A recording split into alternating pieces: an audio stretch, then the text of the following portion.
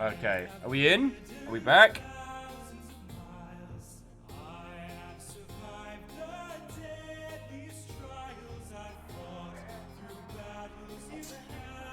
I think we're back. Okay. And yes, the noise in the background is guinea pig bath time, which is happening over there. Which we would show you, but guinea pigs don't like having a bath, even though they need it. They do not look like they're having a good time.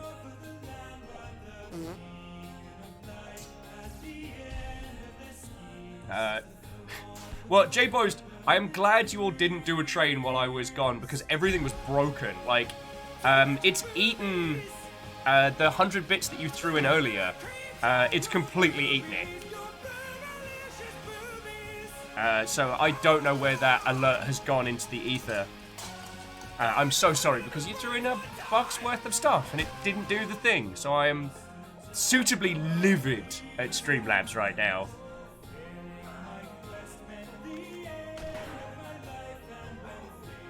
Okay, so let's have a little chat and a hangout, friends. Let's make sure nothing ends up going sideways again. Thank you all for waiting. Vanderbeast, thank you for filling the pint glass back up. Alright. Hey, the Steel gift train has pulled into the your station. Therese 1 for Fiona 2.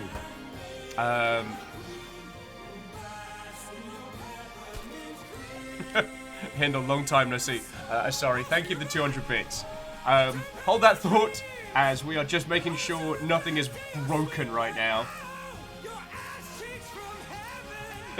While Danny Sexbang serenades us.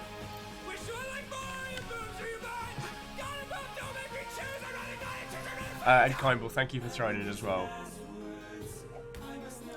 Today's the 14th. Okay. Alright, so there's nothing going on like Twitch downside, so it... Alright. Boobs. It's the I like the boobs more. I just realized. Okay. My love.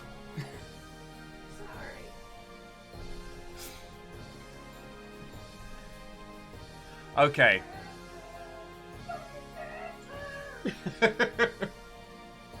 That's the official guinea pig bath time song. Alright. So we should be back, but let's have a little... Yeah, let's have some Waffle Manty and some hangouts. How'd he get away? I just see the Nuggets run into the bedroom. What did you do? Hindle, thank you, Connie, for throwing in 1,000. It's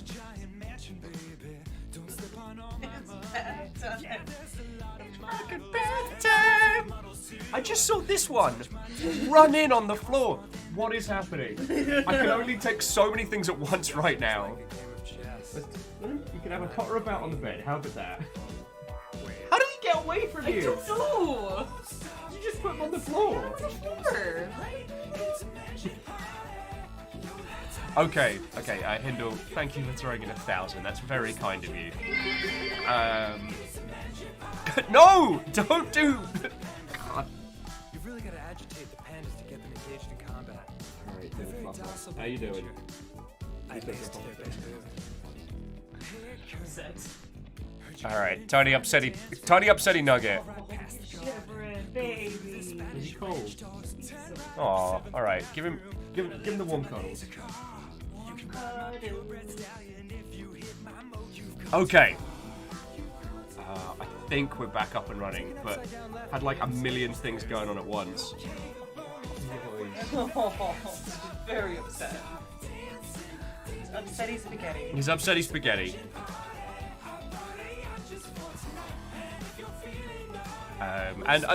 Friends, I didn't want to sound like I was being a grumpy grumpus there. It's just like, if Streamlabs isn't doing a thing and it's not showing that anything comes through, like, I would feel very bad if someone did something, like, sent through like 1,000 bits, like Hindle just did, and nothing happened. I would feel very guilty about that.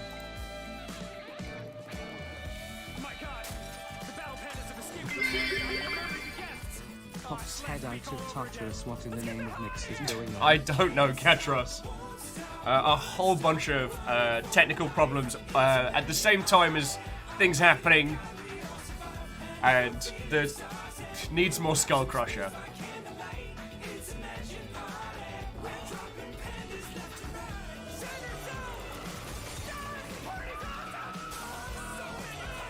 Okay, I think we're good. Hey Fiona, Steam has a gift waiting for you. Okay. My love. Asari says you have a Steam gift waiting for you. And we've got a train going on now. Wait, no, this is a Star Bomb. Why is this in here?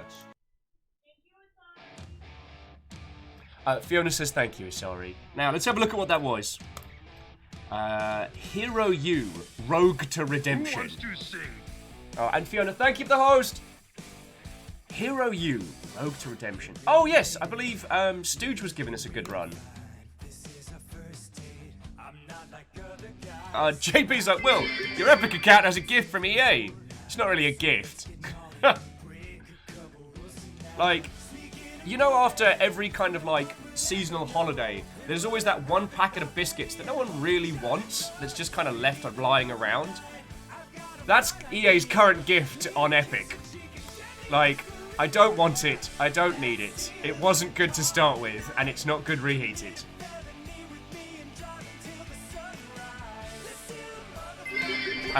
Sorry, saying Hero U's full of puns. Sheep Sternia, thank you. I like you. Wait, it's playing. Did it miss Hindle? Did it miss your alert? Oh, it says it came through. All right, I'm losing my marbles here, friends. I'm losing my marbles. Let me do a teeny tiny do-over.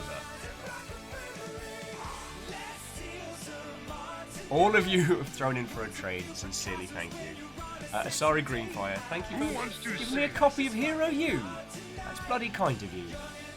Like I said, I saw some of ET3 Stooge playing it, and it looks interesting. And if you're telling me it's packed full of puns, then I'm fucking down. Who's it? Ninja Brian was just telling me about that last week. We'll keep a little guy warm.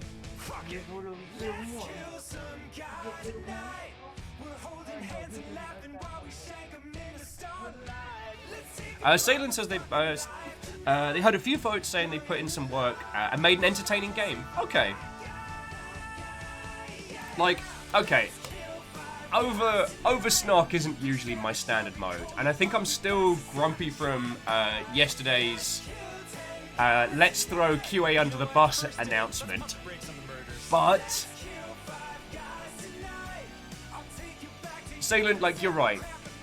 It's entirely possible that there's been a lot of effort and time that's been put into Star Wars Battlefront 2, I believe. Good first date. Want to do it again next week? No? Oh, alright. JP says it better be a gift though. They give us the gift of no more EA Star Wars games. Well, they have the license for 2 more years before they have to renegotiate. We talked a little bit about this yesterday. The licensing around Star Wars, up until, well, I guess, after the end of kind of LucasArts and up until now, they've just like wholesale licensed out Star Wars to EA. EA paid a lot of money for it. So whatever is happening with this new Ubisoft title, that's something outside of the existing agreement. So until we know more about where it's at, we can't really comment, but I would advise people to expect something either based in the High Republic or based around the non-movie parts of the Star Wars universe. So Rebels, okay, this is not NSP. What is going on? Like, I dig this. But that's not NSP. You know I love you, but it's hard to find time to spend together. You got your career, I've got my Just sneaking stuff in there. But I'll find a way to work this out. Let's get it out. Okay, sorry. Apologies for being an absolute scatterlord this morning.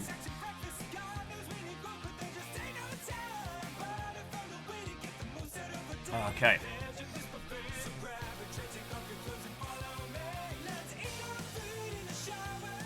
Hindle says, had to be something outside of the film saga. believe EA holds the rights to that too. Quite possibly. So, I guess that would discount Rogue One as well. Anyway, friends, don't get me starting to chat about licensing nonsense, because you know it's a bizarre part of the industry I love talking about. And more importantly, friends, thank you all kindly for doing a little train. I apologise for the level of sketchiness I got going on this morning.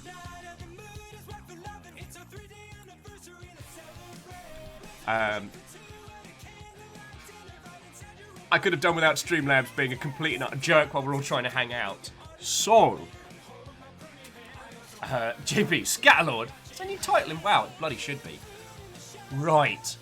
So, obviously, we're going to do our usual natter and hang out, mainly because I don't want to be eyeballing any more technical problems when we kick off. However, I have a fascinating game to show you all today.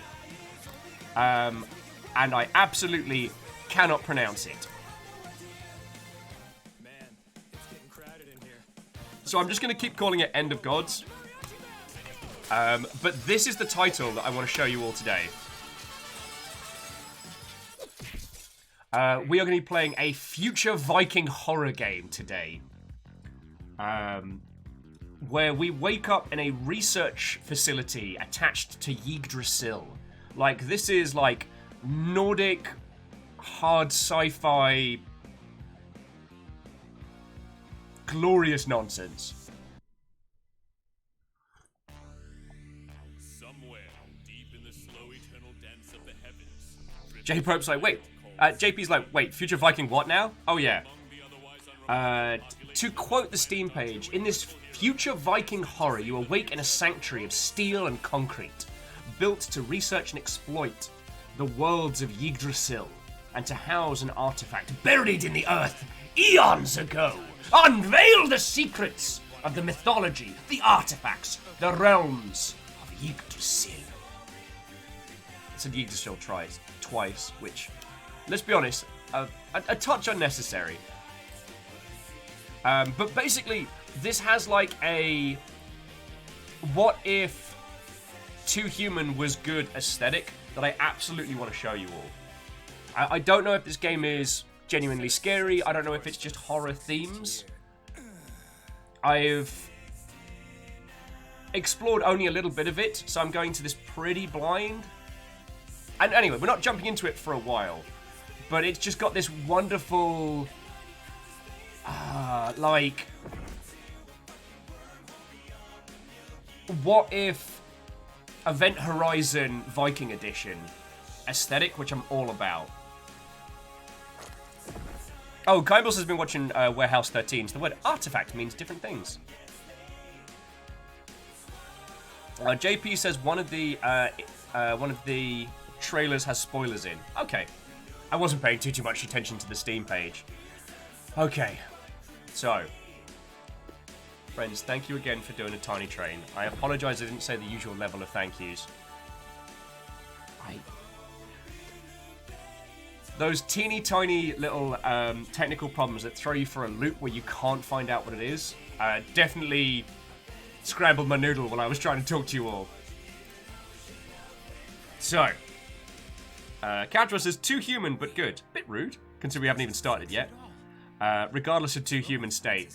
I mean, Too Human was a game that failed so hard it killed the studio. This is Little Loco.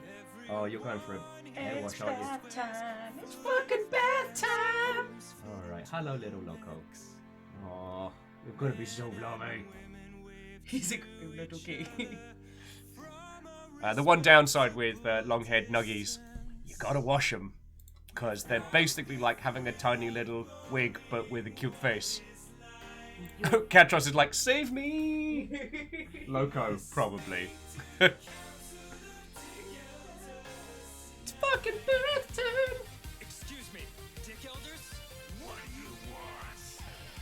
I know it's most unusual to come Alna says, Too Human was so bad, it just cannot exist. This game, by existing, is better. No, the artistic design of Too Human I thought was great. I loved the concept work. I loved this whole, like, Viking mythology reworked as...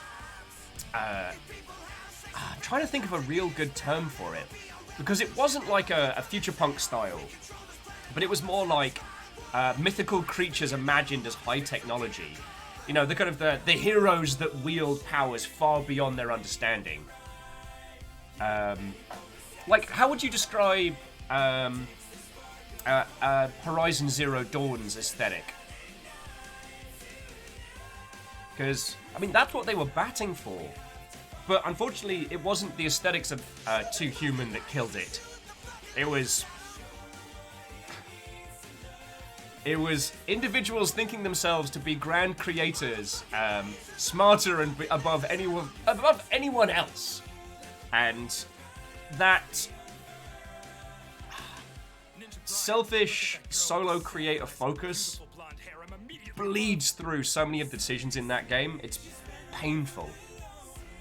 Hindle saying Techno-Norse. Okay. Oh, Caffeine with primitive cyberpunk? Really, where's your phone?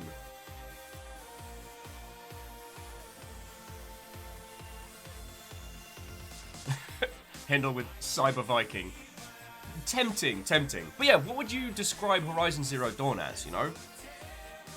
Viking punk. JP says, speaking of, GOG was like, want to try Deus Ex for $1?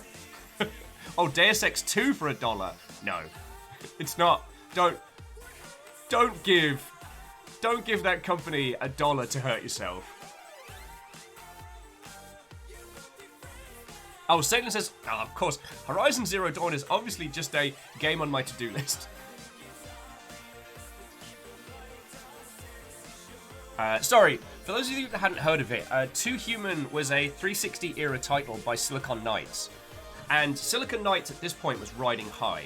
They'd done, oh my word, Eternal Darkness. They did the remake of Metal Gear Solid 1, which was exceptional. Like, they were batting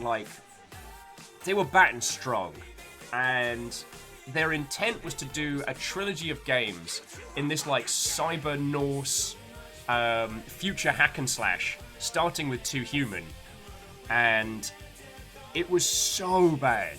It was so bad that after that title, the company only put out one title of the supposed trilogy. They took a lot of work for hire to kind of stave off destruction. But the work for hire projects that they took, they tried to do the old, the skimming technique. As in, you take work for hire, a company gives you a crap load of money to make a game. And what they did is they siphoned off staff from that to try and make Eternal Darkness 2. At least that's the current prevailing theory. Anyway, it was an X-Men game. I think it was called X-Men Evolutions. It launched so poorly that legal action was taken. They then tried to sue Epic for not giving them enough support or something with their X-Men game. Obviously, suing one of the two big engine makers because you got in trouble. Not a smart play. Not a smart play.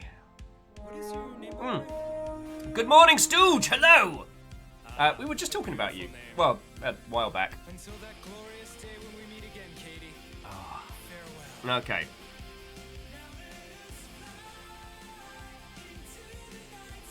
Oh, JP was just saying, to be fair, spent many hours in an internet cafe playing Deus Ex 2 when it came out. I mean, that's understandable. A lot of my dislike of Deus Ex 2 was because Deus Ex 1 was just one of the games that shaped me as a person. And not just like the whole like OG cyberpunk aesthetic, but more because it was one of the first games where it felt like you could do anything. Oh, little Nuggy. Little drowned Nuggy. Not actually drowned Nuggy, but it's getting a little bath time. Oh. River.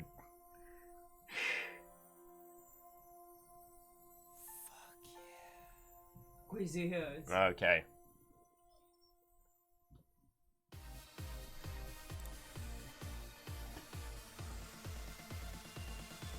So good now. You do smell very good. He doesn't seem as stressed out as Pippin was. He's not. It's just He wasn't fast. Let me just put him under the faucet. Protective river. River, calm.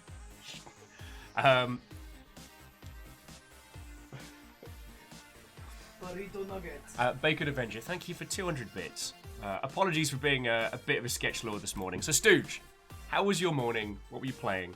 We were talking about Hero U as which your burrito nugget, as Asari gifted us a copy of. Oh god, now I want regular burritos.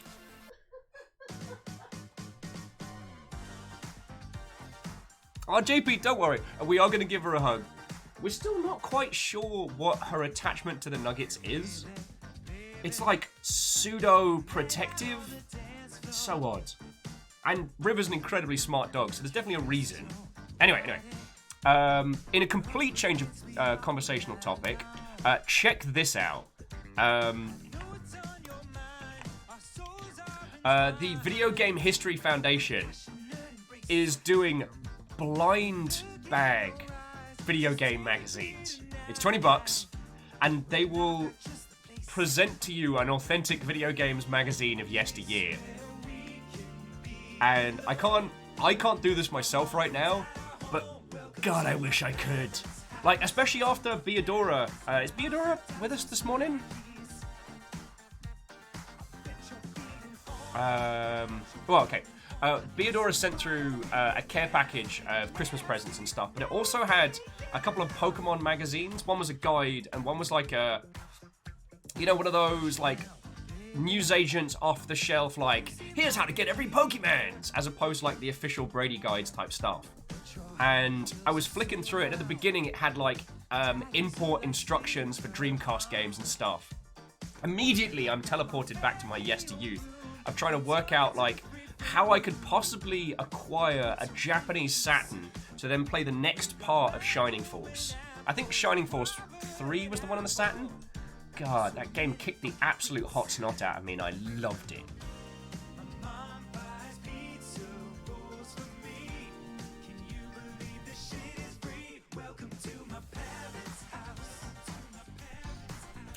Jumping back in, Stooge saying, stream today they were continuing Watch Dogs Legion. Come to some kind of conclusion. Switch to Dragon Ball Fighter Z.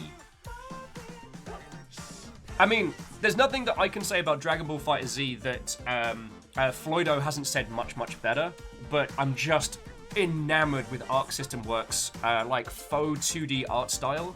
Like, give me a million games in that, please.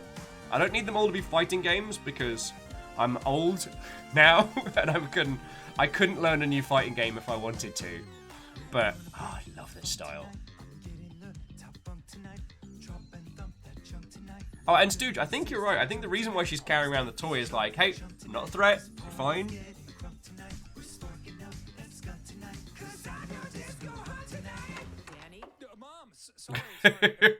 Sorry, Salen says they're going to be right back. Someone posted the Brie Larson cover of Metric from Scott Pilgrim on Twitter, and they're contractually obliged to listen to it. Yeah, I've been seeing a bunch of people getting stuck into Scott Pilgrim versus the World's re-release.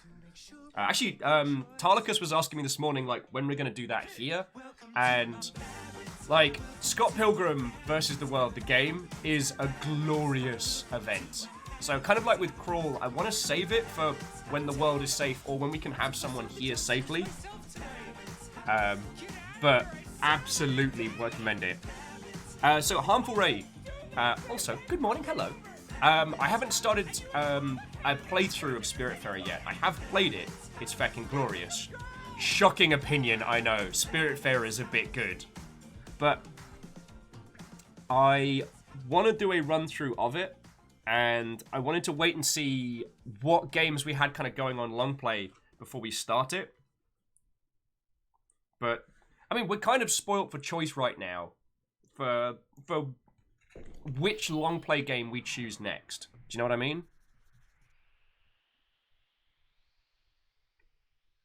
I guess last week's whole Cool Zone nonsense kind of threw all the scheduling stuff for a loop.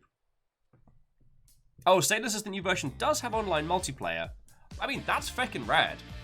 But if I was going to do like a show on it, I'd want something that isn't just me monosyllabically combo bashing bad guys as I mentally drift off into outer space. I'd want something where we all get to hang out. And with those kind of like side-scrolling brawlers, I always feel like they shine best when you're playing with people. Do you know what I mean?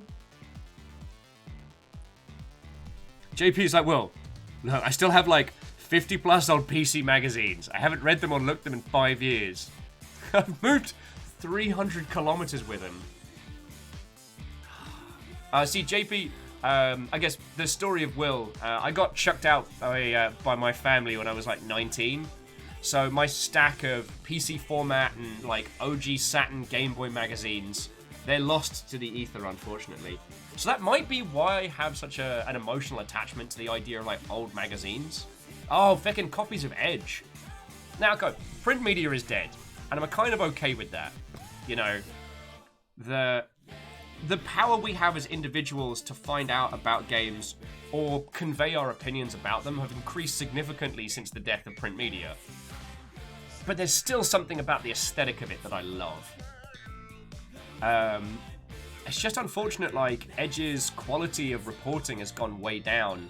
Because most of the staff writers got pinched for websites and for other places.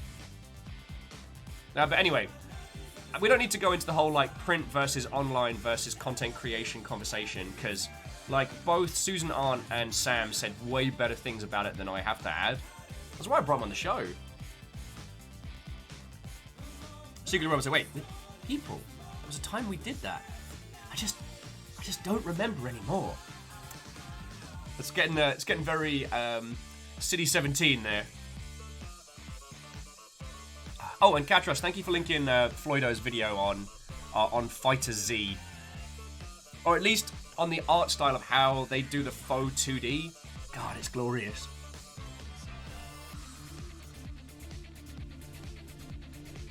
What were we chatting about earlier? Oh, yes. If you would like to, it's worth saying that Star Wars Battlefront 2 is currently free on Epic. It is a game that you can get.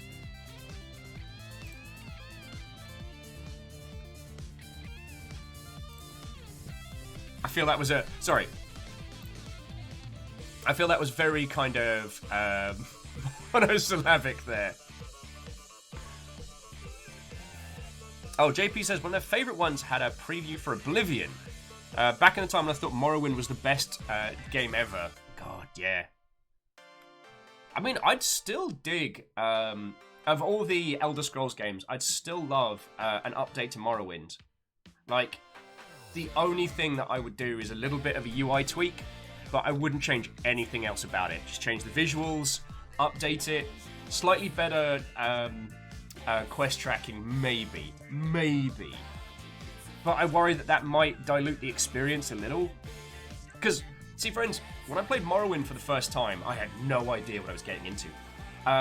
During the aforementioned Will moving to London because he was homeless, one of the people I was staying with for a time had an OG Xbox, and the Morrowind port the Xbox port of Morrowind was pretty stable. Like, I played a lot of it, but I didn't know what I was going into. So it ended up being like how to phrase it, like a tabletop RPG for one, which aside from sounding like the saddest takeaway order,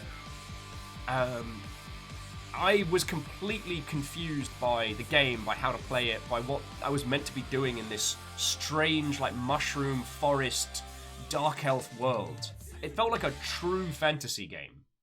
And so I got lost from the get-go, and I ended up falling in with the Morag Tong, becoming an assassin. I slept under the arena, and I just took missions. I'd go out on hunts, kill people, get into trouble, and kind of head on back. and it were glorious. I would later on go back, replay it, like, actually try and carry the story through, which is a very good story. But I still remember the first time I found a statue of a Daedric Lord and it gave me a quest. It didn't feel like I'd stumbled upon a quest marker. It felt like this was the through of my character in this world. Like, now I'd found this demonic statue. This was the deity I now worked for. I was like, fucking yes! It's so fluffy! You just got this comb. Oh. Look at this little cute wig. Hey, big girl. You're so cute. Yes.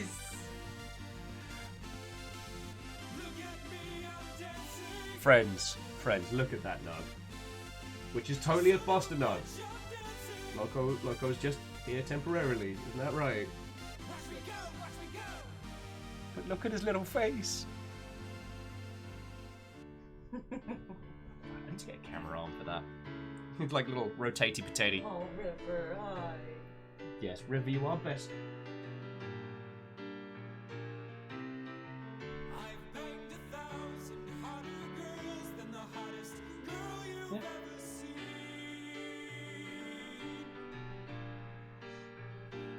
Sorry, jumping back in. Tal says fostering in air quotes. Aiko was not even joking. Aiko was like, that nug's gonna stay forever.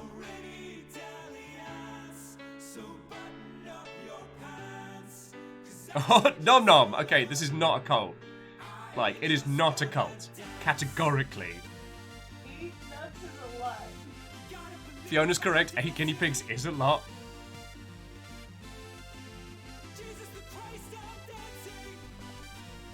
Sorry, Stooge was saying they need to give Battlespire another chance. It was the first game they played with mouse look. Oh, wow. I mean, I probably told you this story a million times, but I got given a copy of... No, I got given the demo for Quake by a friend of the family. But they were much more technically experienced than I was back in the day. And they managed to lock all of the configuration files in such a manner as I couldn't rebind the keys. And so they basically made it so I had to play OG Quake with mouse and keyboard. It was kind of like the learning chopsticks by going out to a restaurant and not being able to get a knife and fork. Oh, yeah, and JP, yeah, I'm looking forward to Skywind as well. I actually submitted some comedy voice lines for that game, but they never got back to me. Apparently they didn't appreciate my certain vocal cadence.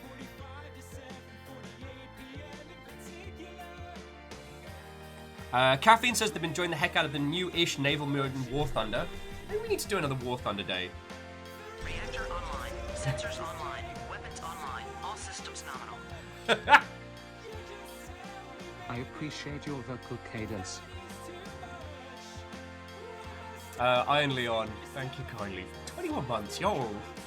And that's very kind of you to say. My vocal cadence tends to be all over the place, let's be hecking honest. Oh my god, you're so welcome. Kadra says, feckin' rude to force people to play only their way. You're not wrong. Like, in today's landscape, I do feel that that would be very gatekeepy, you know what I mean? But at the time, because I'd been playing FPSs purely on keyboard, you know, I'd already cleared through like Wolfenstein, Duke Nukem 3D, Rise of the Triad, you feckin' name them. I was on that whole like kicker. And the thing was, I was strictly arrow keys and shooty bang on this side. So like rotate, rotate, occasionally shift to skim back and forward around corners. And I wonder if I hadn't been forced to like migrate to mouse and keyboard, if I would have, or would I have continued to do the thing? Do you know what I mean?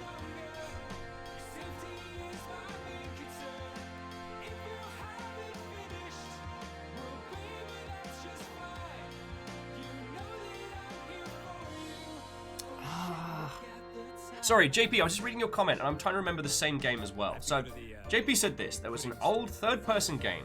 You had a similar kind of Dark Souls system in which you die, lose some XP, go to your body, recover it. There were dwarves and elves and basically samurai. Can you give us any more details about, like, what did it look like? What was the visual style? Because weirdly, the first thing that pops to mind is Silver, which I'm sure it isn't. Silver was a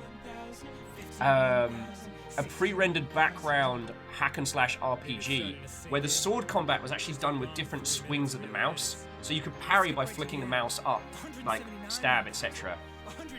It was a interesting idea, but to play was a horrible control system.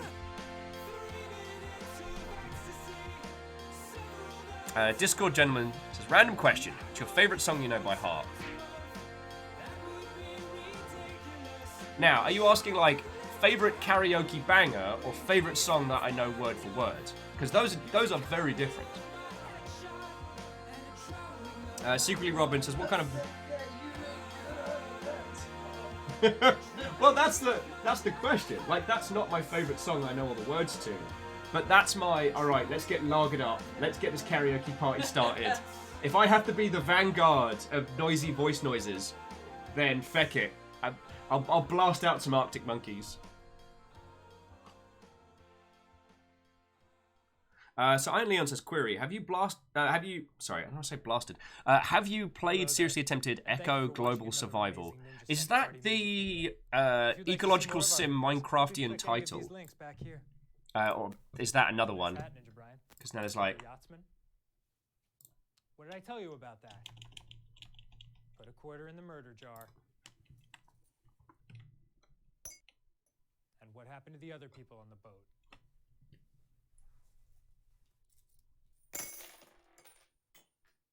Oh, I'm sorry. Are we not going forward? Sorry about that.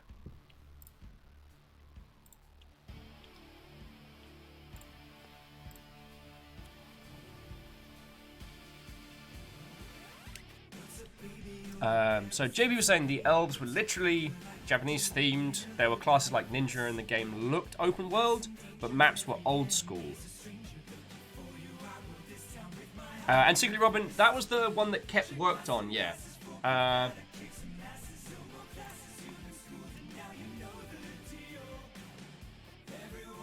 So Iron Leon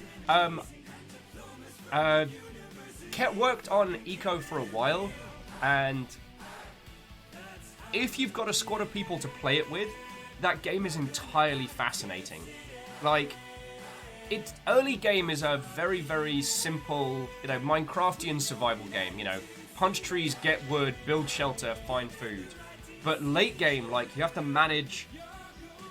Oh my word. Like, you only have a limited amount of resources on each world. There's only so many animals. If you hunt every deer, you can basically hunt them into extinction. I also believe there's a particular mode where the goal is to make a missile that will shoot down an asteroid before it kills the planet. But it also, like, the upper limits of what you can do with that game, like, you can set up your own voting and system of government within the world. You can build vehicles and excavation equipment. Like, you can have a functioning economy and a functioning industry system in it. But it's the kind of thing that you start with a group of people and then play for 8 months. Now, we have a crew of people that have been thoroughly enjoying Ark, so there may be a crossover there, but Eco doesn't have dinosaurs in it.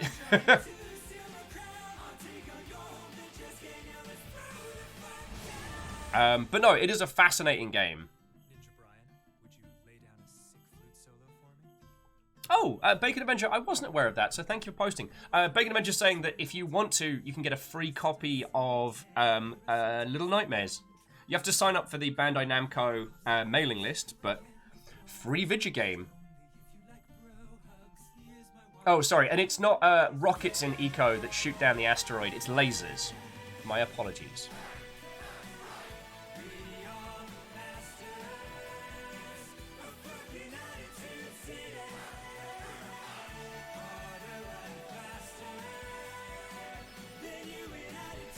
Okie dokie Lokis. Oh, so someone was asking what flavor of nonsense we have today. Today we have Horror Vikings. And as I am currently incapable of pronouncing the core part of this, the name of this game, I'm just going to link you the Steam page. This is what we are playing today. Sorry again.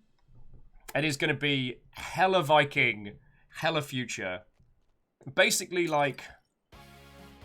See, I don't want to evoke Soma, because that is a game that sits with you for 1,000 years.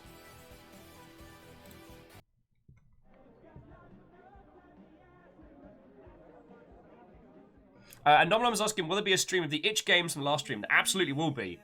I don't know if it's going to be next week, because the day we would have done it, we're already locked in to do a very weird, very torturous indie game.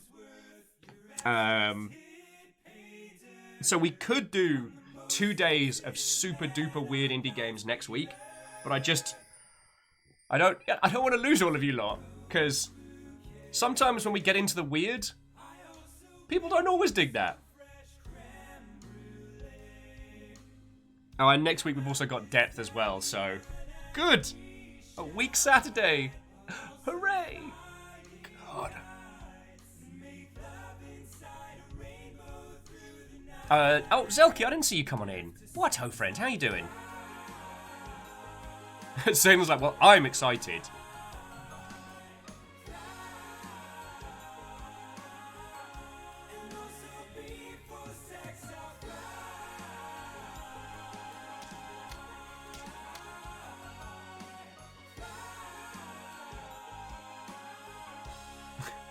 Ehrman says, Hella Viking gave me the image of a mix of 90s CA Bay Area and Vikings. I'm an impatient paleontologist, because I want to date you badly.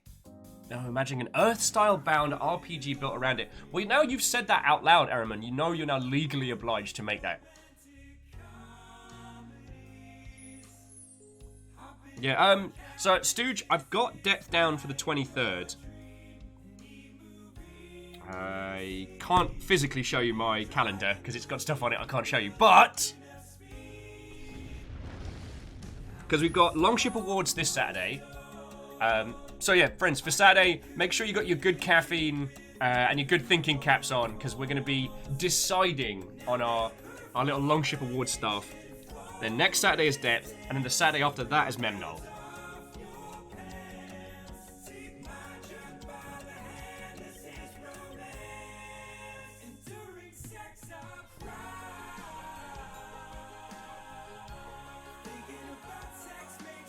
Sorry, says, we do strange stuff. How about Wizards in Space? I mean, we've got it.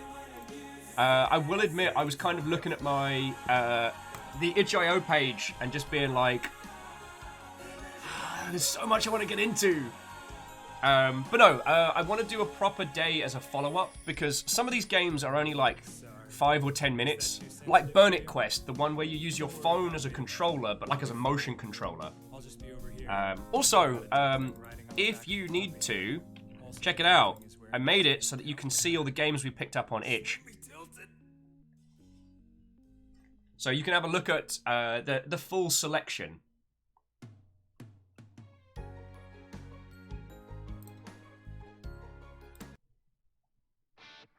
King Danny, the realm is under attack. Actually, no.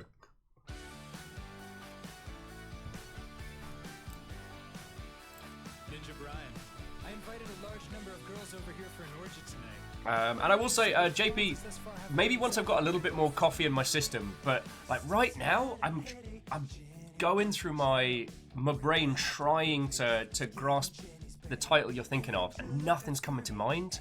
But that might just be because I am a bit of a potato. Oh, okay, JP found it. What was it? I can't leave us hanging on that one, friend.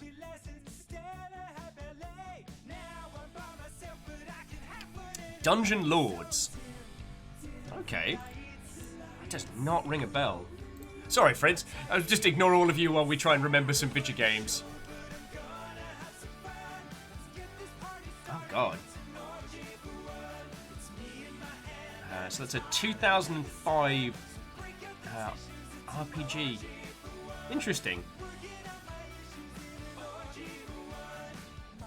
I mean, Dungeon Lords is not an easy-to-remember name. That was definitely a marketing team decision, you know what I mean?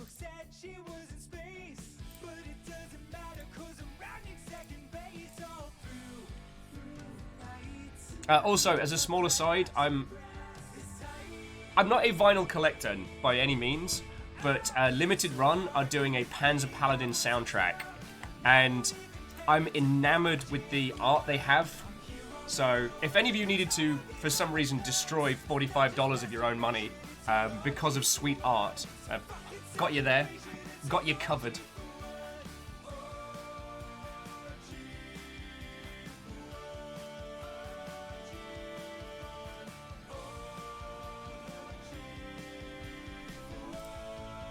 Okie dokie. Oh yeah, also, I made a dumb tweet last night that's been exploding again. Why do I do this? Get a couple of cups of wine in me, and suddenly I'm like, blip, blip, blip, blip, blip, blip. We rewatched Muppet Treasure Island last night, which, by the way, is still an incredible movie. And I don't mean like it's a fun sing-along, but it's genuinely well done. I mean, the entire movie is simultaneously self-aware, fourth wall breaking, and entirely in character. The fact that Tim Curry even announces, "This will be my only singing number," before singing, cracked me up sideways, because I completely missed that when I was younger. Anyway, so I made a point that... How many of you have seen, especially the Star Trek Next Generation films? Because on one of them, I believe it's First Contact, but don't quote me on this, they start off, and Picard's got everybody cosplaying as actual sailors. I believe they make Worf walk the plank or something. They're on a traditional galleon, also named the Enterprise. And I always thought that was a bit weird that, like, in your off time, pretending to be LARPers of the thing you do in your main time, but okay. And then I had the realization that Picard, during First Contact, pretends to be on this, realistic galleon, when he could have been inside Muppet Treasure Island. He could have done that whole thing with Muppets, and didn't. So I might have called him an effing coward because of it. And the last I saw, the tweet was like, yeah, it's getting a few rings of the bell there.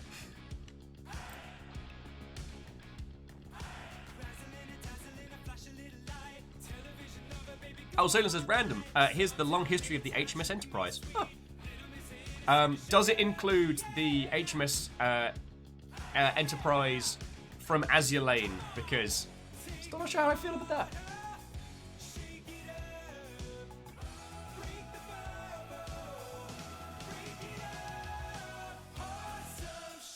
Oh no!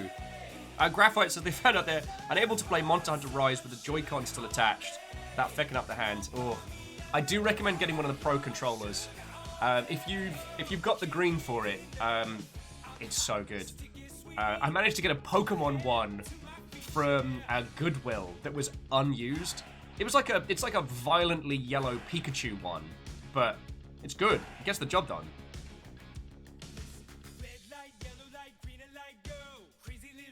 And Iron Leon, I have seen the Danny Sexbang covers. They think they've done 3 albums now called, like, Under the Covers. The Catchaw's like, don't you dare talk heck about my dear Enterprise. Hey, I didn't say she was bad. Just said I didn't know how I felt.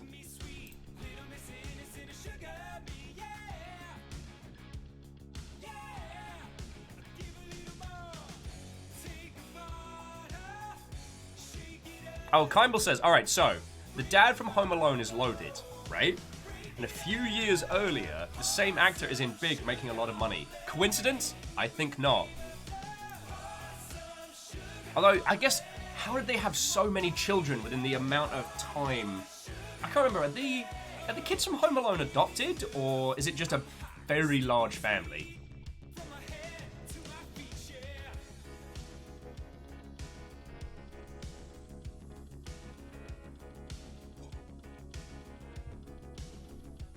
Oh, Sailor says some of the kids are cousins. Okay. God, it's weird the little details that end up getting blended.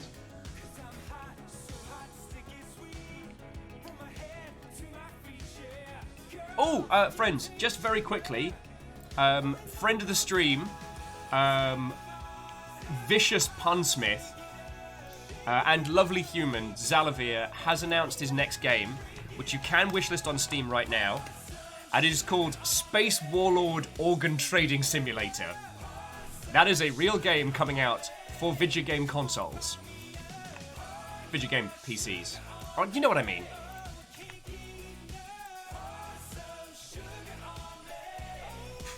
AKA RimWorld 2.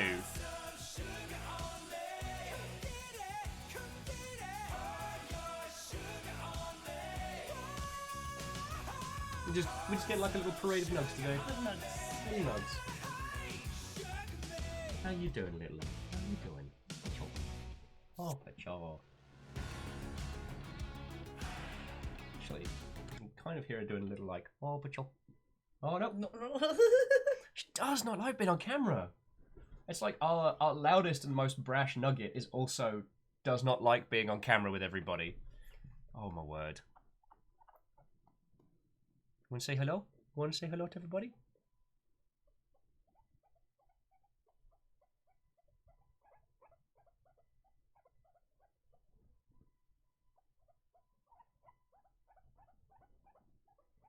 You want to say? Oh, no, It's okay. I got you. Say some little noises. It's alright. That's okay.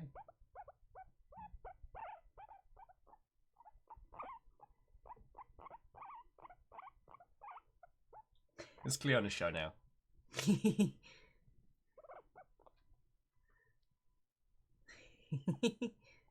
Oh, she's like, oh, I'm done. Yeah. That's as much as Cleona times. Eat my nosies. Oh. Oh, give me kisses.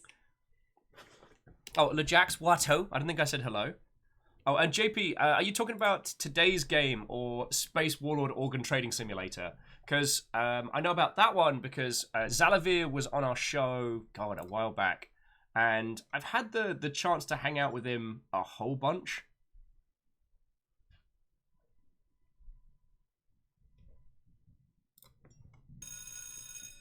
So, I'm sorry, but your normal professor couldn't be here today. so far, all of the games that Zalavir has shown us have been fascinating. Cellular Harvest was another one of his games where you play kind of like think body horror Pokemon Snap with like a weird corporate angle. You play an investigator on a planet trying to work out what the different flora and fauna of this world are and how they can be exploited for profit. It's a trip. It's a whole trip.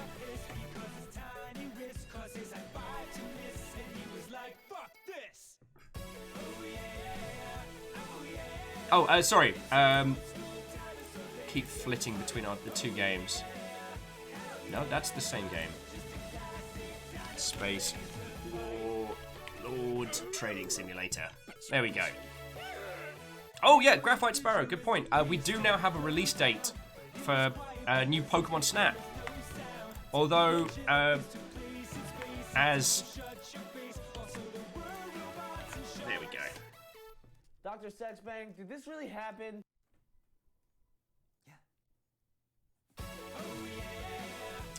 Sorry, bear with me a second, dear friends.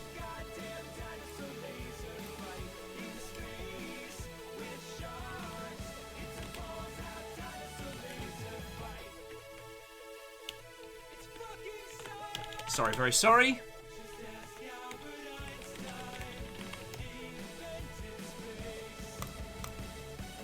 Right. I have been failing at my usual level of banter and conversational nonsense, as I'm sure you've noticed. However, we do have a game for today. So, Apsulov, or Apsulov? I wish Beadora was here. Be able to tell me how to pronounce this.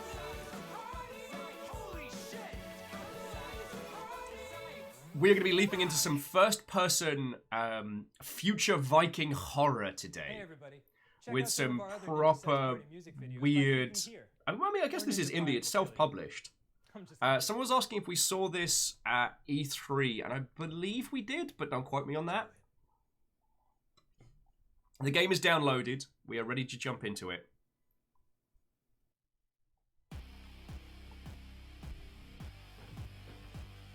So, I don't know enough about this title to tell you whether or not I need to provide like a straight up content warning.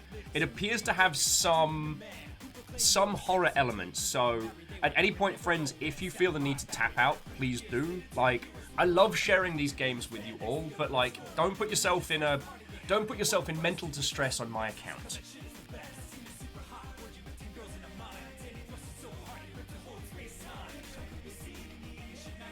But, as we've seen with some horror titles, occasionally that's more just a... what's the term? A throwaway comment. And Sheepstonia, again, they worry.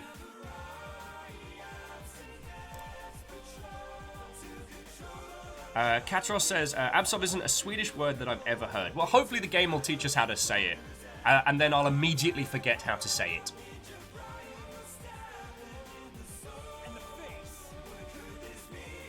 Oh, Earl Koenig.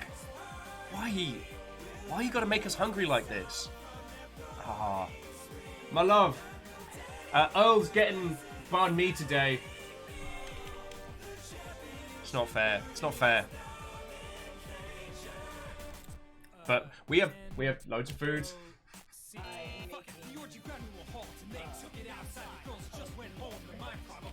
Jalapeno Alfredo. More like jalapeno. Stop it! Ah! I will be having a regular people sandwich at some point today. Oh. Sorry, I saw Discord gentleman mentioning AVP, and I was like, is Alien vs Predator 2 still not available digitally?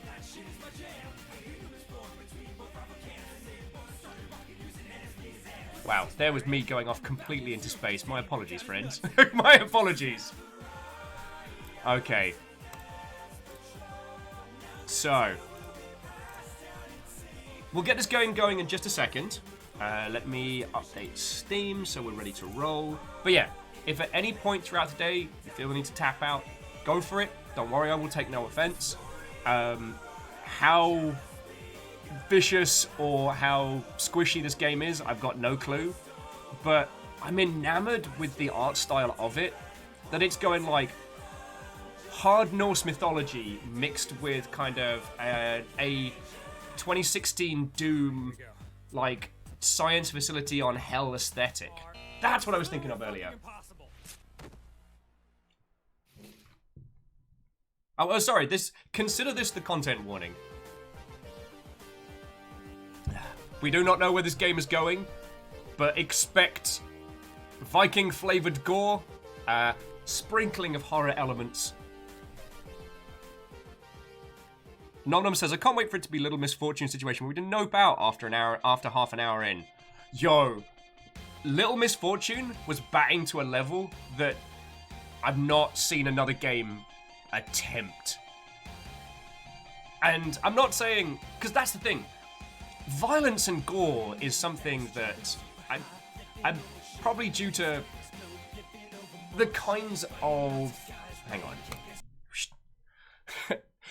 Due to the thematics we get, especially a lot of English-speaking countries, like violence is something that we're exposed to a lot more. But Little Misfortune, that was dark, like pitch black dark. It went to some places. Nothing that we saw on screen was particularly brutal or vicious. There was no creeping horror. There was nothing.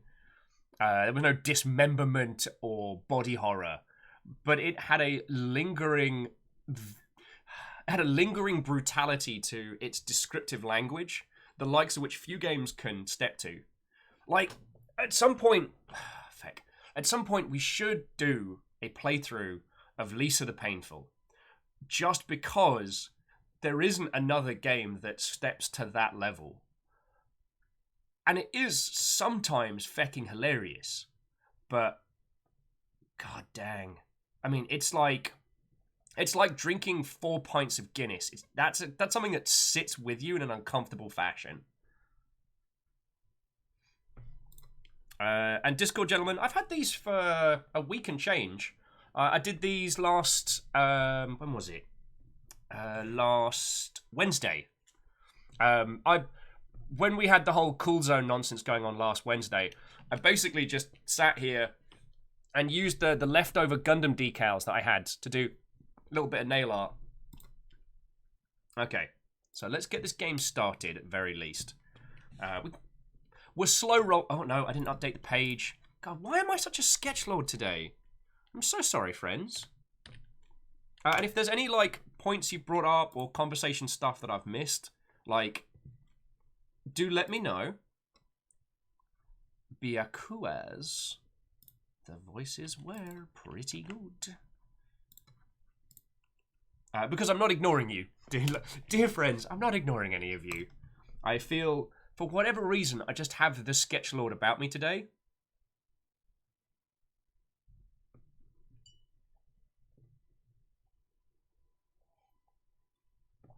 JP says, I want an indie dev to make a horror game that puts you in a small cubicle and has you do, all you do is taxes. No, the gameplay, just doing taxes. What was Death and Taxes on Steam?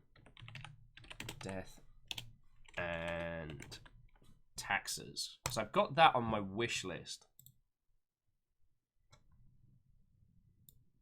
Oh no, that's one where you just assume the job of a reaper. Okay. Yeah, that's a different beast. Okay. Because Death and Taxes looks fascinating. Alright. Game has been updated. Now let's do some gameplay. Let's actually do a thing. Except for I should really get my pen. I'm so disorganized today. I blame Mallrats. I blame the fact that I didn't know there was a director's cut of Mallrats on the fact that I don't seem to be able to get my noodly self in gear today.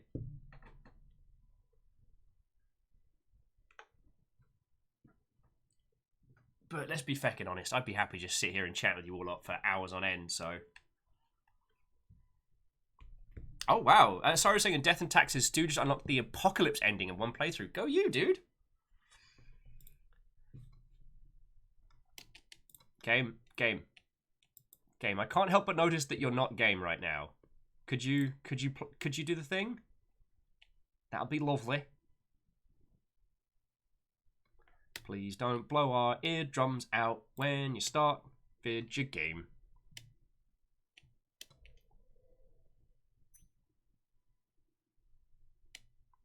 Vid your game? Vid your game. Hello. Alright. 90x10, full screen. Windowed full screen. Play. Okay, that wasn't too ridiculous.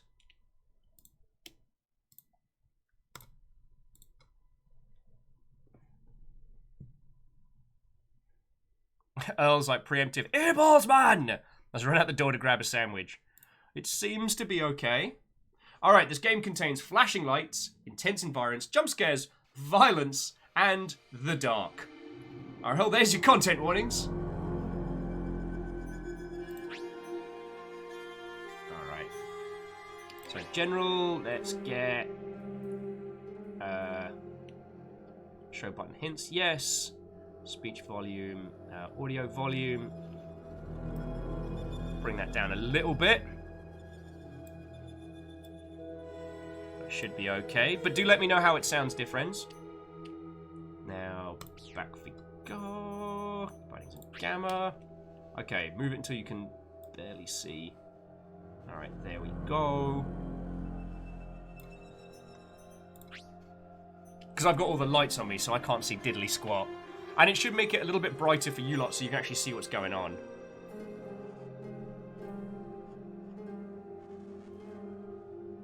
Night Valen says, oh, I see this one. You're about to have a time. Feck yeah.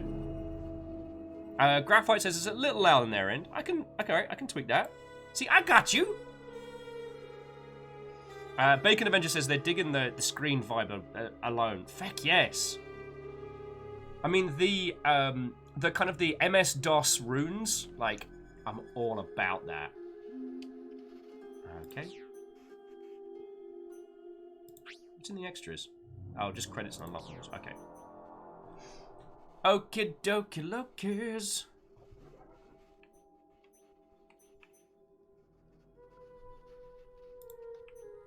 Oh, there we go. All right.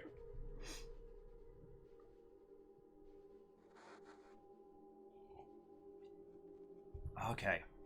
So we'll give it another couple of minutes, and just in case people want to tap out, or if it is violently loud and I have not done my job balancing volumes and whatnot.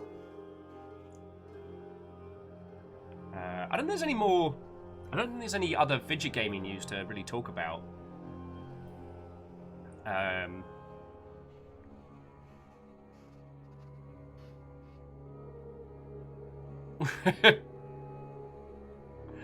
Yeah, and I mean,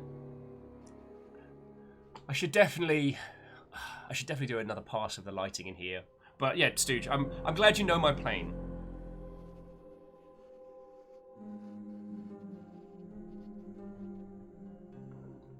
Right.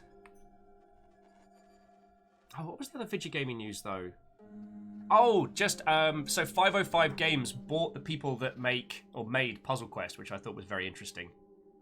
505 is slowly becoming a powerhouse, like realizing they did the release of the PC version of Death Stranding and stuff like that, like 505 slowly making some serious headway.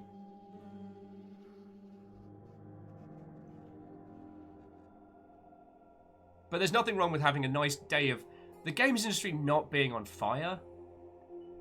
And I know the way that the current news cycles work, that there's more coverage on dramas sometimes than good things doing on good things that do a good. A video game that comes out and is lovely and good doesn't get as much visual coverage. Discord gentlemen, we talked a fair bit about the Ubisoft Star Wars game earlier. I got talking about licensing nonsense, and you know how I love to chinwag? Oh, I'm still livid at CD Projekt Red for throwing QA under the bus yesterday. For those who don't know, I worked in QA for 3 years and change. I started off as a publisher-side tester. Well, and I started doing some QA stuff for Lionhead way back in the day, before they brought me on to work for them for a summer. Then splash cut to post-recession, I ended up working for Sega of Europe. Then ended up moving to CA after testing CA games at Sega, and that's how I kind of came on in. And I mean, as Night Venom says, dear gamers, QA bad, not management. Signed, management. Yeah. I mean, what infuriated me was that, like, QA have no power to change release dates or to implement fixes. Their job is merely to find, reproduce, and report. And it's kind of like blaming the smoke detector for your house being on fire. If the smoke detector's been beeping the whole time, it doesn't stop the place from burning down. Sorry, Baron Sheep. What, ho, friend? We're about to be Techno-Vikings, but not like the Techno-Viking, who it turns out was a really bad person. Yeah, Night Valen. QA's testers, not fixers. Well, yeah, see, Stooge, exactly. Like, especially close to launch, it's the job of production to decide what does and doesn't get fixed. And the coders only have so much time. Like, I'm not putting the blame on production. I'm definitely infuriated that people would put the blame on QA. Whereas release dates are set at a much higher level than either production or QA operate. Yeah, Kyball. That's a much better way of putting it. It's not production, it's directors. Baron's like, I have thrown fuel on the fires, my D&D addiction, and started a new project. Ooh, what are you working on? Oh yeah, and Aperios, yeah, Techno Viking could crush us with nipples. That is entirely pro. Unfortunately, actually, if you go onto YouTube, there's some fascinating documentaries about Techno Viking. Because Techno Viking actually sued a bunch of people for use of his likeness and won. However, the story of Techno Viking is sadly not a good one. That person's not a good person. Oh, Baron said basically text Memnol. Interesting. Colour me intrigued.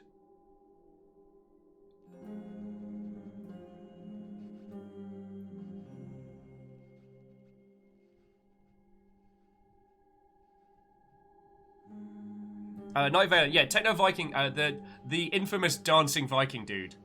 There's some great documentaries about that person on YouTube that are worth a watch, because the whole legal thing around him and his likeness is fucking fascinating.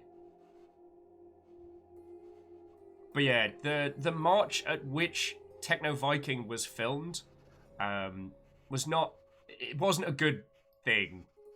Anyway, we don't need to bring the bad stuff in today. If you wanna do some research into it, it's a weird little rabbit hole to get stuck in. Okay. Does anyone need a drink or a snack or anything before we push play on this? I'm not stalling. I'm not stalling. Oh, look, coffee. I'm not stalling. It's fine. Everything's fine.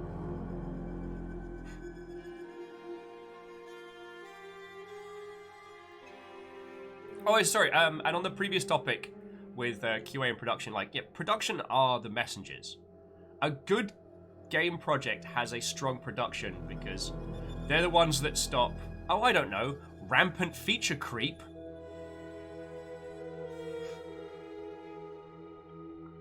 At least in theory, they're the ones that stop it. Caffeine? No. No, I'm not even okay, fine. Fine, I'll get going. I would fucking die if that happened today. Okay, I doubt I'd actually expire, but I'd come close to it. I'm barely functioning today as is. Fucking Kevin Smith releasing another version of Mallrats without telling me, personally. How dare. Alright, without further ado, dear friends, I present to you a game I can't pronounce. Viking is for seekers of story, adventure, and challenge. Seer is for seekers of story without a constant risk of death. Berserk is for the individual who doesn't fear death. God, complete the game. I'm going to be a seer today, otherwise we'll be doing this a lot. Oh yeah, but Baron was saying, so text D&D via Discord channels. Use people's suggestions and reactions and polls to decide the character's actions. I mean, Baron, do you want to set a date for that? Not obviously now. And I can start drumming up an audience for you. Because if you want to do it via Discord, like, feckin' yo, well, I mean, hell, you've already got... Hang on, let me just take a breath. Whatever you would need or ask of us, dear sir, you have. Like, I will carve out a chunk of the Longship Discord for you if you need it. And I will gather you a crowd of adventurers, the likes of which the world has never seen. That I can do to help. Probably. I doubt I'd already. Oh, already started. Lovely.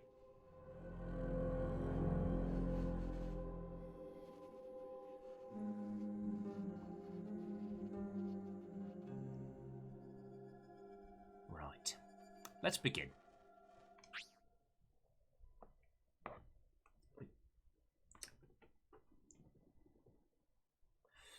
Okay, here we go.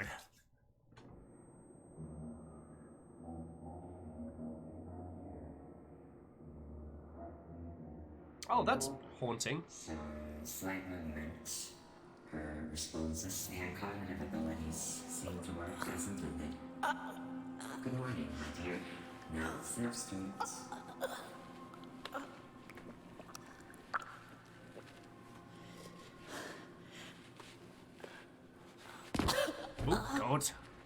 Still weak, I see. Not very surprising. I don't think we're doing okay. Are you? Repeat that, my dear. I didn't quite catch it. Who are you? Where am I? Seems your throat muscles need some time to recover. I'll fix that for you later. Otherwise, this whole procedure would have been a waste of my precious time. Let's continue. Okay. I don't think Tonight, floaty there's robot. something waiting for you there. I don't think floaty robot's good. I'm a level with you.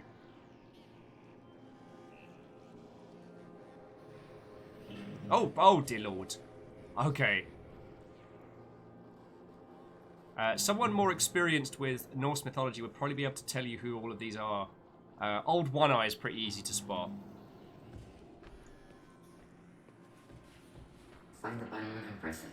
This should be the easiest one, even in your state. Wow. I feel like the game's calling me out.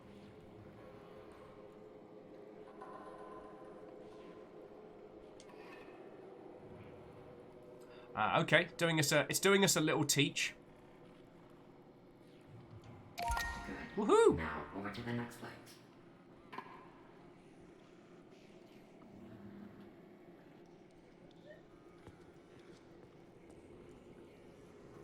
Let's see.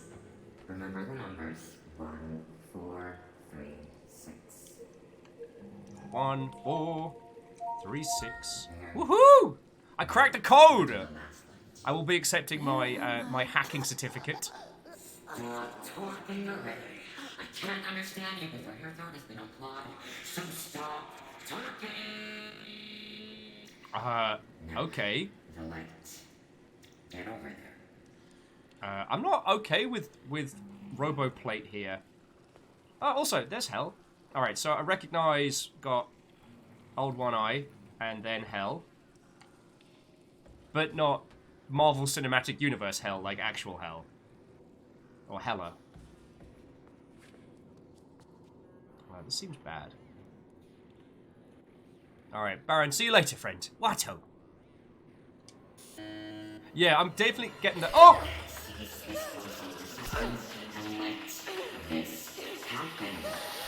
Oh god! No, no, no! Oh, wow. Oh, boy. Very well. Now you can see what we see. Now stop acting out this ridiculous drama and use your gift. No! What the hell did you do to me? That's my question as well. Cannot understand you. Stop straining your already weak throat, or you will never speak. If that happens, then you are useless to me, and I would be forced to reuse the worthless hunk of me. Not even worthy of being incinerated. Oh, wow, that is harsh. Use that gift that I granted you, and choose your side. Show me who you are. Okay, turn the sight on and off. Oh, okay. This is cool. Alright, but the sight only has a certain amount of time, so kind of our equivocant torch. Also, I didn't realise how much I missed GLaDOS's humorous barbs. Oh, did you not hear what my dear, find your sight. Okay.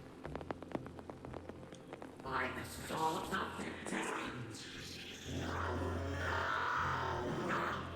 I refuse to believe it.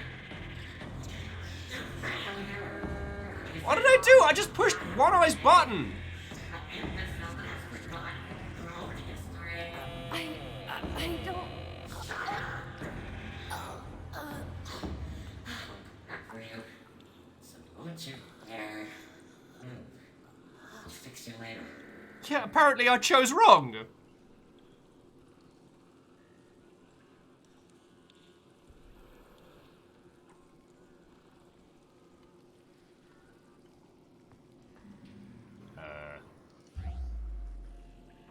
Welcome to my parents' house.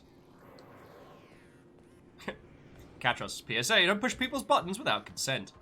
I mean, definitely avoid pulling anyone's devil trigger. Okay. Oh.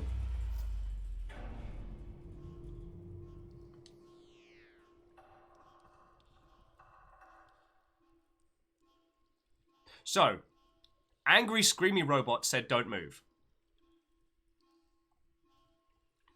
And now 2 things in the floor have opened up. Peace out, you floating disc jerk. Woohoo! Oh, God. Alien Isolation, is that you?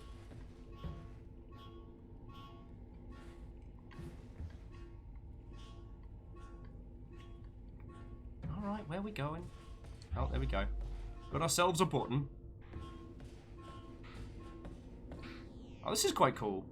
So the sight powers we have alongside letting us know what objectives we have to go to adds the kind of the runic symbols you see throughout the world. All about that. I pray to Odin that you safely find this and that your escape is successful. You have to hurry. As soon as the spirit notices, he will come after you, and I don't know what he will do to you. The myth has taken control over everything. You have to find me right away. Use your sight to look for the symbols that will guide you to me. Message saved to Vigro's personal digital assistant. Alright. Yeah, friends, this feels like...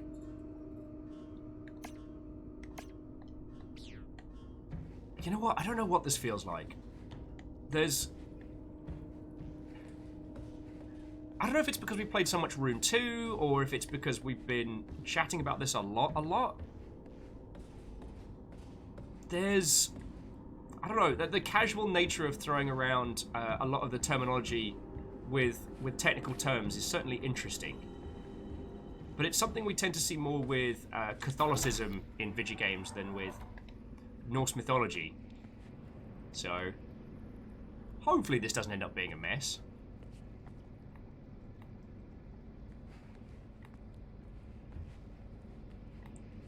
Well, if it doesn't end up being a mess, at least it'll be interesting. Also, the kind of the rainbow effect when you turn on the sight is feckin' cool.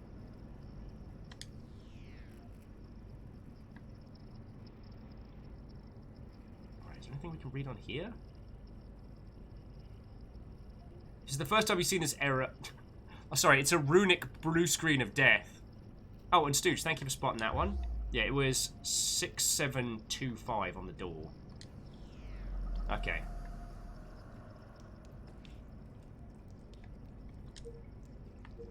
Six, 7, 2, 5. And it is going to make us do it. Yeah, Katros, the rune screen of hell. Message from War Corporation. Surface outpost. This is Dr. Yang. What the fuck are you doing down there? Why the fuck did you seal the entrance? Tell Dr. Anderson to shut it down immediately. The roots are spreading to populated areas. People are dying. I know you people are behind this. Shut it down right now. Creatures are coming through. Message received at 9:32, 15th of August, 2027. Yeah, Katros, sudden Bioshock vibes for sure.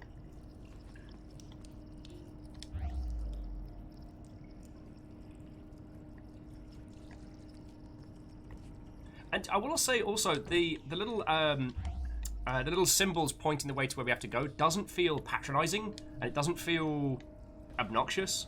Usually, this level of railroading would make me go grumble, grumble, grumble. But I'm not finding it bad. Is that weird? Bacon Avenger says, and now vibes of the first Doom remake. Right?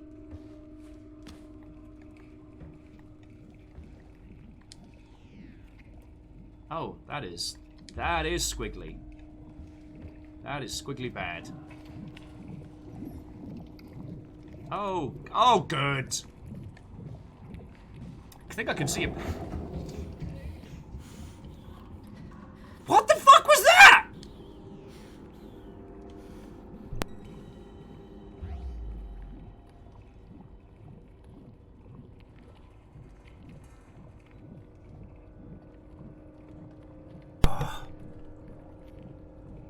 Apparently, my fear response there was to sneeze a lot.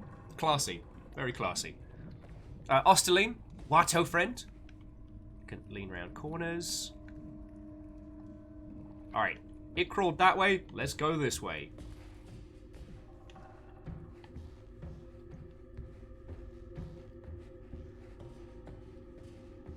Oh, God.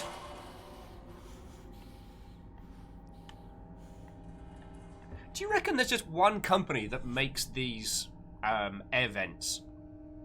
I've always thought about that, because there seems to be like a similar design to them in a lot of different games. Like, you know, Doom, Alien Isolation, this. Do you reckon it's just one company that just, like, intergalactically makes human-sized air vents? Oh.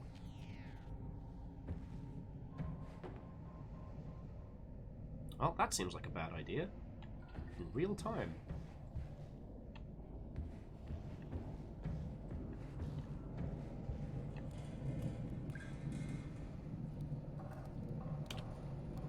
Although the absolute, like, 0 to minimalist UI, I'm in love with. But then I guess that's kind of a constant state of will. Like, give me nice, clean, clear screens.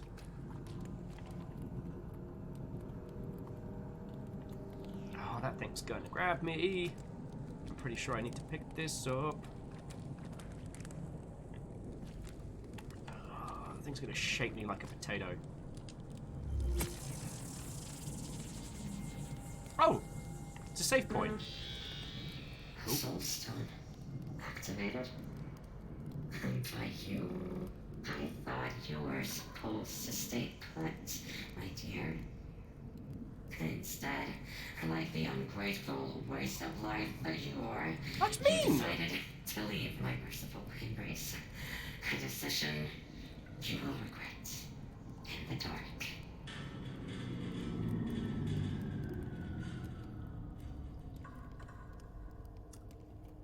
Somehow that's worse. I thought this thing was going to grab us and do us like a little, like, you know, shake us like a carton of juice, but no, the threat's worse, actually. I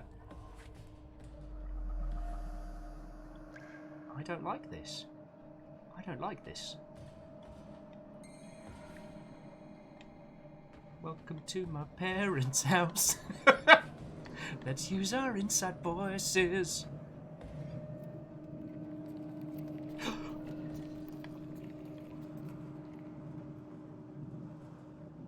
You all saw that, right? You all saw the naked guy just run past us.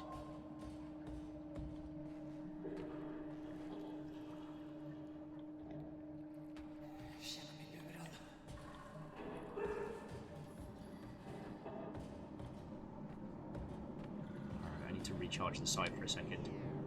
Oh, good. Oh, good, it gets louder.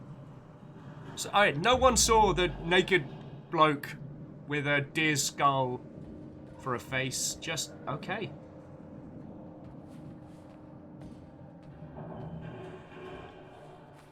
Welcome to my parents' house.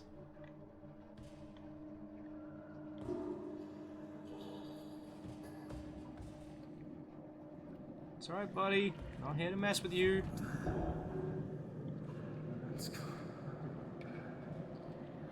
Yeah, Hindle, this definitely has kind of like the GLaDOS Shodan Psycho Child feel, but it's like both of them had a certain level of, I don't know, I don't want to say pretense, but both of them had, God, this game's tense as hell. Both of them had a certain, I don't know, edge to them. Like they were trying to play you a little bit. This, whatever it is, has absolutely no regard for whether or not we think it's evil or terrifying or what have you. Oh shit. Oh good.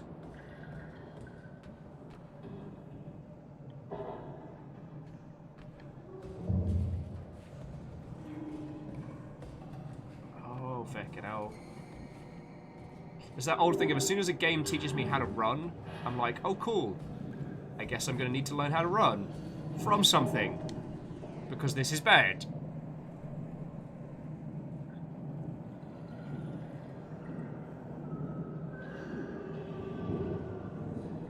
Oh, goody! Fans that sound like crying people. God. Why did I agree to play this again? We could have played anything today. Like, we could have played, like, Fuzzy Cat's Fuzzy Adventures of Loveliness. But no. I wanted to play something... No. I wanted to play something Nordic. I wanted to play something Viking-themed. I wanted to play the interesting game. This guy's gonna run after me, isn't he?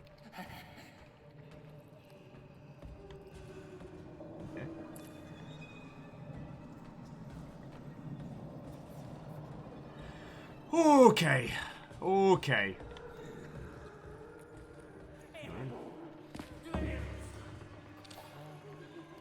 No.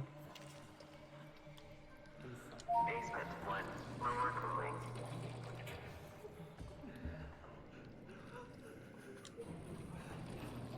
Oh, no.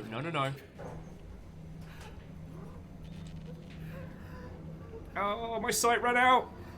Oh, I don't like this. Oh, I don't like this. Floor 1, upper cooling.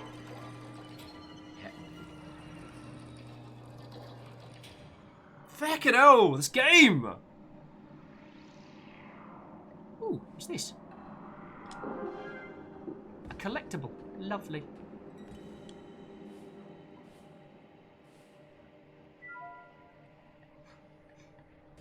Access refried.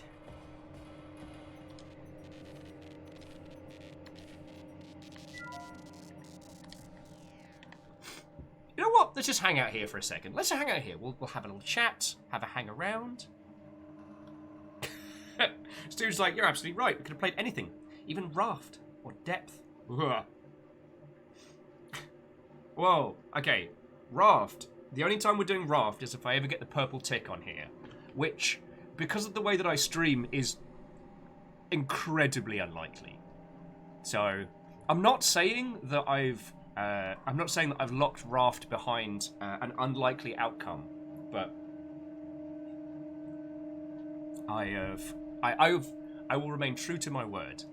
And Depth we're doing in a week and change, so oh good. No one was like, could have played anything, even Little Misfortune.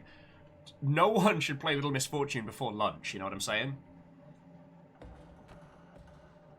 Good thing is I've got a whole... Oh, quick question. Did we find out who it was that sent through the Skullbreaker coffee? Because I still don't know who to thank on that one. We made a pot of it this morning, and... I mean, it's got the consistency of molasses, but it's good. Don't be afraid. I'm not ready. What's up there? You just said you wouldn't do it, and then you did the thing! Why are you like this? Oh my god! Fuck, no! Need dragon? Not yet. It's not quite I need dragon levels. Depth is I need dragon. Or well, or like Hugbot, or... I guess this one's like the grub's more kind of feels, like friendos for when stuff happens. Casual's like, we could have played Sir, You're Being Hunted. I'm saving that one for when I can do it co-op with someone. Because I've not played it multiplayer, and I want to see how that changes it.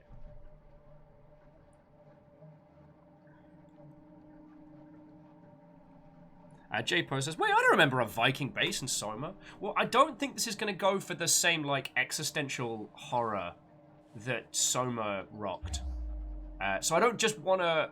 Soma's one of those games where I don't like throwing around its name casually, because Soma was so much more than just, like, sci-fi body horror, you know what I mean? Not anything against J-Post or anything. I didn't mean that as a counter, but it's like...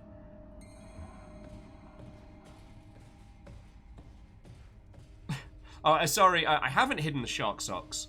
I will admit, they're usually the last ones that I go for. But I do have them.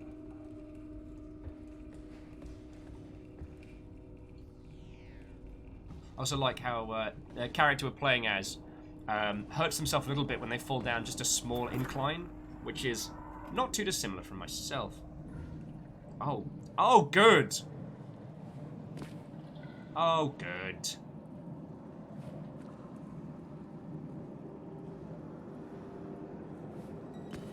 This is fine. .jpeg.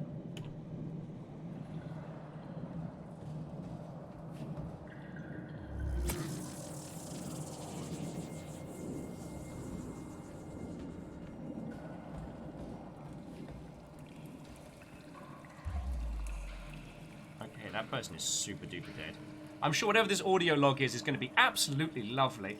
I've been leading my team to go through the routes to fetch artifacts for Warcorp for over 3 months now. I know it's not my place to question my orders, but I can no longer deem transportation through the routes as safe.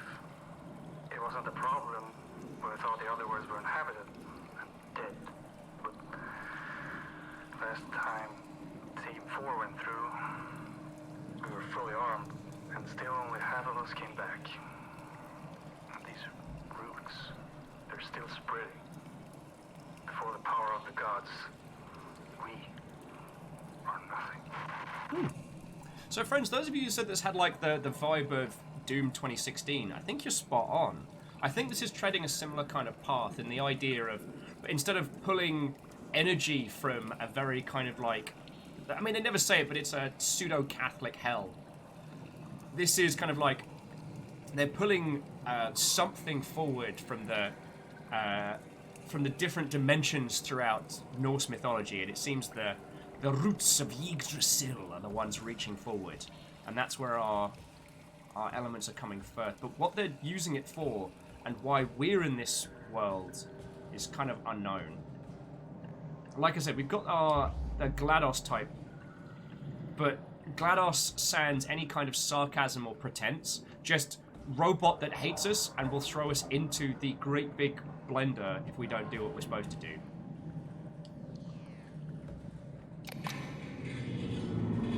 Anonymous says, oh god, this is the other side of the Carrion story.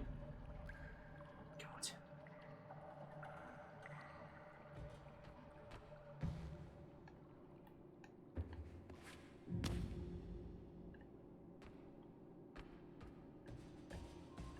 Introducing God Power.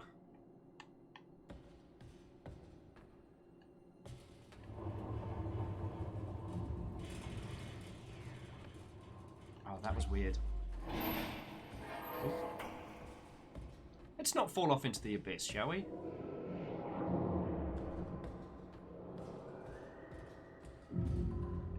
Although it's, I think what's interesting is with Doom, even with like Doom 3 and Doom 2016, it was still very much like a human corporation attempting to siphon power from hell and whatnot.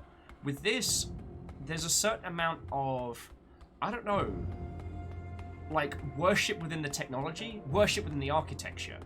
You know, the varying godheads carved into the pipework here don't feel like they serve a practical purpose, or they serve a,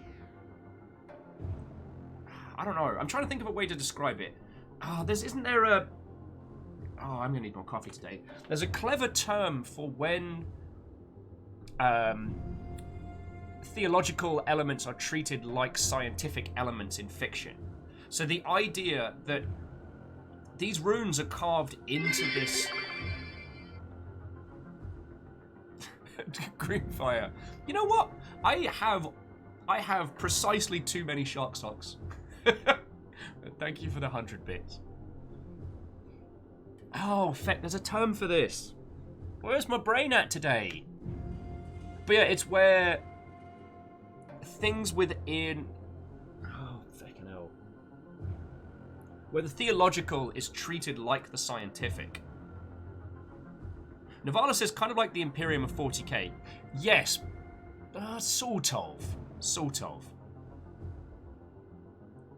Because with the Imperium, they don't understand the technology, but they worship it.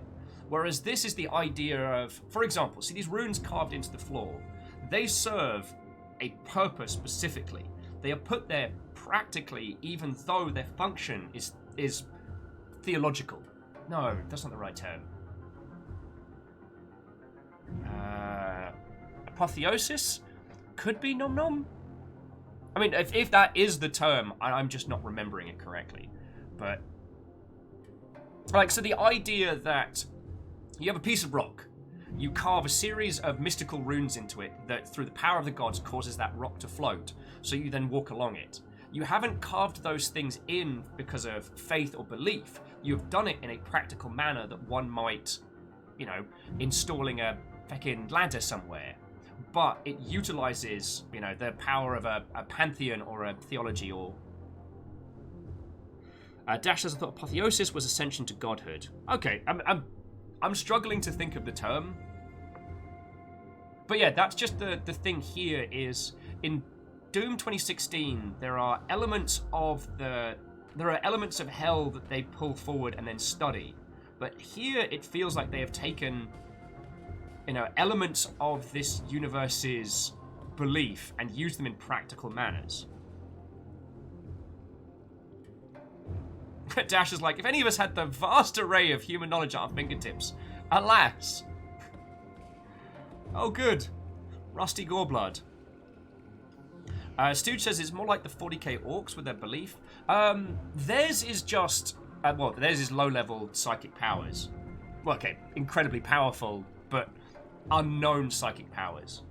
Graphite says kind of like Magitech from Final Fantasy. Yes.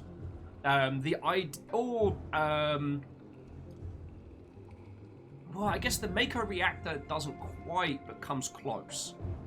Because the life force isn't just a theological idea, it's an actual stream. You can go, like, dunk around in it. And Caffeine says that they're reminded of Arthur C. Clarke's third law, that any significantly advanced technology is indistinguishable from magic. Yeah. I mean, the only thing that it comes with is an explanation. Oh, God darn it, why can't I think of the correct term?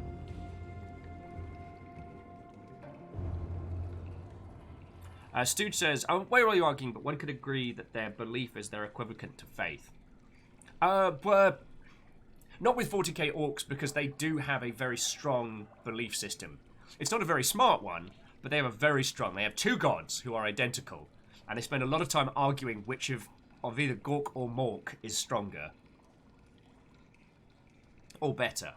But it's their inherent belief that something does the thing. As Dashkal says, red ones go faster. The red ones go faster because they inherently believe it does. It's less faith and theology, more just logic. The red ones go faster. They do. You know, this is a gun. Oh. She left because she hates you. She left you all alone here.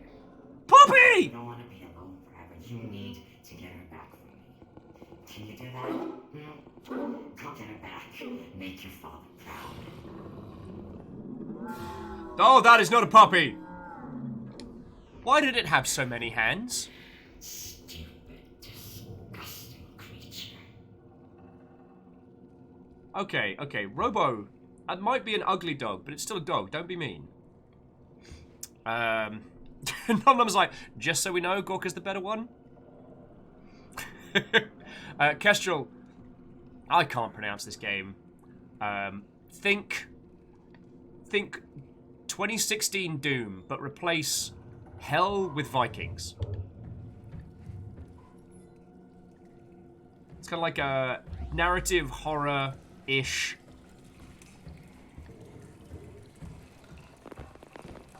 Hindle says the orcs is implied application. They think something does a thing, so it does. Yeah. Whereas this is like applied theology, essentially. Kestrel, I'm trying to remember the term for when you use faith and belief in the same manner that you would science. I guess it's not faith at that point. So the idea, like, in this world, runes and...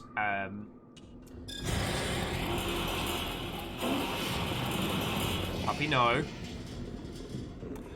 Runes and elements like that are carved into the fabric of this place. And it feels like it is done for a practical purpose, rather than... Does that make sense?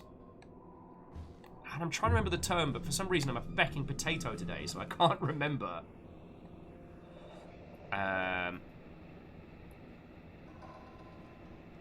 Oh yeah, Nom Nom, I think that's it. That's what's hitting so hard about the robo voice, is you can hear...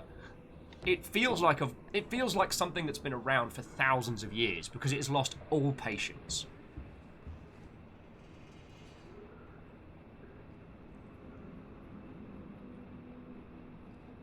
Oh, Kestrel, it is super weird. Anyway, how are you doing? I hope you didn't mind my lurking last night. Oh, goodies. Don't even know why I'm collecting rocks.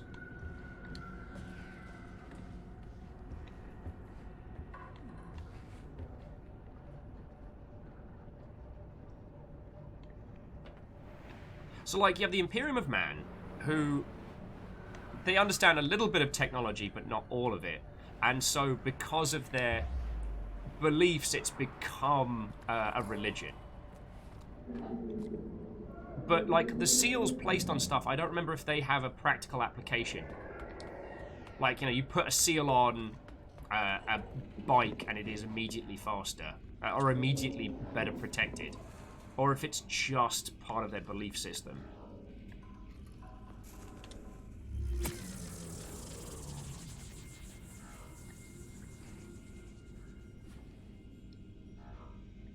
Yeah, Dash, I think I'm there with you. The collectibles do seem to be a tension diffuser, which could be used. Oh, Caffeine says, I don't think the purity seals do anything practical. Okay. Kestrel's like, when you put racing stripes in a car, it immediately goes faster. Okay, I think I understand how Stooge was phrasing it. So it's the idea that you don't know why, but if you apply a stripe to a car, and it just goes faster. In the same manner here that they apply runes to things, imbuing with the power of the gods without necessarily... God darn it, there's a term for describing this, and my stupid potato brain can't seem to remember it. But yeah, also, Dash's point was pretty good that earlier collectible kind of took the tension out, which you could use intentionally. So if you had a horror game and you needed to take the edge off the tension as a user's going through a certain area, you absolutely could. Salen says, red decals are worth 5 HP. Well, there we go. Dash says that their searching keeps coming with scientific theology. God darn it.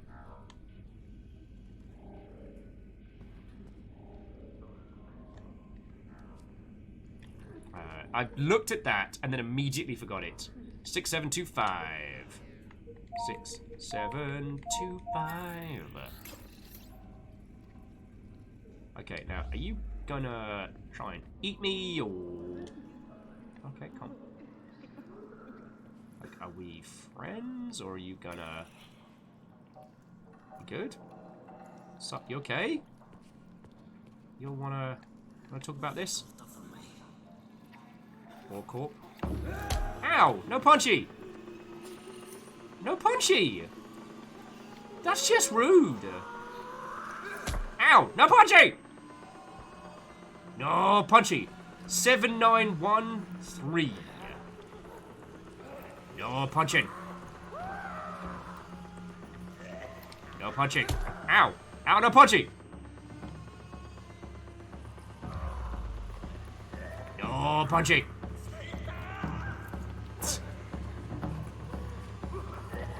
I'm sorry, sir. You seem to be ignoring my no punching order. Ow! Sir. Sir!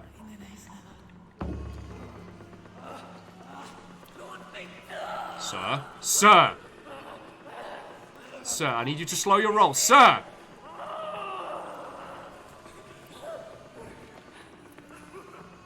Mr. Punchy. Mr. Punchy, no. Ow! The back of my head! Just being rude now.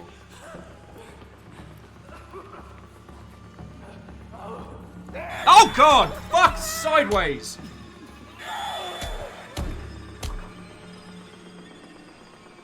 Okay, now there's two of them. Alright, I'm gonna need you to very not. Sir. Sir!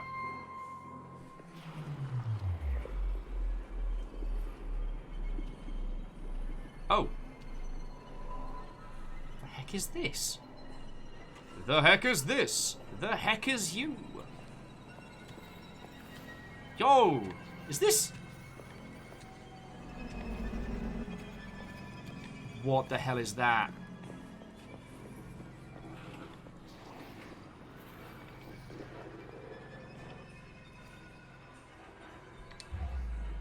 I have no idea what I'm doing. I have no idea where I'm going. Pushy button. I guess I'm carrying an orb now? Excuse me!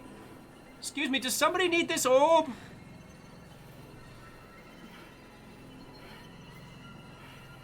Oh, Dash was adding on the earlier term, so apotheosis has come to mean becoming God through technology. Okay. Doesn't help us with the term.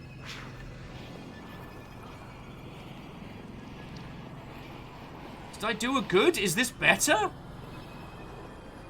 Kesh was asking what's the story here. Well, okay, so far, we woke up on a table and a very mean robot was saying very mean things about us. And we seem to be in some kind of like research facility. But... God, I can hear the guinea pigs from here.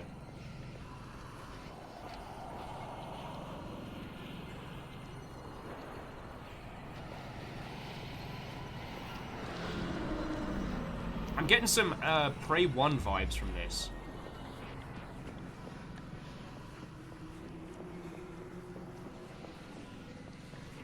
Okay, there doesn't seem to be anything again in the areas around.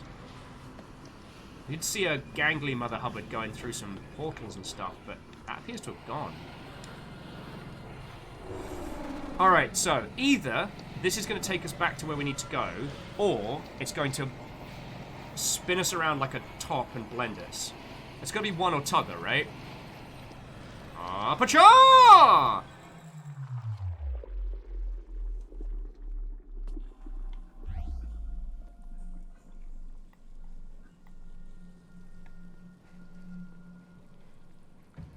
What was the door code again? It was 7913? Floor 1, Robbie. 7913, I think. Alright, and we just need to see if on controls I can change these to toggles. Yes, I can. Lovely. Accessibility for the win. Because I spend a lot of time... Ah, no. 7913. Cool. Welcome to my parents' house. Let's use our inside voices. But yeah, so Kestrel, we've got... Is this one of those kind of traditional, we just woke up somewhere, and now we've got no clue what's going down? Floor 1, Robbie. Okay. 7913. I remembered the thing! I did a good!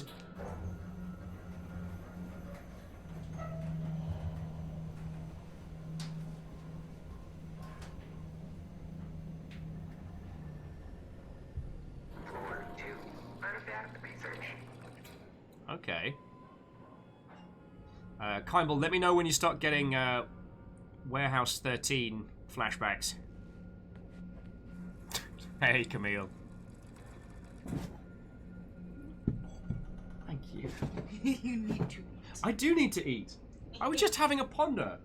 And as Camille's got here, and I have a sandwich, I just have to take a break from Scary Viking game to have a snarty and chat to you lot. You know, I don't make the rules. Camille, how are you doing, friend?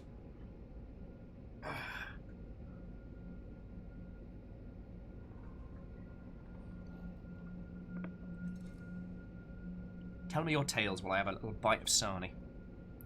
Oh.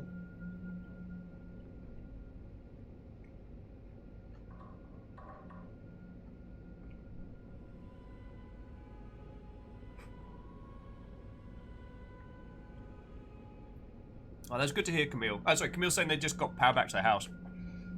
Yeah, it seems like we were super lucky. Because, like, Numbers and a bunch of people to the south had their power wiped out. Oh, and Wolf Raid, I didn't say what ho hello to you. I'm so sorry. Vanderbeest, thank you for filling the pint glass. House Order, represent. Oh, Katros, congratulations. 19-minute run. Splendid, splendid.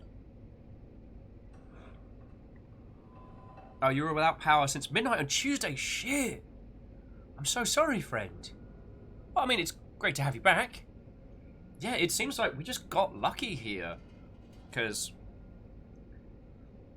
most people, like, south of the city had a really bad time. I mean, I will say, that storm was a proper honker. Like, one of the cables on the side of the wall here came off, and so I ended up staying up because it was just smacking against the window, giving it that whole, like, horror movie banging on the window flavor. And seeing as Fiona had been binging, well, we had been binging a rewatch of The Walking Dead, everything started to get a little squirrely. I'm not a big fan of The Walking Dead, but I enjoy how it makes you feel smart, even though I know how it's doing it. Sorry. The Walking Dead does this fascinating thing where it presents us as the audience with all the information so we can feel smarter than the characters in the world. We can do the whole, well, I'd never do that, or, how do they not see that zombie over there? Why don't they do this and this? It's not because it's writ dumb. It's writ to make us feel like we got the thing going on. I don't know if I'd buy immortality from this bloke. I'm gonna level with you. I look at this and I think, that's not a great idea.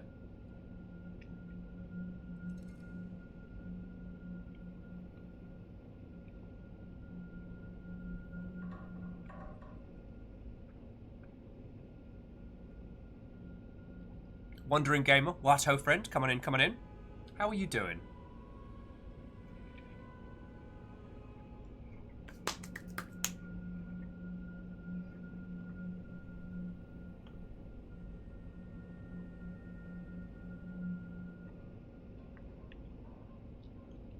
And Kindball, go get some excellent sleep, friend. As always, it's lovely to chat to you. And sorry for not going full into like the whole. Do I want a premium coffee while we're here? For not going too hard into whole like how QA and production and things affect like development stuff. I'm trying not to get angry about QA being thrown under the bus in a very, very public catastrophe of a project. JPO says, mind if I link a virtual indie thing this Saturday? Well, I mean, depends what's going on. I mean, this Saturday we've got the Longship Awards. So I'm inviting all of you to help us choose a series of games that we feel we need to celebrate from last year. Because for as much as last year was one of the big shite ones we've had in recent memory, like on a personal and historical level, video games was one of the art forms that just excelled throughout that year, and looks like to do so again this year. So I'm really looking forward to doing the award stuff, because we had a lot of good bangers that came out, I tell thee.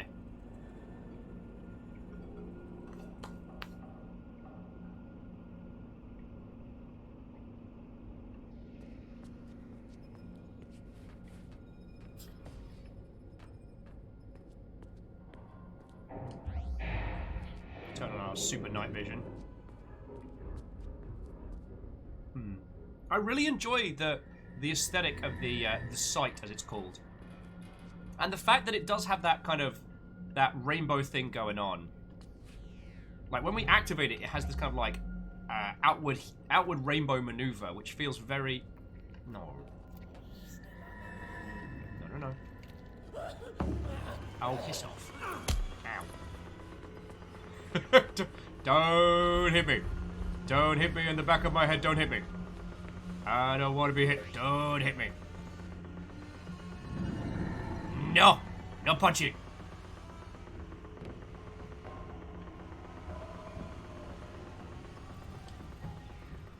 But yeah, so, J-Post, so, I guess what's the thing? Because I know a lot of people are doing Global Game Jam this weekend.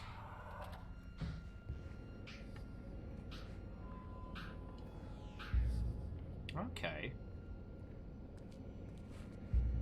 Sorry, the other thing I've realised is the magical MacGuffin we got given at the beginning, or essentially the implant of the site, is once we understand what that is, we'll probably understand more of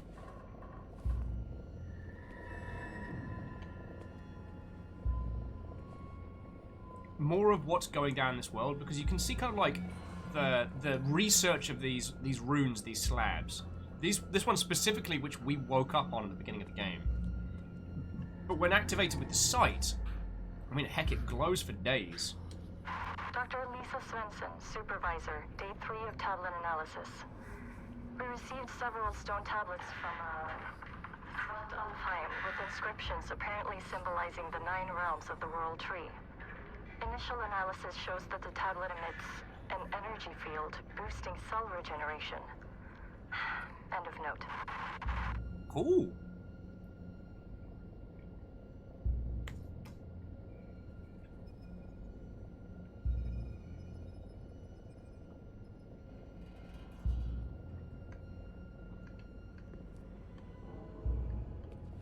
Okie dokie. So, J-Post, what's your sorry. Get Katros yelling at me for trying to eat and talk at the same time. So, J-Post, have you got a game in the Boston Festival of Indies? Are you presenting something? Tell me your tales. Oh.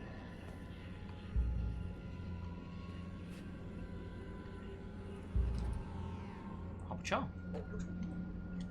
Working on the sandwich. Ba la la la la.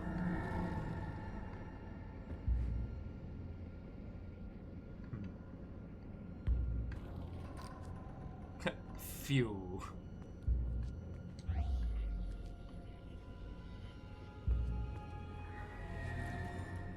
Oh yeah, and J-Post, the save sculptures are very, very neat. Kind of intrigued by them a little bit, you know. Oh, it's also worth saying, friends, that I put this on narrative difficulty, which is why I think when the squiggly-faced individuals bop us in the back of the head, it doesn't like immediately destroy us. Oh, that looks cool. Okay. It's got a little bit of like an SCP, but objects of Norse mythology. Let's see if we can go play that. Give that harp a little tootle. I mean, this is certainly friendlier than Doom 2016 Hell. Why couldn't they have given that game a proper name? Just calling it Doom again. So we're trying to talk about Tomb Raider. I mean, I understand why it's called that, but it's just... It's such a different title from its original that it would be nice to have a differentiation that isn't the year it was crafted. Oh yeah, SCP. Secure, contain, pillage.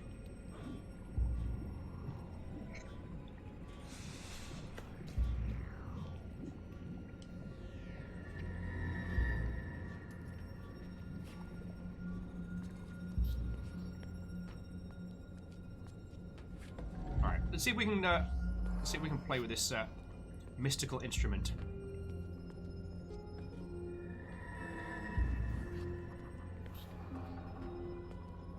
Oh, go away. You don't see me. Don't pretend like you do. Yeah, piss off, mate. Go get your antlers shine. Jerk.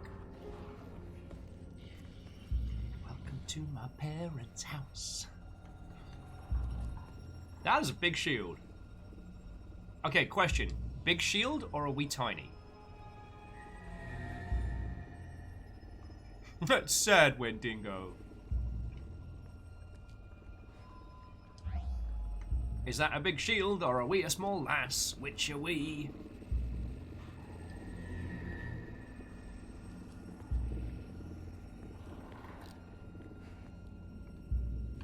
Alright, let's... Might as well follow where this is sending us.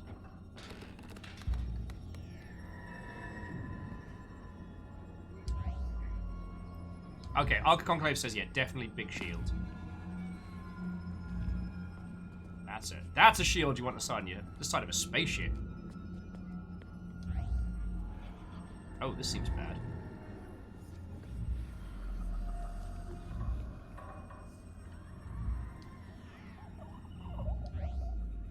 Oh wow, that person is still somewhat alive.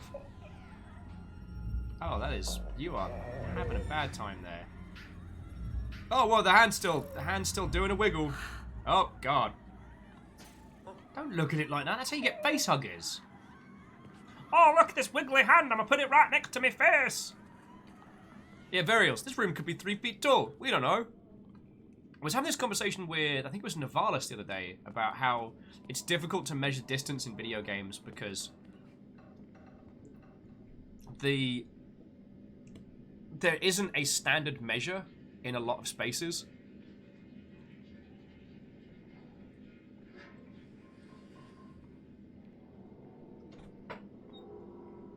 Although, which are, I guess with engines becoming more standardized, with people using the same engine for different elements, you could argue that there'd be like a standard size. Because, like, Unreal sets the height of a person at a standard size.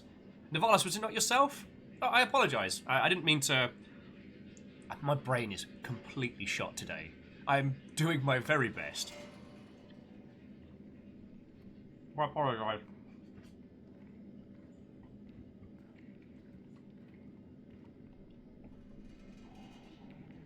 Also, Burials, how are you doing, friend?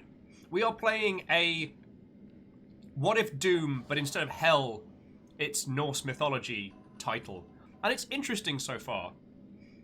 I will say, there's quite a few elements of this that haven't clicked yet. But we...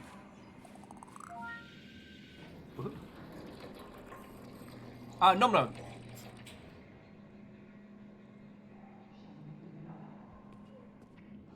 Oh, it was really... Oh, God. Oh, pee off. Welcome to my parents' house. Okay, so we pulled off somebody's hand. And I guess that means we can now get through doors that would otherwise be locked to us. Oh yeah, Varials... See, that's the thing I was talking about. Sorry, Varial's saying, I love it when games say distance in meters. And if you really think about it, your character is like 4 meters tall. Oh, I love it when games talk about the size of their maps and levels as if there's a standardized size. So when they're like, our gameplay map is, is 18 square miles large. As if that's a standardized measure that a user... What is with me today, friends? I'm so sorry. I'm so sorry. I hope my conversation isn't completely destroyed. I might have a little sip of coffee and a snack here, if that's alright, and chat with you lot before we progress, because I feel I'm failing at both video game and at talking to you.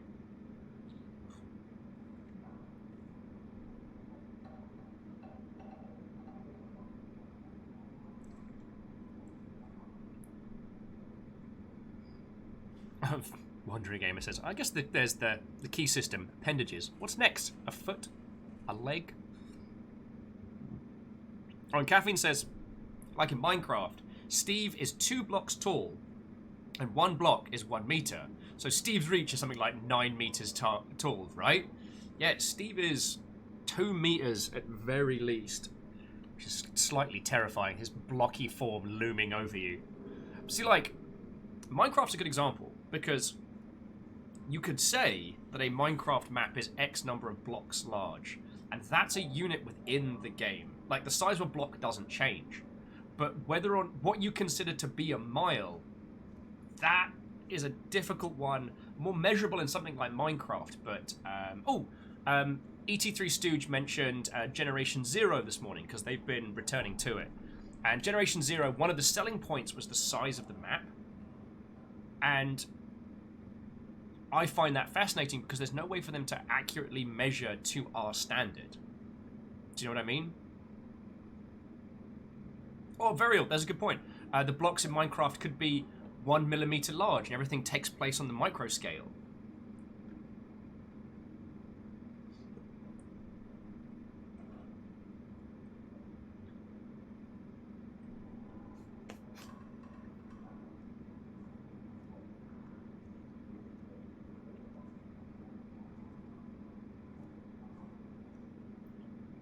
Oh yeah, and JP, so just going with so Steve could theoretically carry 11 million tons of materials on their person without a backpack. Discord gentlemen, welcome back, welcome back. I'm having a sip, coffee, and conversation break because I don't feel like I'm doing this game justice right now. I realized as I was heading through that last area, I wasn't really here, you know what I mean? When the person jumped us from around the boxes, I was kind of like, meh. And that's not the fault of the game, that's the fault of me. So I'm just getting some more caffeination, getting some more hydration and food in my system before we continue.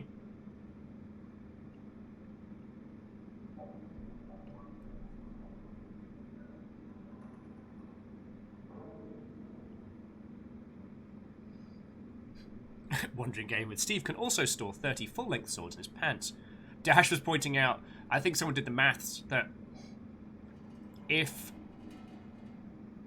Steve with a full inventory existed in the real world, he'd collapse into like a neutron star just due to sheer mass. It should be fascinating. And obviously, video games don't have to adhere to our rules of science, but it's the idea of a salesperson trying to sell you a video game based on a totally irrelevant measurement, which, you know, games marketing has done for as long as we've been around. What was the Sega one? Was it blast processing? Or try to... Anyway, I just find that fascinating, that a game would use the size of the map in meters or miles as a selling point, despite the fact that there's no standardized measure within video game engines. Therefore, a mile in a game is what you say it is.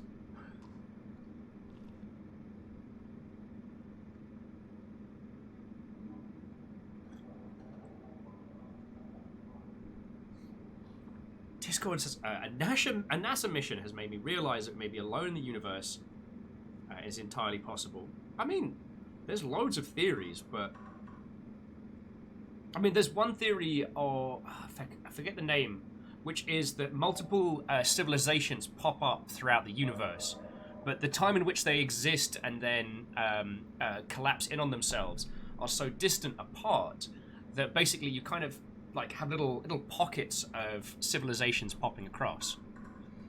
But one of the things that someone reminded me of the weakness of a lot of our understanding of the universe is that we have the theory of the expanding and collapsing universe, which is to say that there is an edge to the universe, which is to say that there must be something else. However, we aren't able to perceive or understand this. Therefore, our understanding of the situation is very limited. We've grown up with technology and instant answers to so many things that often we are forgetful of how little knowledge we have of the very fabric of existence. So, don't get sad. We don't know shit.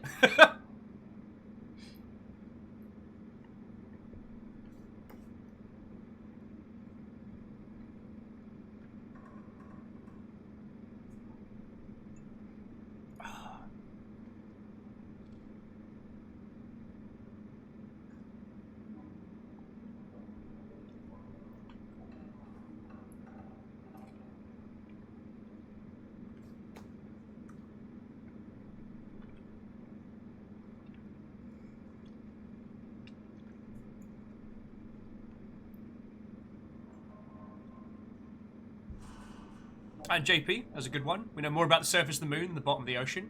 I don't know if that's still true, because I'm not one that keeps up on marine biology.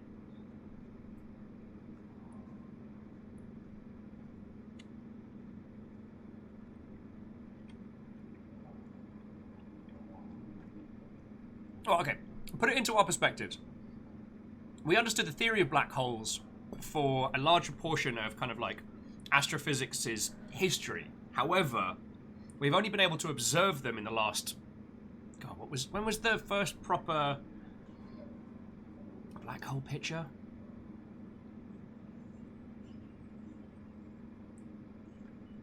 Sorry, Varial saying, are you telling me that netherite isn't real? I'm saying that science has not solved every question, and that often we forget how limited our knowledge is of the universe.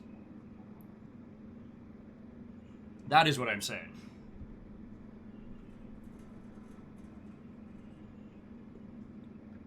It was, 2019.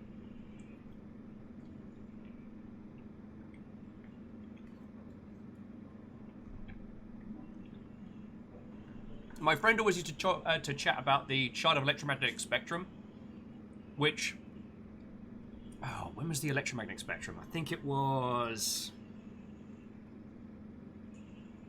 Ah, feck. I can't recall dates or anything today. Why am I a potato?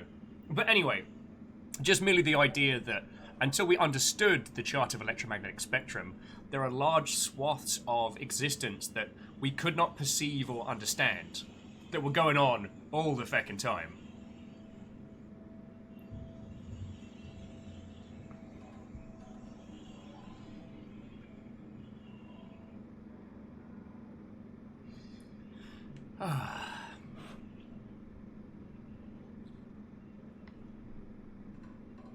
Right.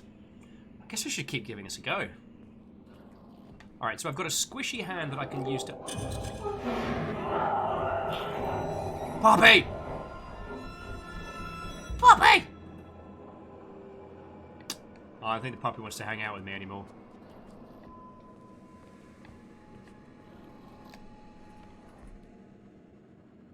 Oh, Nevada says, just on the other thing, which is, when we answer one question, there are many more which we don't have answers for. And that's cool.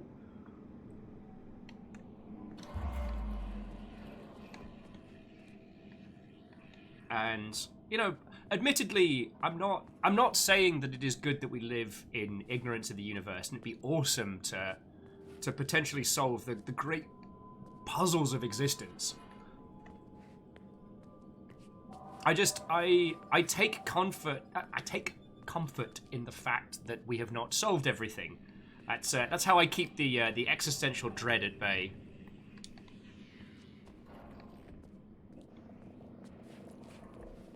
Guess we're going back this way because of squishy stuff.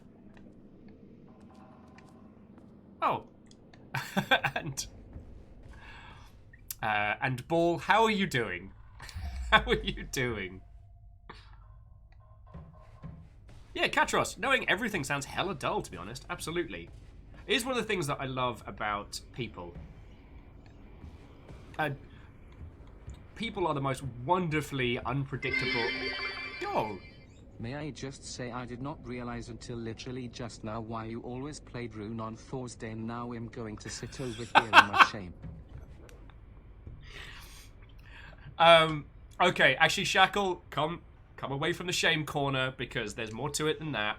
I didn't specifically always play Rune 2 on a Thursday because it's Thursday. And can we just take a moment to appreciate the fact that, like, the Christian calendar adopted a naming convention based on Nordic ideals. Love it. Love it. But it was because we usually had things booked in for Tuesday. Wednesday I always try and keep for something weird and a bit indie. And Friday is the Blackout Club. So that's why Thursday ended up being Rune 2 so frequent. And it wasn't until end of last year I realised we were always playing Rune 2 on a Thursday. So I'm never gonna BS you, lovely Mother Hubbards, and I don't want you to think that I was being very clever when I wasn't.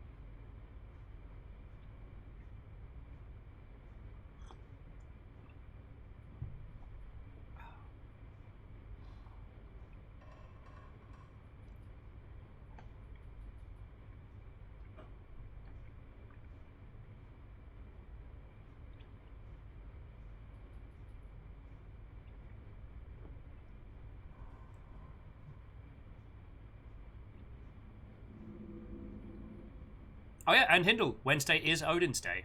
Comes from Woden. I did like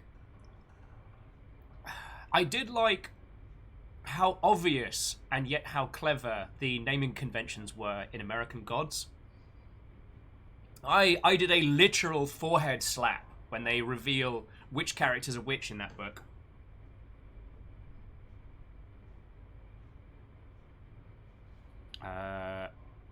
Oh, and just Wandering Gamer's like, it's wild how in the international calendar we just kept 2 months named after some pretentious Roman emperors, right?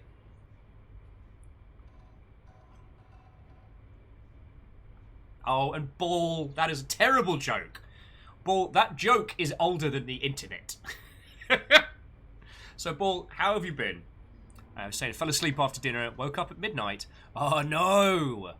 Are you going to try and crash later on, or are you going to do like a forced reset?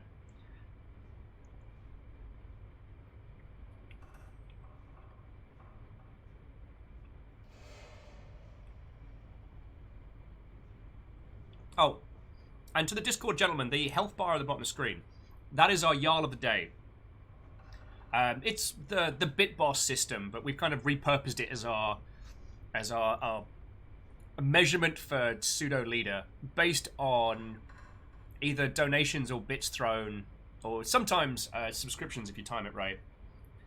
Cerebral has been like the second eternal Jarl for a massive donation last Saturday, which I don't know if I talked about this, but like, friends, it took me all weekend to recover. Like, I was just a potato for Sunday and Monday. I didn't even start playing video games and doing stuff until Monday. Like Sunday, I was just broken in a good way, but like the mental and emotional exhaustion of Saturday just destroyed me.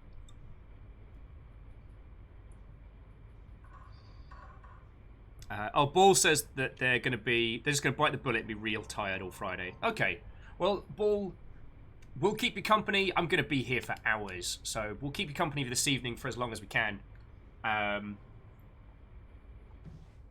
I have tried to do one force reset during lockdown, and it didn't work, which was really uncomfortable, because not only was I then tired, but not only had I then been awake for 30 hours, but I was awake and I still had a shite sleep pattern. It was painful.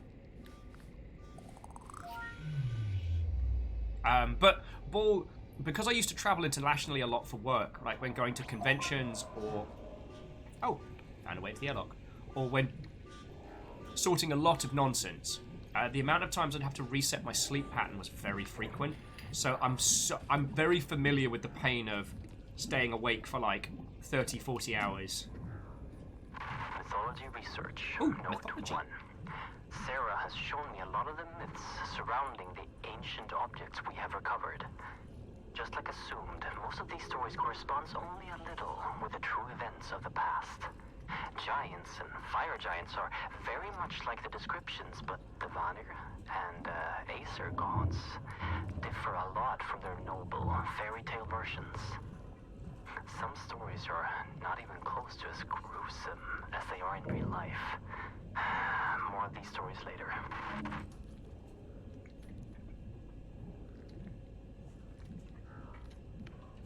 JPO says, I love mythology research as a serious science, right? And the idea that fire giants and frost giants are what you expect, but the Aesir are pretty horrific. Hadn't considered that. Camille? I was about to read that out. Oh, goody. Oh, and to Discord, with, like, all the... Why is that pipe on the ground undulating and pulsing? Is the floor swallowing something? Or someone.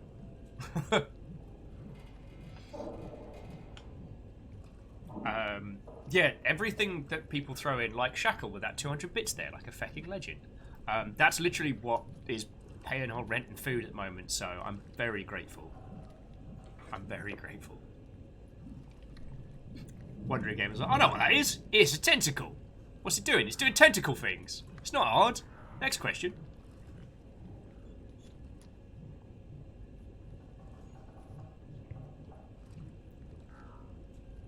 Sadler, no!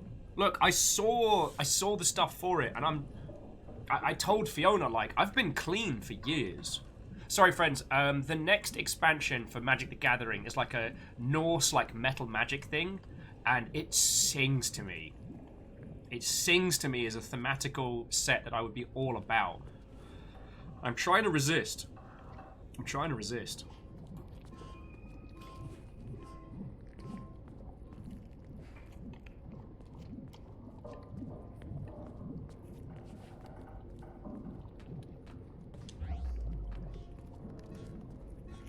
Also, again, for those of you who just joined us, our character has an ability called The Sight. And I love the rainbow effect as it goes forward. Very, very kind of evocative of both the Scanner Sombra's laser detector, but also kind of like the rainbow bridge. Oh, goody. Let's go where the tentacles are. There's no way that ends poorly. I want to be where the tendrils are. No, that's actually a very different production, and I will...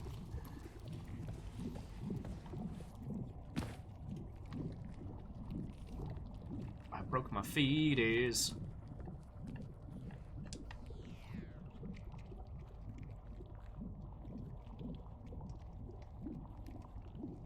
J-Post, like, I'd ship a booster box to the P.O. box if you wanted them.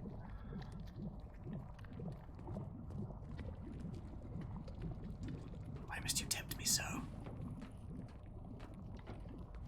Okay.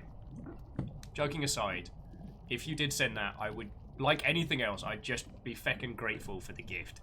I've got a bunch of boosters that Ket gave me to make a commander deck, and I kept saying that I would crack them open and put something together. But then I had the idea that, like, if I've got a bunch of boosters, we should do a draft evening with friendos. This is before lockdown. No, before 2020 happened. I should do a draft with friendos, just a fun rando booster nonsense. Because if I'm going to crack the packs anyway, might as well have some fun with them at the same time. And because I have failed to organise that, and because we are very much in the cool zone, I haven't had the chance to use those, so it wouldn't... If people sent Viking-y things, it wouldn't set me back on the path of destruction. I mean, I don't have the cash for it, so it's fine. But... like, friends, I don't know if you saw, Beodora sent a care package yesterday that contained handmade gloves. Like, you sent me coffee and a Gundam. Like, you're already too feckin' good to me. Alright? This seems like a bad idea. I wanna be where tentacles are. I wanna feel the writhing, grasping at things making. What was the word? Hentai. Dear Shackle, if I had the music... Oh, God! What?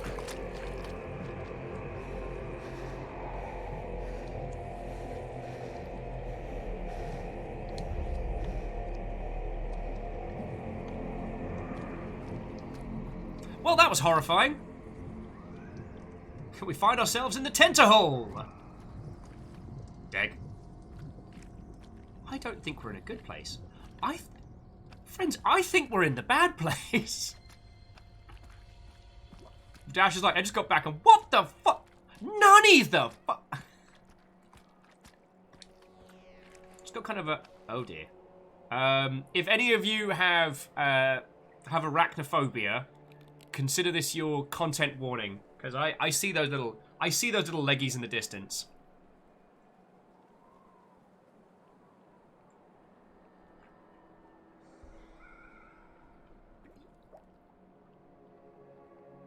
Burial's like, why would you do things just because a video game tells you to?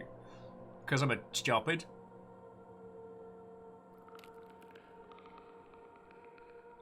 Oh, and Bacon Avenger. No. We're not going down that dark route. No.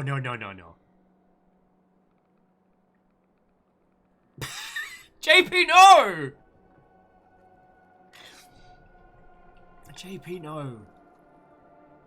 Because I know, for sure, the results you would get if you pop that into Google. Welcome to my parents' house. There's creepy feckin' spiders. Alright. This is gonna get weird and gross, so yeah.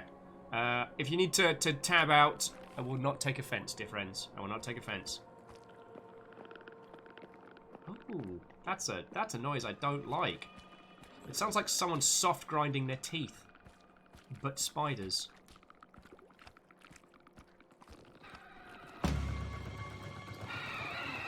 What the hell are you? Oh, cool! So like, oh god! Oh god! Oh, this is, oh no, oh, that is my hand! That was my whole ass hand! Spiders diddle their tea. Oh shit, what am I doing? Come on. Just a little bit further. Oh, that is an absolute crystal buttload of nope! Cursed Wither, Watto, Crystallion, Favor 6, I'm sorry. If I would have been 5 seconds late, the demons would have torn you apart. The great Odin spared your life, but left you broken. But that's okay, because I fixed you. Oh, okay. You know what? Personal space. I made you better. Personal space! Remarkable, isn't it? What? Oh, cool! No, you stay down. The anesthetics haven't left your system yet. Oh, my head. Okay, let's see here. Speech should be fine. I prepared the tissue. Yeah, I gave the bone structure a checkup as well. And the arm? How does it feel? Strange feeling, isn't it? When it's bonding to you. That's fucking cool. I know. I have a few of my own.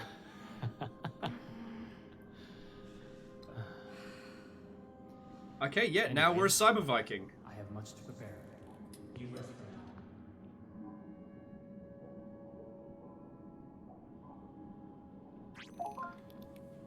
Henrik, look at her. It's Alice. The injuries she suffered and survived. It's not human. That doesn't mean she's not. Who are you? By Odin. My voice. She even sounds like. Yes. Yes. I fixed your voice. And your arm. Who are you? What's going on? I'm Henrik Anderson, CEO of Borcorp. Okay, but I want to call it My Borkor. wife, Sarah. She's up on the surface, Rob. Unfortunately, You and I are stuck down here. the things happening down there are happening up here as well. And it's getting worse by the minute. What did you do to me? I brought you back from Helheim. Henrik! Calm down. The journey to save her almost killed you. I don't want to lose you.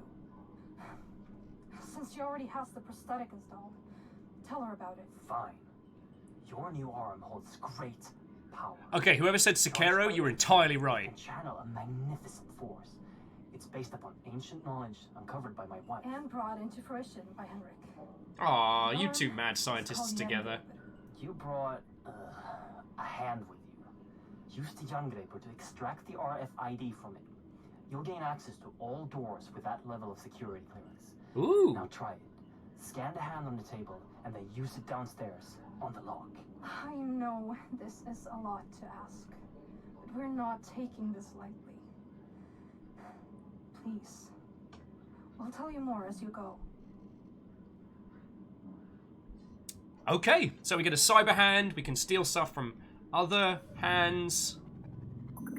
Ooh. Get me some good runes.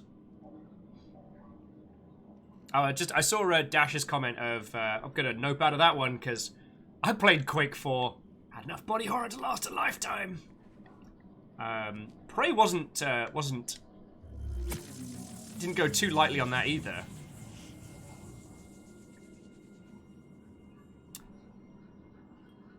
Oh, Cursed Wither, were you talking about this one? These are our save points. Okay, so for those of you who've just joined us, I can't pronounce the name of this game, but if you look down in the doobly-doo, it will tell you.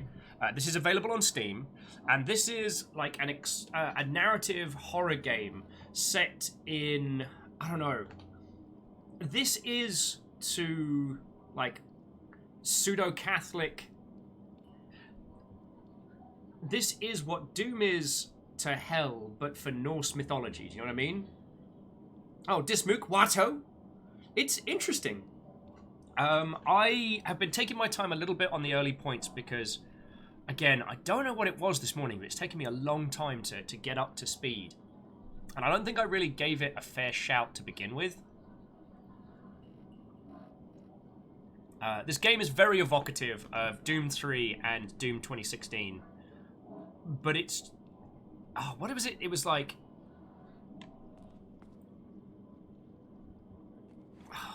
I never could remember the term that this embodies. I've been spending all day trying to remember and failing.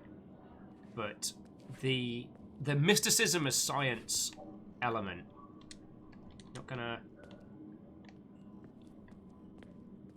We got the hand. Is that not the door I'm supposed to use it on?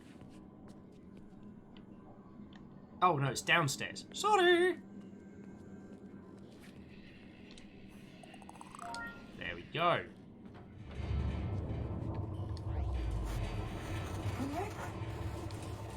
I'm losing connection here. Earthquakes are getting far too frequent. The roots are spreading faster. Please hurry. I'll show you all the things you need to know. So from what we understand, the roots are the roots of Yggdrasil. The research facility itself managed to span between the varying realms. But for whatever reason, the tree is now spreading and doing an old a snack attack on some of the researchers. You can hear me as long as our radio can reach your Bifrost system. El Ravager, what ho friend, how you doing? And Navalis' Technomancy?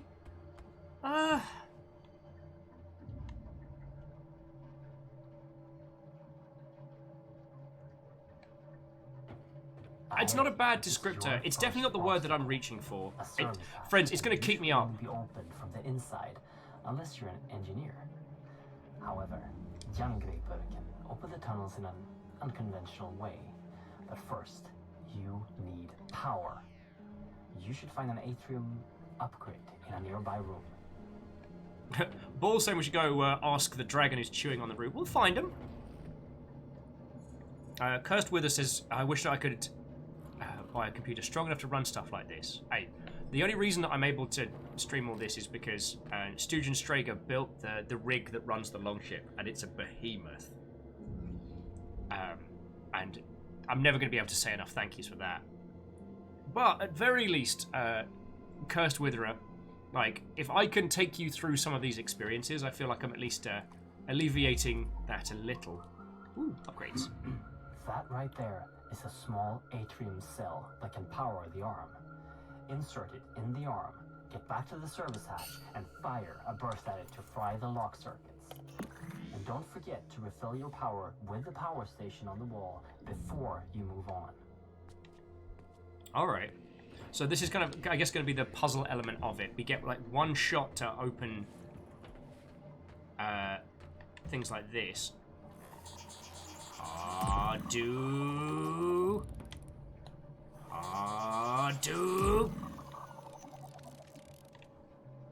Okay, I'm sorry. You want me to do a pulse? Do. Ken?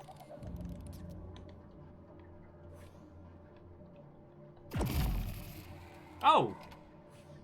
Oh, we have to aim it with... So we have to aim it with this hand, and then Hadouken with the other. And then recharge it. Alright, I'm learning. I'm learning! Yeah, unconventional, aka blow the absolute hot heck out of it. If you collect enough upgrades for Jerngraper, you can activate the weapon inside it. Caffeine's like, wait, did they just turn the dwarves into fuel cells? I'm not entirely sure. I mean, possibly. Favor 6 says they're getting pollen vibes. Pollen. Favor 6, I'm drawing a complete... Ahead and above you, there's another obstacle you can overcome with Jerngraper. Use your sight to find the ladder's control panel. Aim at it and fire a directed burst to lower the ladder. Okay. got a tiny little reticle so I can see where I'm aiming, and Hadouken! Woohoo! This is getting interesting. This might be why some of the earlier elements weren't clicking as well, is because it's designed with this in mind. Atrium power cells, your life might be depending on not running out. There is another, larger power cell that you can carry with you at all times. Collect the power cells. Anytime you want to use them, activate your Bifrost personal display system for instructions and to keep track of how many you've collected. Okay. Alright, so now we're up to 2. Oh! Okay, so we got 2, and these are our little kind of like charge units. Okay, nice. We haven't got this particular rune. Okay. Colour me intrigued. Now, whether or not the addition of some kind of forms to defend ourselves is going to take us through on the story, I don't know, there's something about this world that feels weirdly familiar, and I do wonder if it's because of its similarities to like Doom 2016 and that, but sans the butt rock in combat. But now, that won't be a problem for you. It's the same as the earlier electronics, but the mechanics of the door needs a little finesse. Use your sight to see the mechanics inside the door and time the burst to get through. Oh. Bam, bam, bam, bam, bam, bam. Damn it. Oh, come off it!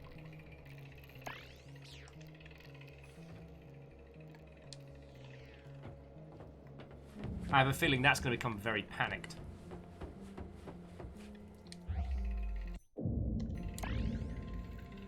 So we use one of these power cells. Just drain it like a Capra Sun. Alright.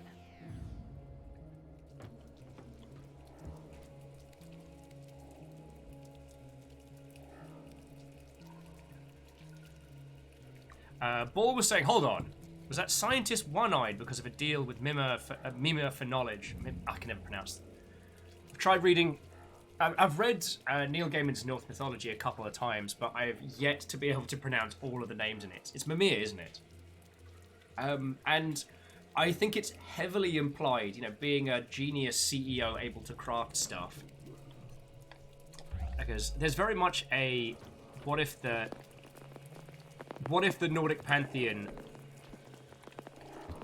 What if the Nordic pantheon was real feel to this whole thing? Hadouken. Hadouken. Oh, I need power, don't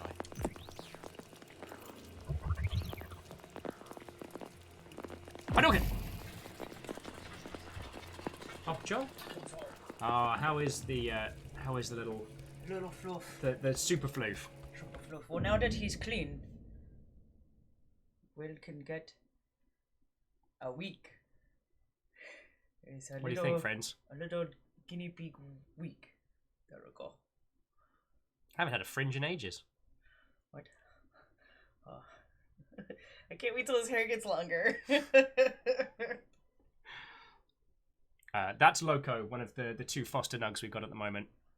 Okay, we have 6 nuggets ourselves, and we have fostered 2 because there was a situation with someone who was keeping, was it like 30? 30 nugs. She was keeping 30 nuggets in a 1-bedroom apartment.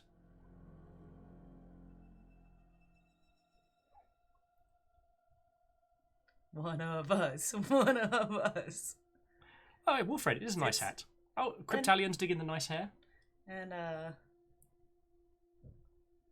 he's got a name because he came here with a name. Yeah. We didn't name him Loco. We didn't name him Loco, and he would not have that name if it were me. But we also know if we were to give him a new name, he's never leaving. He's never leaving, never leaving. And we said we were just going to foster this one and his little brother, Buddy. Because his little buddy. Yes. Indrid's like, I shall codename him 8-Ball. Loco, codename 8-Ball. 8-Ball. Codename 8-Ball. River. Oh, look at. There's River. Just keeping an eye. Just keeping an eye. Oh, LeJack says, is this where the we're just fostering story again? We are! Just fostering. Just fostering. We're going to find him probably...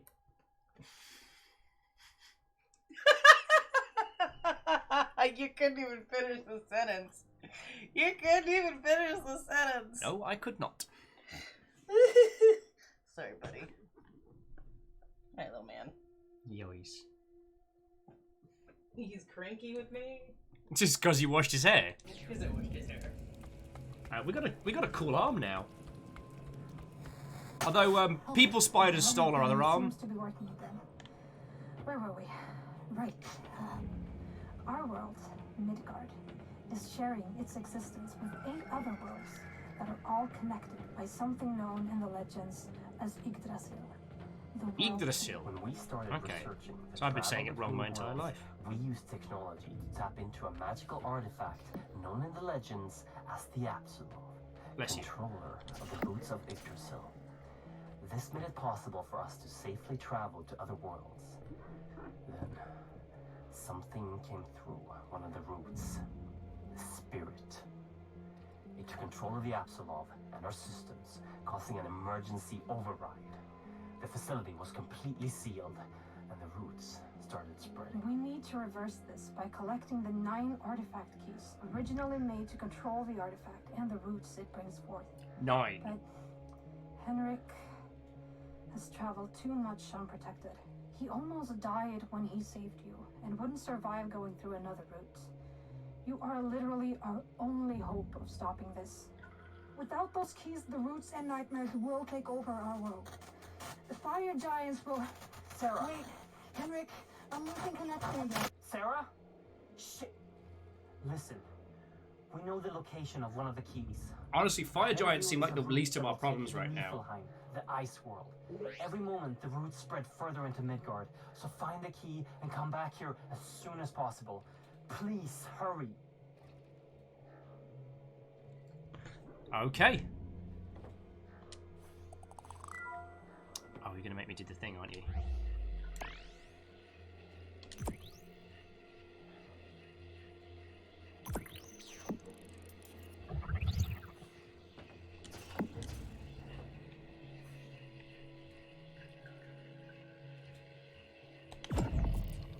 Oh wow, this is instantaneous.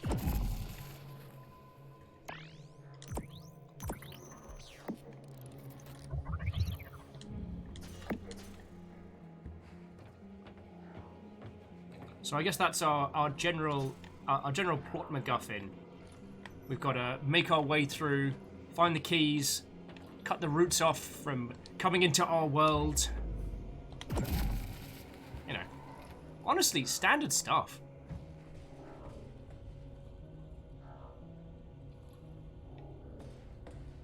And Katros, you know what? That's a good point. You know, dialects are a thing, and the pronunciation of elements does change. Growing up a dyslexic weeb, I have mispronounced things for large swaths of my entire life. So I try not to be that guy. Oh, let me guess. So this isn't a door. Yes, that isn't a door that we can lockpick. All right. Yeah, let's go get General MacGuffin.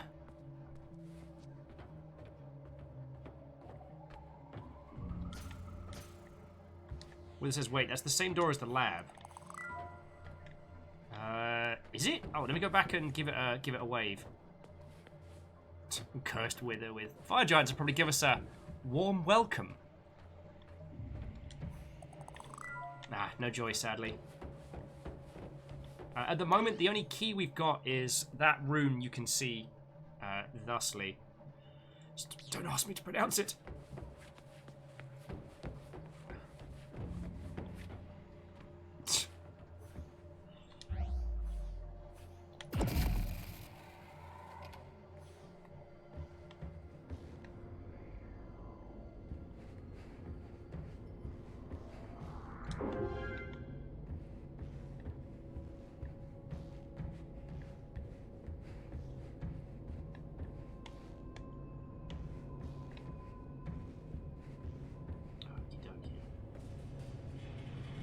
So, we've got a magical cannon arm built by dwarves.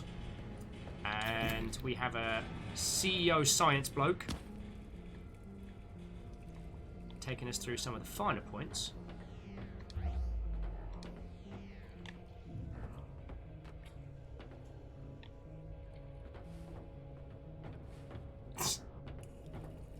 Sorry, Vanderbeest says, just pronounce things the way that Elrond, Agent Smith, the Red Skull pronounces things.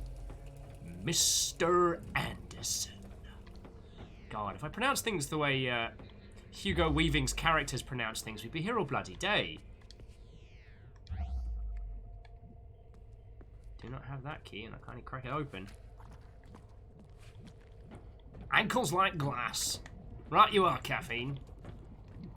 I was trying to explain to Fiona the difference between glass and glass, and how it denotes one's location in the United Kingdom. Bath and Bath. Oh, okay. Cursed Wither. Have fun in D&D tomorrow. It was lovely getting to hang out as much as we did. And welcome to Frost Realm. We've got chilly giants and good times. It's weird. First time you go through a giant tentacle. This is for Dr. Henrik Anderson. Sorry. Dr. Brian Roberts, Niflheim Operations Supervisor. Minor progress report on Niflheim Outpost N502. Construction is moving along according to schedule. Procedures after the complete destruction of N498 are implemented and seems to be working. Building is strictly held to crevices. The amount of noise is held to a minimum, and outposts are working 24/7 to avoid the attention of the natives. However, the morale is very strained after the 48 casualties at N498. Worst of all are the sounds of the natives. It travels for miles through the infinite night and fog in this dead landscape. It just chills you to the core. Chills you to the core because it's a cold planet. Okay. Dismook says, have you introduced Fiona to the Britishism? Couldn't organise a piss up in a brewery. I'm sure I've said that. Though Fiona's watched a whole bunch of like Red Dwarf and other essential English shows. Sadly, she fell asleep during Spaced, but I am probably gonna inflict a rewatch. Though, Spaced takes me back to a time long forgotten.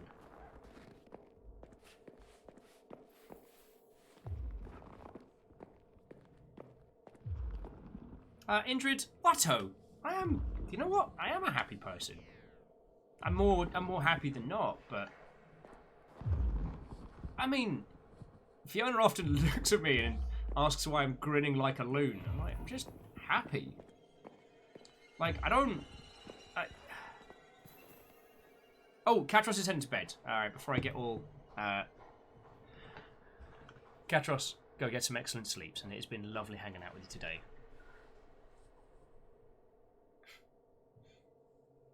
But Indrid, I am a happy person. Like, I've worked a lot of jobs. I've been a director-level games industry numpty. I worked in film and television for a spell. I've sold suits and pulled pints. Doing this is one of the best things that I've done professionally, and I fucking love it. I love streaming with you lot. I love hanging out with you lot. I love waking up and seeing a Discord, a buzz, or silly memes thrown asunder. I like meeting new people, and I like hanging out with old friends. Aperios, he was a male dancer. No. Not because I'm against that as a profession, but because I have the coordination of several hams loosely tied together with string. Right now, you lovely folks are keeping me, Fiona, Nuggies, and River upright. And I don't know, I've been homeless enough to, I don't know, I guess I like to take time to appreciate stuff. Like last Saturday, we all played Dark Souls together. Played Dark Souls 3, had a lovely day. And then Cerebral blew the feckin' doors off with a huge donation. Now, the bulk of that money is going to paying for our rent and food. Like, I ain't getting I ain't going on a monstrous spending spree. But you know what? That evening, okay, I got to buy myself a takeaway pizza, which was delicious. And I got to go down to the store with River. Okay, well, we went to the nearby store, like, masked up and safe. But got to go and buy a box of wine and then come back and just sip it, chat to you lot. And just that as a day, as a life, as an experience, that because I hung out with you lot, I was able to go and buy myself a box of red and have a lovely evening. Like, I think about that a lot. So yeah, I am a happy person. I mean, I'm not immune to the effects of 2020 and all that, but... Graphite says, do you put a price point on dancing? Well, the last time I drunkenly danced, I think I cracked my heel. So, I've not been able to really boogie woogie woogie since then. Not that I've tried. Oh, an Elastic Man? What-ho?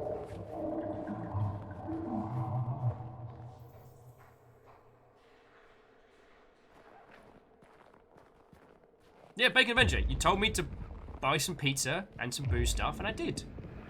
Oh, God. Yo! Sup, Frost Giant! Loki sends his regards. Oh, it's a town. A big friendo.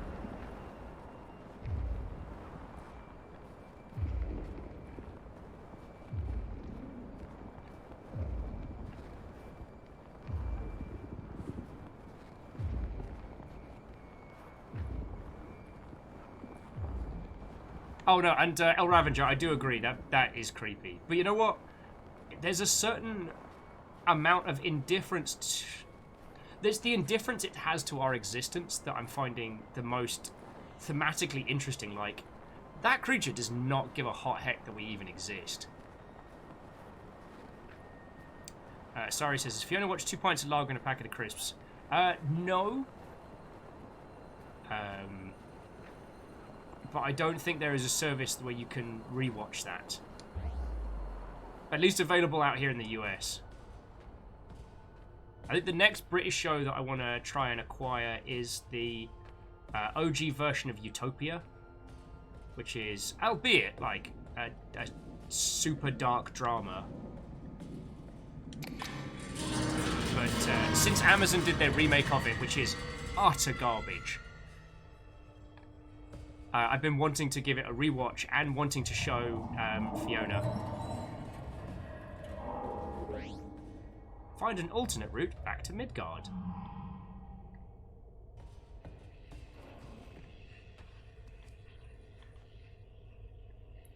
Though I will say, one of the things I'm finding interesting is we have this sight power, which is real cool for telling us where to go and showing us the objectives, but I will admit, the sight takes a lot of the tension out of this.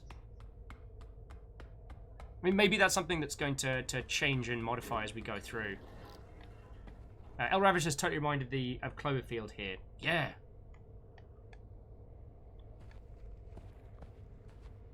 Though, I mean, with Cloverfield, it was kind of like you're a regular person observing forces far beyond your control doing battle. This feels like, you know, we're in their home. We're in their turf. They just don't care. Like, it wouldn't surprise me if this whole facility got destroyed. That seems bad. It wouldn't surprise me if this whole facility got destroyed by accident.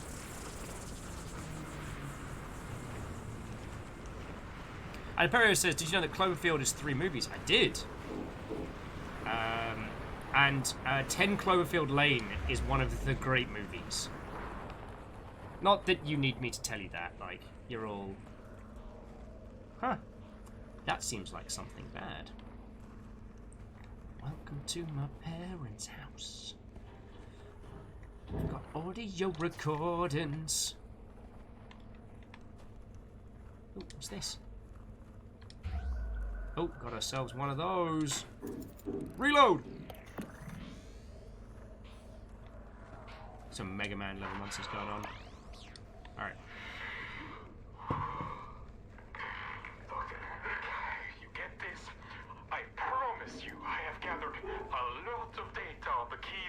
whereabouts. I'm this close to finding it. But the road home, I can't get to it. Not with that thing outside. Listen, I don't know how much more of this I can take. You have to send someone to find another route. My feet are starting to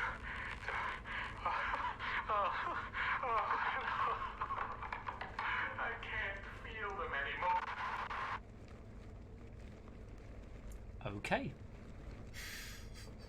Mr. Anderson. Welcome back. Sorry. Yeah, so Perios, I did know that the Cloverfield was a trilogy. 10 Cloverfield Lane is an incredible movie, and I highly recommend watching it, at very least as inspiration for other things. 10 Cloverfield Lane takes full advantage of one of the things that is easier to do in cinema than it is in video games, but is to create a sense of the normality within the bizarre. If you're not familiar with the premise of the movie, it's about a doomsday prepper and two people that end up staying with him after a state of emergency is declared. And the primary part of the film takes place inside the bunker. You know, the relationship between the three of them and how strained and... Oh, that's where we came from. I'm trying not to say too much. Anyway, it's definitely worth a watch. The Cloverfield paradox was the only one of the three that didn't have something to say beyond the obvious. Damn, that's some icy winds out there. Oh wait, we just came through here. Wait.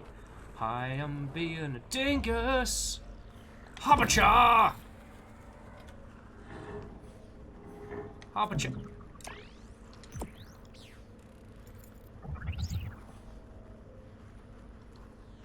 Favour 6, has Fiona seen Nightmare yet? No. Although Nightmare, I'm pretty sure, is just on YouTube, so that wouldn't be too hard to show. Though I've told Fiona about Nightmare probably more times than anyone here wanted to hear. What is that?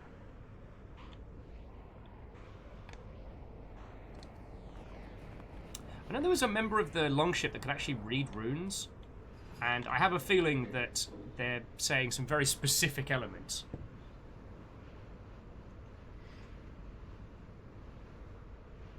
Ugh.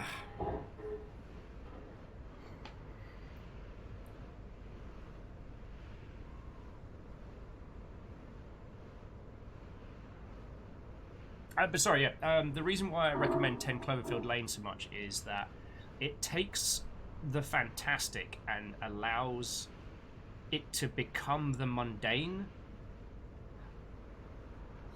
as opposed to the original Cloverfield, which kind of shows us the human level experience of something like that.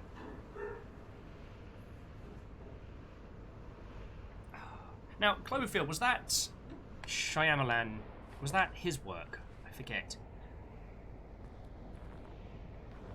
Or am I thinking of J.J. Abrams? It was J.J. Abrams, wasn't it? Wow. Man, who would have thought a bunch of frost giants would be so cranky?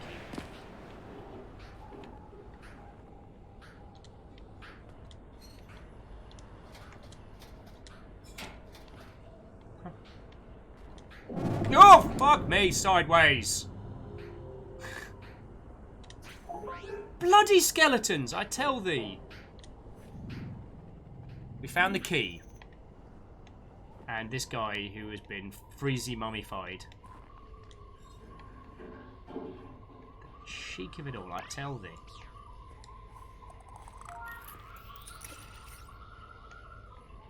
Right, so that's where we came in.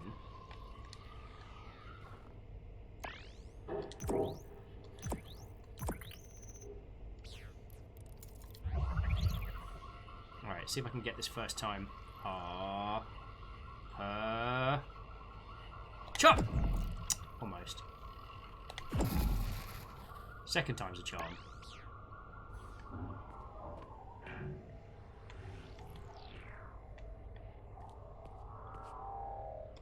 Oh, it's for a MacGuffin. I don't even want to collect MacGuffins. I already got the MacGuffin. Okay, so J.J. Abrams produced all three, but they each had a different director. Interesting. Well, if there's one thing that Judge Abrams knows, it is how to bring something like that together. Sorry, I'm a big fan of L, or the ship. Online. Sensors online. Yo! Weapons online. All systems nominal. How you doing, Plunge? How you doing? We are trundling through this kind of like Viking narrative cyber nonsense today, and it's fascinating. I will say, this isn't like with Soma or elements like that where I find the tendrils of the story have gripped me. I'm not saying this is bad, it's just...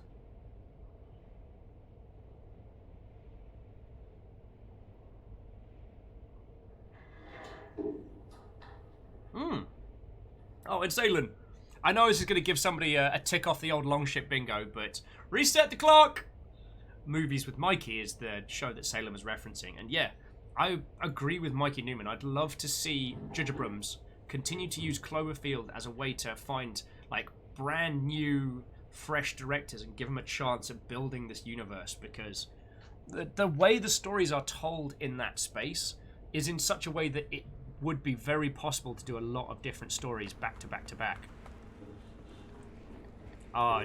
Okay, Shyamalama Ding Dong did the Unbreakable trilogy. Ah, yes. I've not seen Glass or the multiple personality one, which is the prequel to Glass. I haven't seen either of those, so I can't really comment. In some regards, I always felt that it's one of the downsides of how movies are represented and how they're sold, that because M. Night Shyamalan became known as the person with the twists, I feel that put like an undue amount of pressure on his creations that he wasn't given when his things were still surprising people. And I can see how having this constant expectation of your... Oh, shush up there. Having this constant expectation of your creations to always surprise the audience is a very tricky maneuver. Ah, fluffy, adorable kitten, how are you doing?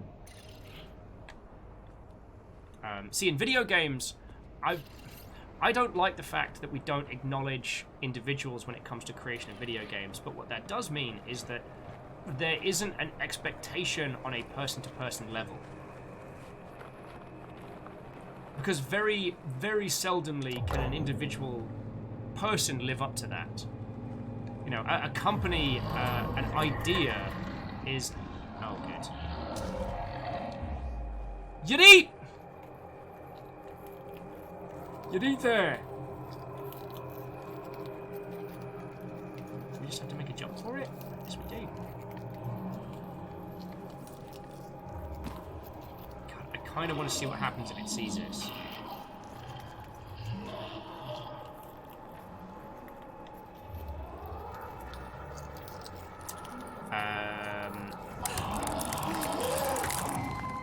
Oh, it was that. Sorry, jumping back into chat. Graphite says, I have a real problem with some of the messages that Split put forth in them. Oh yes, Split, that was it. I think I know the stuff...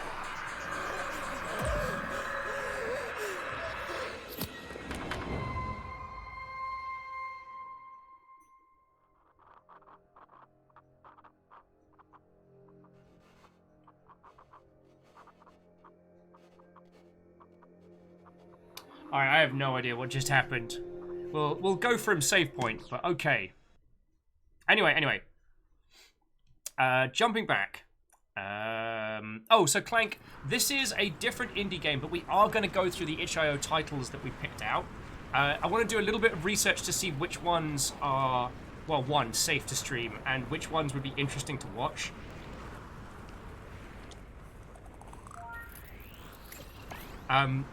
Also, because that was a sponsored... Oh, excuse me. Because that was a sponsored element, I do also want to make sure that we're crediting Poppyworks proper. This is a non-combat-ish horror game, kind of... Basically, like, what if Doom 2016 but Vikings? That's kind of the vibe I'm getting from this whole thing. But yeah, so jumping back... where was the... Oh, Wolf Raid would just say that they once read an interview with Shyamalan where they basically confirmed what you just said. Yeah. And Shyamalan was very successful with a couple of twists that caught people off guard, and I feel that an undue amount of pressure was put on. Like, we see that a lot with solo indie creatives in the games industry. Like, I was explaining to someone who Phil Fish was the other day, because I mentioned them and they were like, oh, who's Phil Fish? And I was like, an individual who released an interesting game, but for who the pressures and stresses of being a named creative in the industry were too much.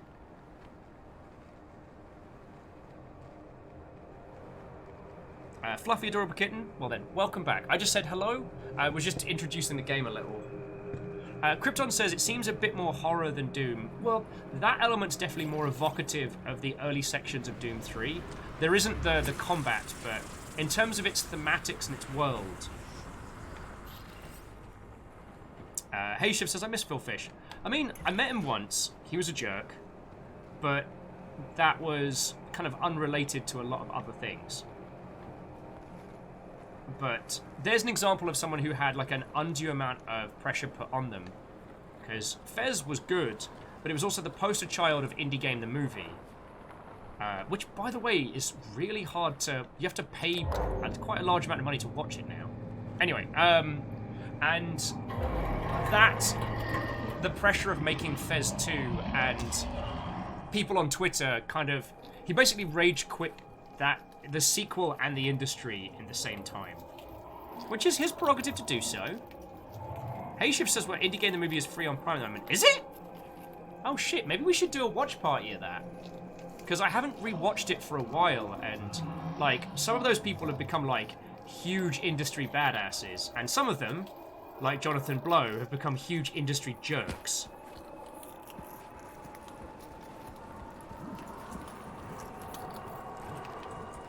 The bye in Bifrost. As in, bye. See you later! Big and chunky! Oh god! Easy there, Grabby! Eh. We were nearly a snow cone.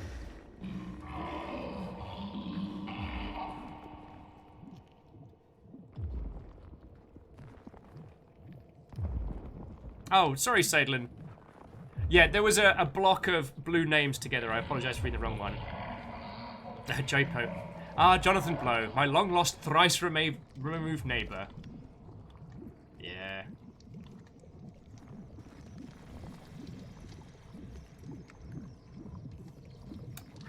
A fascinating time. I'm trying to... My brain was now trying to remember if Indie Game the Movie predates Minecraft or not.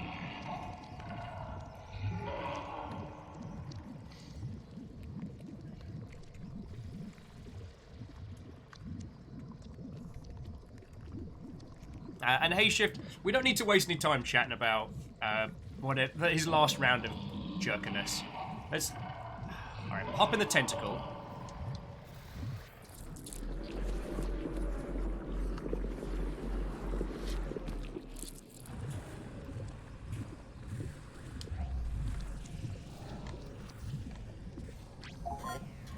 Okay. Is that you? Yeah, I've got the key, got back. You made it back alive. As soon as we lost connection, I thought, I can see you on a camera feed. Ahead of you, in Apsulov research, there's an elevator that you can take to me on floor B1. I've marked the elevator so you can find it with your sight. There's probably a lot of things to explore in Apsulov research, but don't stay for too long. Don't insert the key into the tablet until I've analyzed it. Okay, fine. Good. Just wow with this bloke. Anyway. Yeah, I think we could do a watch of Indie Game the Movie. I think that'd be a lot of fun. At very least a learning curve, because a lot of the people in Indie Game the Movie became very successful after. For those that don't know, Indie Game the Movie is a documentary about a series of independent game creators involved in Xbox's Summer of Live Arcade. And it was one of the first kind of series... Oh, that's gooey. Key signature already scanned. I'll take it. It was one of the... It was one of the first, like, proper good looks at that side of the industry. And it was one of the highest budget kind of documentaries of that nature we had. And it followed, like, Fez on the run up to launch. I think it followed the Xbox Live release of Super Meat Boy. And I believe one other title. And talked a lot about those games that would succeed. Richard says, don't care what anyone says. Prince of Persia 2008 is the best one made. Is that the cel-shaded one? Or is that the return with the soon-to-be edgy cool kid prince? I forget.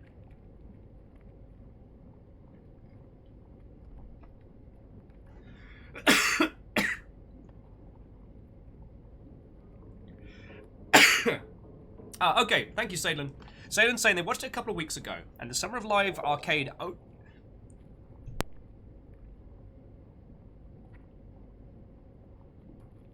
Sorry about that. Inhaling water is an ill-advised maneuver.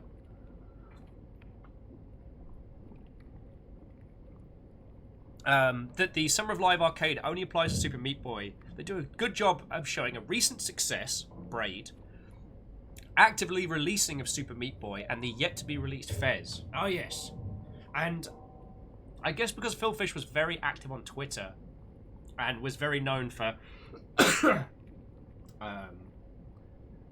being very honest, he ended up getting a lot of attention directly after that and on the run-up to Fez. Now, Fez was a good game. Like, it was very, very, very interesting.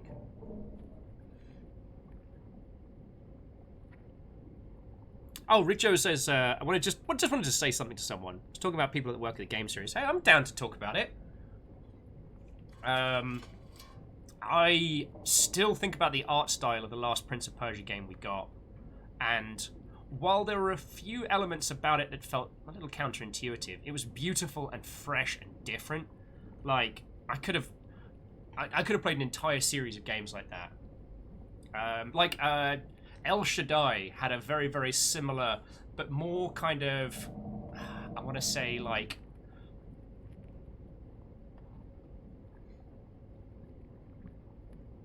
I'm trying to think of the right pantheon.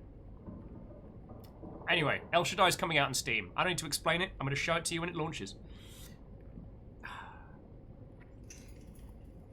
And Fluffy Adorable Kitten, I am not going to say that out loud because this is the current friendo count. This is redonkulous. Hayshift says Judaism. Well, it had almost like a Hindu-esque style, but with my limited knowledge of that, I don't want to misrepresent. Do you know what I mean? JP said they'd forgot about the new remake of Prince of Persia. It's not actually an elaborate joke. Oh yes, they're gonna have another crack at it, aren't they?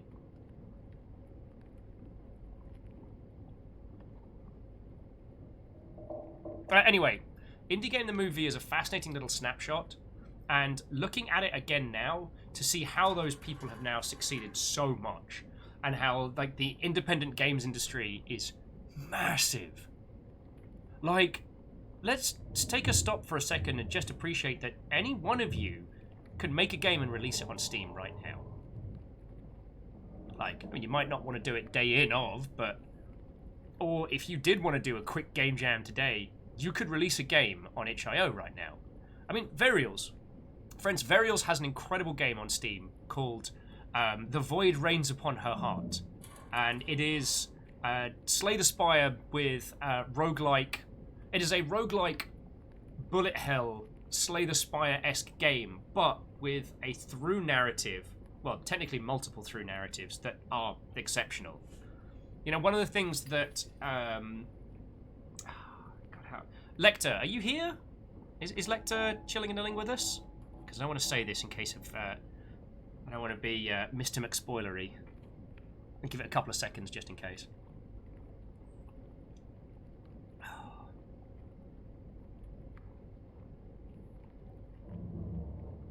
Okay, never mind. Well, I mean, Lecter, nice to know you're here. I wasn't just doing that to get you to give me attention. But yeah, Varials was one of the last Steam Greenlight games, and the last batch of Steam Greenlight games. Whereas now, you can pay $100 and your game's on Steam.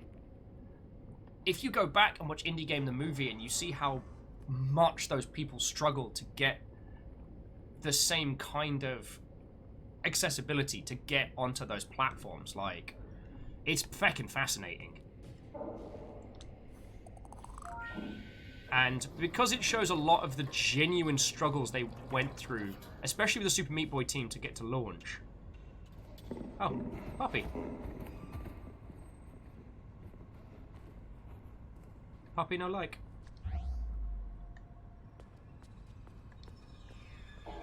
Let's go the other way.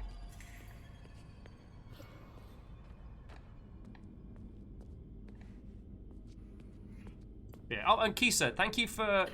Secretly Robin, thank you for listing Varial's game. Friends, I have played The Void Reigns Upon Her Heart. I wholeheartedly recommend it. It is absolutely worth your time.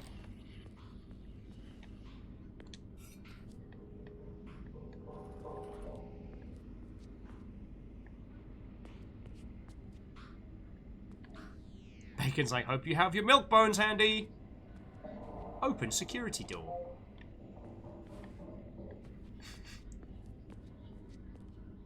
Ah, yes. We must set up this, the most holy of recycling bins! Reactor online. Hey! Weapons online. All systems nominal. Lucifer, Watto? Watto? Oh, audio tapes. Hold that thought. Mythology Research, Note 4, with Dr. Henrik Anderson and my lovely wife. Dr. Sarah Anderson. The power of the hammer of the god is on a whole other level than anything discovered before. The hammer is powering the entire facility and is more stable than anything else of this strength. Even the power cells charged with it has a huge amount of power. We've decided to call the power Atrium, after the creator of the hammer. Ooh. Not only does Atrium have the attributes described by Henrik, it also has a lot of magical potential. I don't know how to describe the phenomena scientifically, but Atrium has a terrifying effect on certain creatures from the myth that are affiliated with darkness. When it was wielded by Thor, it must have had an enormous destructive capacity. No wonder the gods are described as feared by everyone in the 9 realms. The casual nature with which they describe that is mildly terrifying. Oh yes, and as Fluffy Adorable Kitten is reminding us all, Star Wars Battlefront 2 is free over on Epic at the moment, if that is a thing that you need in your life. I won't... You know what? That thought doesn't even need to be finished through. So, what were we chatting about before? Oh yes, Indie Game the movie. So yeah, I think we should do like a little watch party of that. That'd be way cool.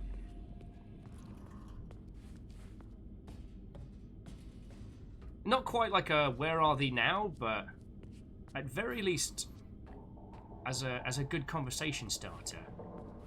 Right, so that's where we came from. I guess we'll go towards the big dag.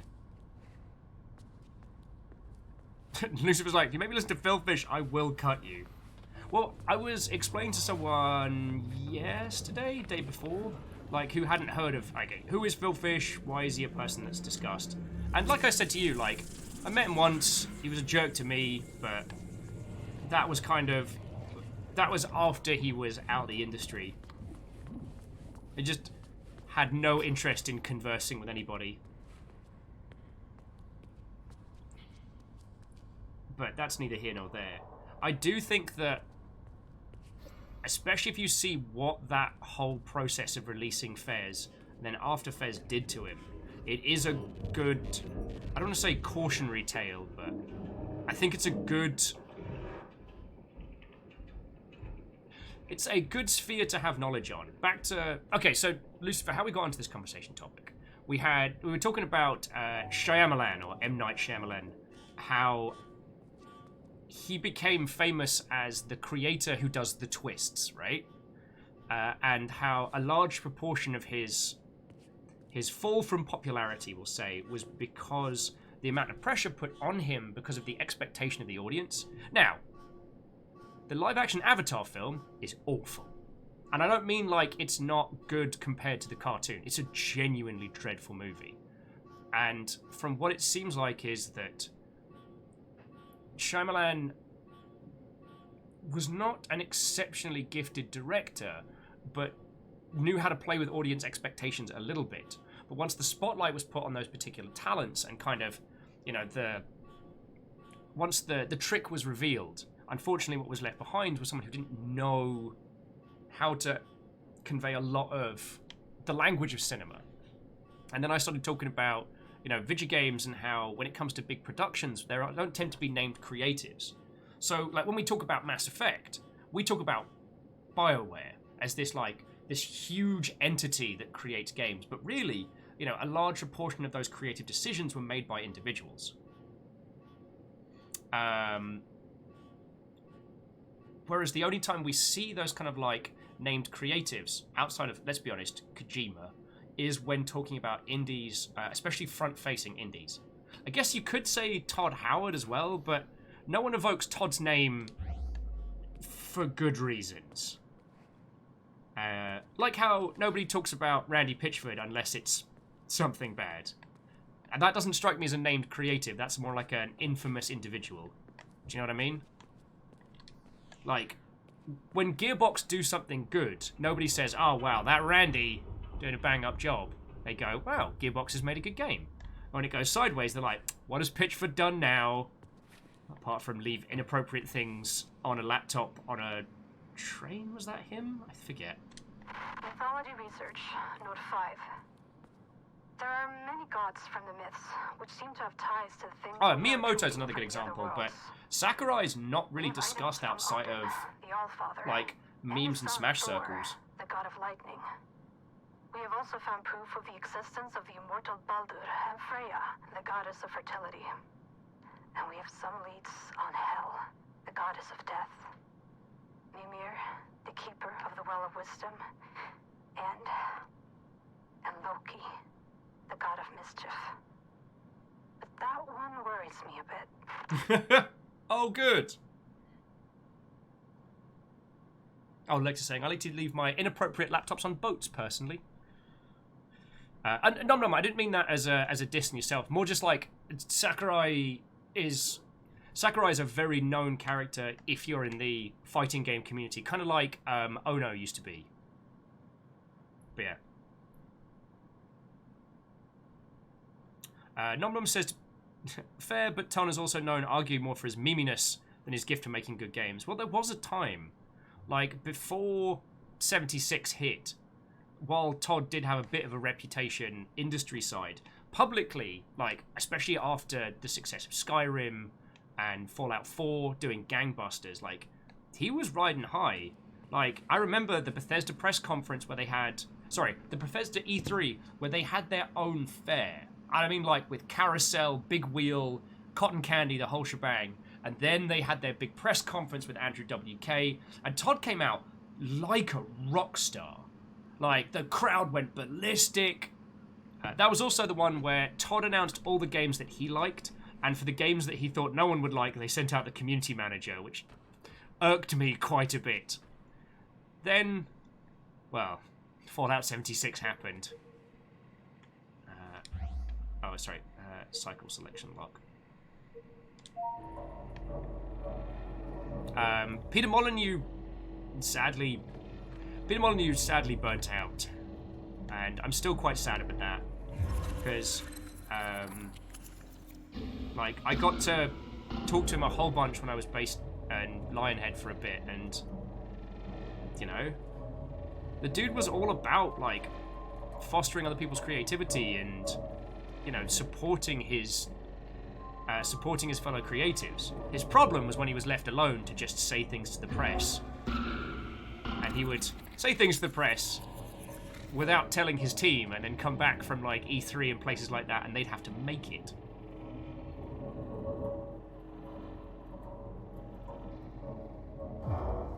Hey, Shiv says, is that where they wasted a perfectly good Andrew WK live performance? Hey, I'm gonna go ahead and say yes, but Andrew WK, he went hard to an audience that was not ready for it. And they announced Rage 2. Rage 2 being an interesting game in that I knew a lot of people that played it when it came out and went, this was really fun. I've not heard anyone discuss it since. And there's nothing wrong with that. Not every game has to be, you know, life-changingly brilliant, but it did feel like it was fun with a lack of substance. Does that make sense? Also, does this strike anyone else as a bad idea? Does it strike anyone else as a bad idea? Just me? Hey up, Skulls. Alright, let's give this a listen first. Mythology research, note 3. The information me and Henrik has unearthed is just as astounding as mentioned in the previous notes made by Henrik. One thing I just had to note was a story depicting an enormous wall built to protect Asgard from the outside world. The story talks of the gods making a wager with a giant. The wager was that if the giant could finish the wall within a set amount of time, he could marry the goddess Freya. However, when the giant was almost finished, the gods cheated. And to add insult to injury, Thor crushed the giant's head with his hammer. This wall that is described in the Younger Edda doesn't seem to be a wall at all. It's a statue capable of shutting out the roots of Yggdrasil and opening them to the one in control of it. I fear that this statue is exactly what we have here in the facility. Oh. The Apsulov. Alright, actually it wasn't too far off on pronunciation. Go me. Nom Nom says, I also remember Fallen Stars like John Romero. Although I feel John Romero's was more of a time and place. There was a hunger for Rockstar creatives after like the success of Doom and Quake and things like that. And Daikatana getting hyped up to the nines. He does so much now to help support people in the games industry. But him and Brenda Romero they do so much for the industry as a whole. I haven't tried Empire of Sin yet, but that was their most recent title. Also, David, I've definitely met Elliot Page Cage. Oh yeah, the old cage match. See, this is the double-edged sword of having named creatives. And I know what I was initially talking about was how games don't really celebrate the individual creations. And we should do more of that. And I don't mean like one person is responsible for a game, because that never happens. I mean like Polygon did a video recently about the guy who did the water effect inside the bottles in Half-Life Alyx. Whole video just about how it looks so good, like an actual bottle of like liquid. It's fascinating. They interview the guy, they go into detail. I love stuff like that. Named creatives around games is... it's feckin' hard. Alright, so friends, you may or may not know, but I was the communications director for a game studio called Rocketworks in New Zealand. And we had Dean Hall. Now, Dean Hall is not Kojima, John Romero, David Cage levels, but to a swath of the internet, he is a named person known for something. He's known as the guy that made DayZ, and to others he has a more, we'll say, infamous reputation. Now, I was their communications director, right? So this means that I've basically been given this, if you'll forgive me saying it twice, this double-edged sword. See, on the one hand, I have a named creative. This means that if I send out a press release that quotes something that Dean says, journos are going to pick it up. Press releases go out constantly, and very few of them do get directly picked up unless it's about an existing IP or a named person. Because whether you love or hate that named creative, you're going to click it. So you might loathe David Cage, as I do, or might love his creations and therefore you're interested in the things that he makes next. So you're going to click through that. Whereas if it was just an announcement by a game studio, especially for a new IP, the interest isn't there. But the more you utilize a named creative, the more you can either hype or sow a discord that's about the person, not about the game. So that's where it gets feckin' challenging. Because you want people to know about your game. If they know about your game, they can buy your game. If they buy your game, everyone around you in the office gets to keep their job for another year and change. If everyone doesn't know about their game and nobody buys it, well, then the person that you go out drinking and are very good friends with will probably get made redundant. That was a lot of the stress that I found from being head of communications, was the knowledge that good games don't sell themselves. Word of mouth marketing is something that you cannot rely on. You can foster it, but it requires work and dedication. It isn't something that just bubbles up from the ground. So you can understand the challenges of having someone like that on your team. You don't want to constantly speak as if your named creative is the only person making the video games in your studio.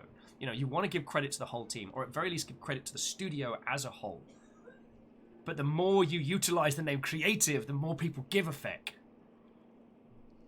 Yeah, Stooge, word of mouth is a garden that needs a hell of a lot of tending. Now, it's possible that once you have a very successful garden, that it can grow wildly out of control. And if that's what you're after, brilliant. But you can't just stare at your backyard and hope for a bunch of gorgeous vegetation to just pop out of the ground. Gotta sprinkle them seeds. Gotta sprinkle them seeds. Oh, Fluffy Adorable Kitten says they started The Long Dark, and so far it's not bad. Even doing it on medium difficulty. Oh, lovely. I played it before there was even the snifter of a story, and I love that game. A good friend of mine's actually works on that title. Jeffrey, who I knew back when he was at Relic. We should do a day on The Long Dark. I worry that because I love that game so much, I might ignore you lot rather than talk to you lot. I might just end up playing it and ignoring you, which I do worry about. Vanderbeest's asking, do VR games have chunder sensitivity QA teams? Sort of. A high degree of focus is put on preventing motion sickness during development, because once you start feeling motion sickness, you have to stop. Because of the way that motion sickness is triggered in the brain, it's not something you can push through. Like, we've all done it, where we played video games so much we've got like a headache and stuff, and if you focus, you know, you can push through. Maybe not like migraine level headaches, but especially when I was a kid, like, I'd play video games till my head hurt, but I'd just keep going, because feckin' love video games. But with motion sickness, you can't push through it. You have to stop for at least half an hour. And that's half an hour of testing time. QA testing's not like you have a spare team on the bench you can just tap in and out.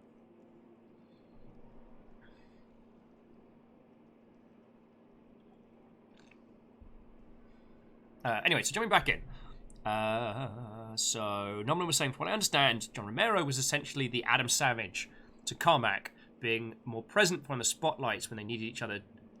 I would agree with that. Also, game design, the bulk of the work you do in game design is at the beginning and mid, with tweaks and changes towards the end of a project. Programmers work their ass off throughout an entire game project. Artists also do the most amount of front-loaded work. That's why concept artists and artists tend to get rolled into the next project before the first project's finished, but that's another story. No, I would agree with that. But then when after John Romero became a name, they utilized his name a lot with the marketing for Daikatana, which was awful. I mean, if you're not familiar with it, they ran a marketing campaign where John Romero was going to make you his bitch. Supposedly, Romero signed off on the studio and gave the marketing team that did it and gave him kind of free reign, and that's what they put forward. Favor 6 says, small number of studios could live off of word of mouth. Well, yeah, are you saying Dark Souls is a hell of a garden? Well, let's take the whole garden into consideration. This is the team that did Armored Core and Tenchu, and they built that Soulsian franchise up slowly over years. Now, they could release Dark Souls 4 right now, and they would still sell millions of copies. But that's not something that came free. They didn't just... We, as a team, could make a game better than Dark Souls 4, whatever form that game takes, because they'll eventually do it. There's no surprise, surprise, company makes a sequel to a very popular franchise. But anyway, we could make a game of equivalent or better quality and release it right now, and we would sell very little.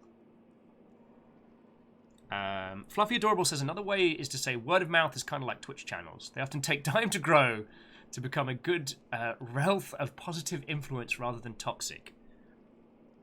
Twitch is too young an environment to really make accurate descriptors. A lot of the big individuals and big communities in this environment exploded from other communities brought together. But I know what you mean. I mean, if you'll forgive me talking about it in a very clinical manner, one of the things that Tal and I wanted to prove was you could grow a community of lovely people on the internet without the use of like an existing IP. And now I look around at all of these lovely humans, and I'm pretty chuffed with that.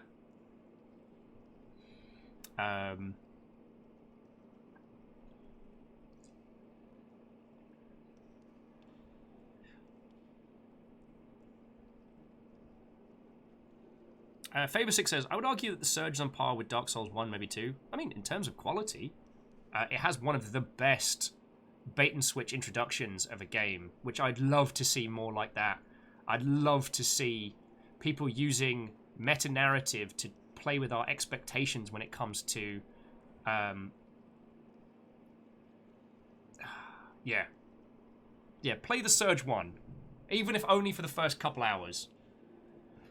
Oh, Balrats, Watto. We're talking about marketing video games. Hey Shift, if Tal's here, he's either lurking or snoozing. Because usually if I sneak a compliment through to him like that, yeah. I suppose I should. Oh, we're gonna go scan the skull we picked up before we jam it in here. So let me go find a door. Wilfred said, John Romero... Oh, the John Romero will make you his bitch ad could actually have worked had it been shortly before release. Well, the thing was, it was a combative statement in a hype campaign that was already well overdue. Shazza. On it. Oh, come on.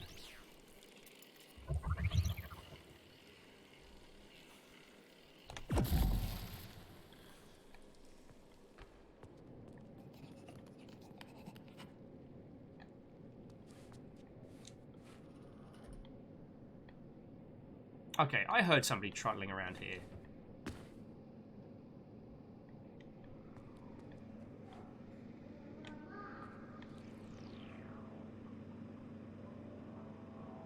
Okay. Did anyone else just hear like a creepy child in the distance?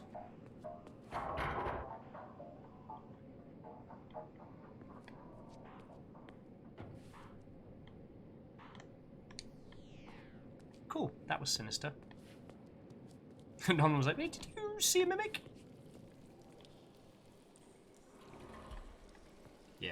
I mean, if you want to talk about, like, video games marketing and communications, this is why hype campaigns are so dangerous. Because, like, the whole John Romero will make you his bitch would have worked had Daikatana been perceived as a success. And I'm talking about, like, user reception and critical success rather than... Oh, there's a wibbly monster guy over there. Rather than... What's the term? Rather than sales, because Daikatana sold great. But that was purely based on, like... Oh, wow, those are creepy-ass tiny children. Cool. We've had lots of difficulties maneuvering the other 8 worlds of Yggdrasil to find the Hold that artifacts thought. that we need. Oh, and Nom Nom, That is, have a lovely rest of your until evening. now, Henrik found out that magical beings can see on a spectrum that is invisible to mere mortals. And with artifacts and knowledge brought home from Valheim, Henrik has managed to infuse this magic into an augmented reality implant, making the spectrum visible to the user. Ooh, that's what we got. This is an amazing leap forward to unlock the secrets that these worlds are holding from us. Way cool. Sorry, jumping back to it. The reason why the John Romero marketing campaign backfired so horribly was that it's a combative statement. Users hate combative statement marketing. That is any kind of marketing that says something negative about its user. That is to say, you aren't good enough to finish this game, or there's no way you can defeat this. You know, this game's too good for you. Combative marketing gets a lot of coverage. However, if there's any fishtailing, users will be rabid, and they will use that negative sentiment will turn toxic immediately. Sorry, I use a lot of analogies to explain this. I learned a lot of marketing strategies and theorem kind of in a shamanistic manner. So there are probably people who could explain these things to you in a more clear and cohesive manner. But with Daikatana's extension and extension and extension, it was drastically late, like drastically overscoped, and when it came out it was very broken and it didn't gel well with users. A lot of people cited the escort quest nature of most of the game, the incohesive manner between the worlds. It was also not the most stable game on launch, and I'm sure none of this rings true parallels to any video games that came out last year.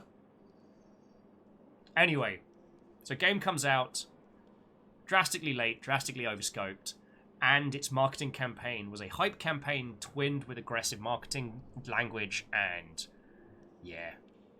The thing was, it wasn't just Daikatana, it was John Romero's Daikatana. John Romero's going to make you his bitch. It wasn't Ion Storm's going to make you their bitch. There wasn't the disambiguation of this entity. It was focused on a person. And the other problem about being a named creative is that people are far more forgiving of faceless entities than they are of humans. Don't ask me why. A psychologist would be able to tell you the reasoning behind it. But I just, again, in the shamanistic, it's just something that I understand. If a named creative wrongs you or puts forth a game that is not what they say it is, or any of the other like games industry problems that happen, all of that hate and negativity isn't focused on the brand, it's focused on the person.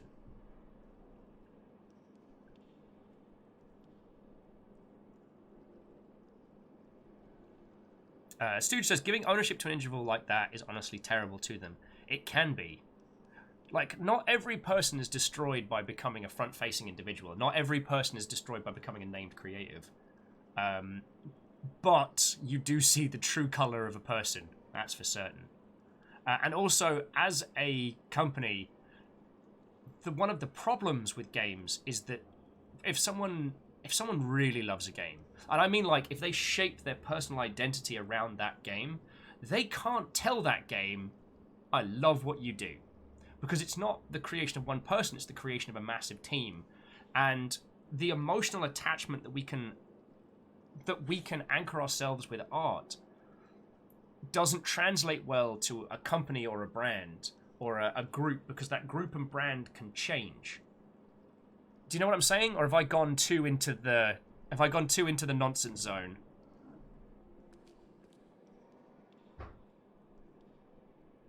Particularly Robin. Well, there's your psychology words.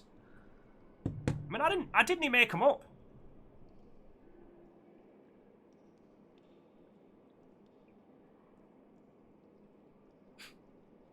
Ah, yes, and Nom Nom, just on the previous audio log of, they see on a spectrum that's invisible to us mortals. So like shrimps, then. Yeah.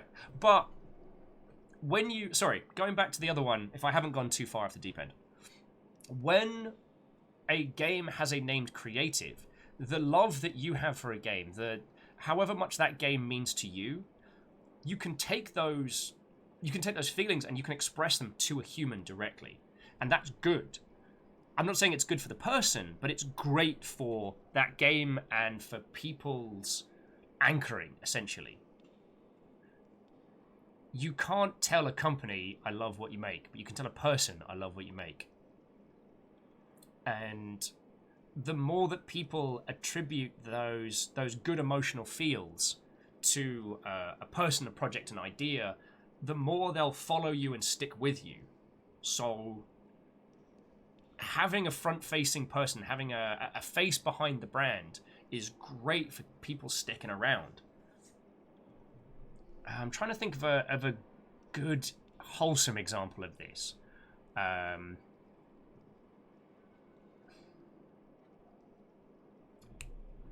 Xalavir. You've all met Xalavir. He came on the show, we played one of his games, we had a good time with it. And now, I'm not saying that any of us have anchored our lives around his creation. I know that's a bit extreme. Although with some AAA games, people will make it part of their identity, but that's not a matter. We met Xalavir. Nice speaker, lovely bloke, friend of mine. And we played his game, which was interesting and different and clever and heartfelt. We also played... so that was Cellular Harvest. And then before that, we'd played an airport for aliens run by dogs. Now, these two games are completely unrelated, but the carry-through is Xalavir. So, Xalavir announces a game today, Space Warlord Organ Trader Simulator. I believe that's the full title. And it is an original IP. It has nothing to do with any of his previous creations. And the follow-through is Xalavir. But because we already have met him and seen his creations, that means the next thing he puts forward, we can be like, oh, okay. That's actually harder to do with brands than it is with people. Don't ask me why. It is possible. Like how Devolver. If Devolver Digital are publishing a game, you can immediately go, interesting, all right, I'm down. Or if Annapurna are publishing a game, you're like, cool, this is going to make me cry and feel things. That comes more under brand identity than anchoring, but have I gone too weird? Am I getting into the weirdness? Havoc Puppy, how are you doing? I think I just went into the Willosphere a little bit there. Hey, but at least I can actually hold a conversation now. All it took was 2.5 cups of Skull Crusher. Dash is like, you might need a beret if you continue. Oh no, this isn't beret. This is like shaman science time.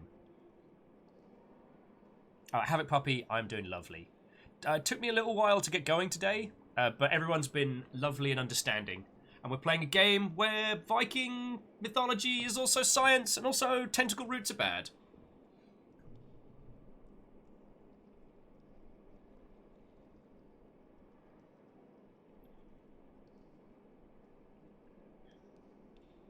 Graphite says, I honestly think people tying their identities to a game or franchise is one of the main downfalls of 2077 and Mass Effect 3. Both of those games ran hype campaigns and promised core elements that their initial iterations didn't deliver on. So they had a very, very engaged user base expecting one thing which they didn't deliver. And I'm not saying it's the user's fault or it's the games company. That's just how it is. Mass Effect 3 promised the conclusion to a story of 1,000 choices that actually just boiled down to, do you want to go blue, green, or if you did the extra stuff, orange. There were 3 buttons you could push at the end. And that comes into another school of marketing, which is called, managing expectation, user expectation management. If you promise that you are going to have 1,000 unique endings and every ending will make you cry in a different way, and you have 2 endings and they're both wah, even if the devs never intended to make those 1,000, if the marketing assets promise that and the users get very excited about that and they're already tied to it, oh boy, that's where it gets messy.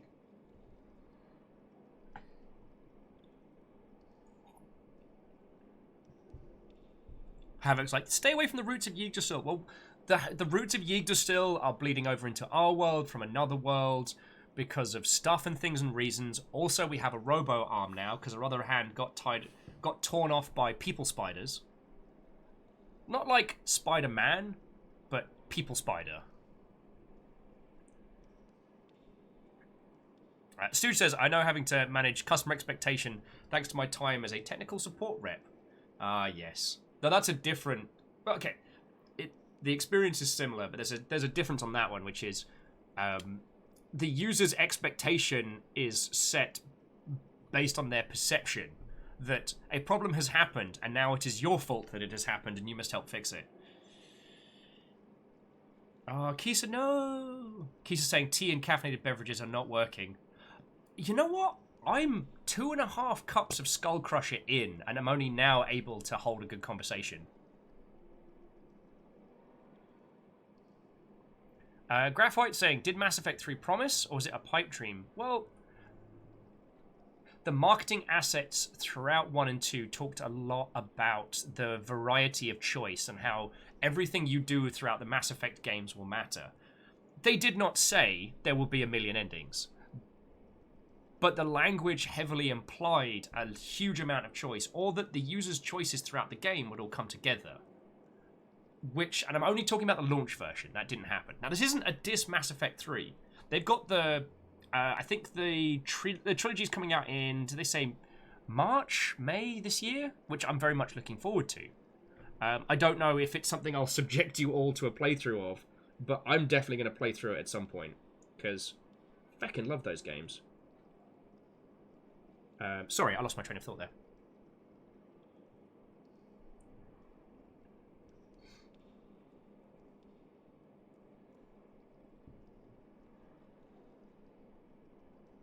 Well, so Havoc Puppy, this is the thing that I was talking about, because Havoc Puppy is saying Mass Effect 3 was actually pretty decent despite people's bemoanings. Well, and this is where how you look at a situation, which hat you put on, does change the conversation. People were overly critical of Mass Effect. I don't think it's unfair to say that. A lot of people took their vitriol to upsetting levels. But that's if we look at it at kind of like a dev empathy level. If we look at it from a marketing perspective, the expectation was set here. And it wasn't. It ended up the delivery was over here. So users' reactions to that can be understood. It's not that, yes, users should be livid every time a game doesn't do what they want it to. Not at all. But that if we can understand why people get so enraged, why they become so infuriated, why it's so dangerous to run a hype campaign, even though it has such an immediate success. I mean, a hype campaign, especially with an aggressive pre-order behind it, shit, you can make so much money before the game's even out. But that comes at a cost. It comes at the cost of expectation. So that's more the discussion on here. Now, what has been going on behind the scenes at BioWare, that is a whole different kettle of monkeys. Because Andromeda had a really hard time, and it's been well documented that, they had to deal with a change in engine and a very short production cycle for a very, very complex game. Like, that's a whole different kettle of monkeys.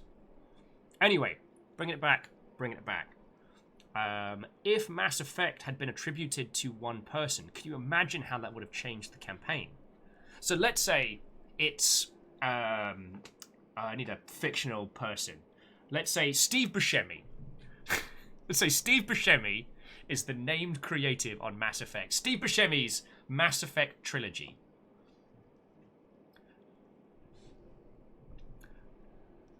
When that third title came out, it wouldn't have been leveled at BioWare. It would have been leveled at old Stevie Boy and his strange rubbery face.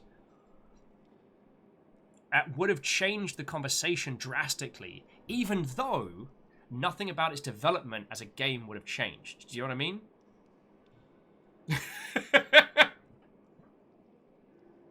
The Buscemi trilogy. Take my money, good sir. Hey, Havoc, I'll get Stevie Boy on the line. We'll get that Mass Effect remake going. He's gonna voice every character. Every character. Anyway, but joking aside. Secretly Robin says, in before we start the early access will save your game because marketing rent. No, early access is a different tool altogether. But that's more about direct development and user engagement. But okay, yeah, that's an entirely different kettle of monkeys.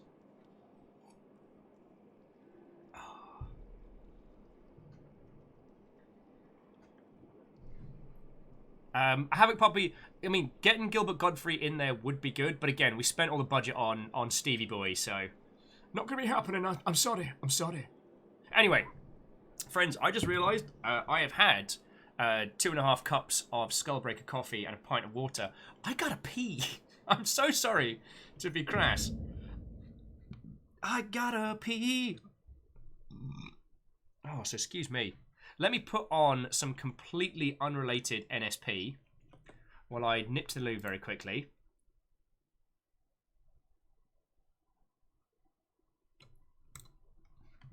And then we can keep going with this. We can keep chatting about video games.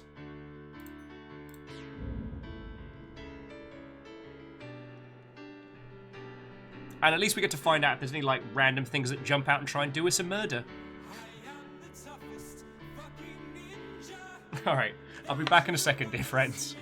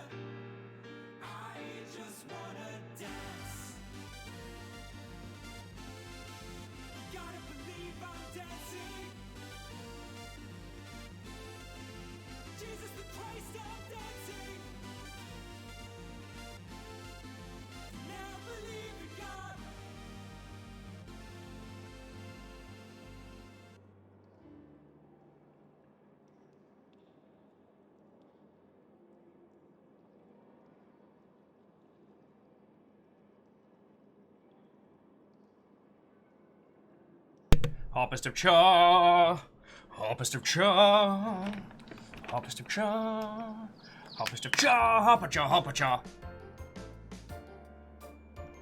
Ah, fucking lights. ambushed by my own stuff. Okay.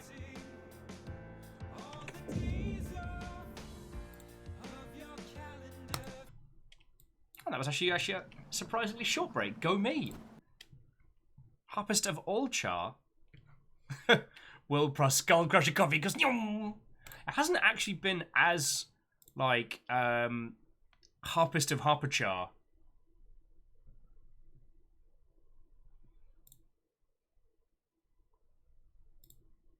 Like,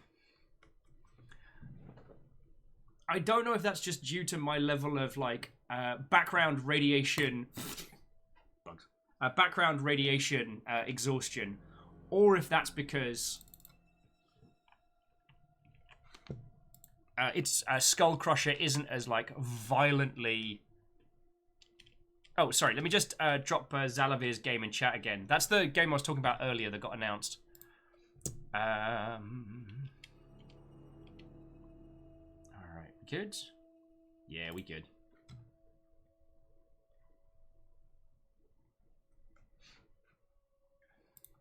Okay.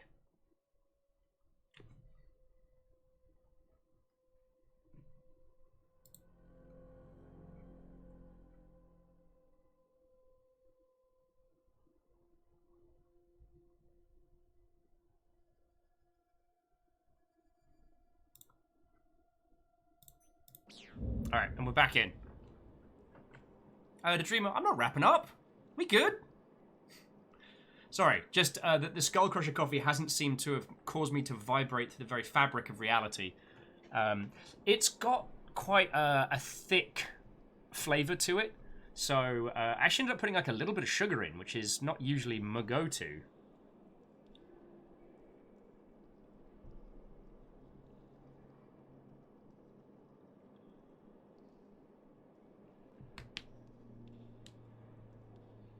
Okie dokie Loki.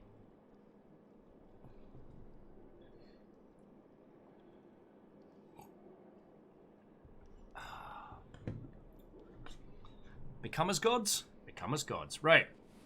So what were we nattering about before? I guess I was chatting a little bit about how... Oh, God. It does not like it when I go all leany potato. Okay, so there's some places down below to get to. Alright. Oh, my word. You gonna make me do the thing? Oh, Peebles.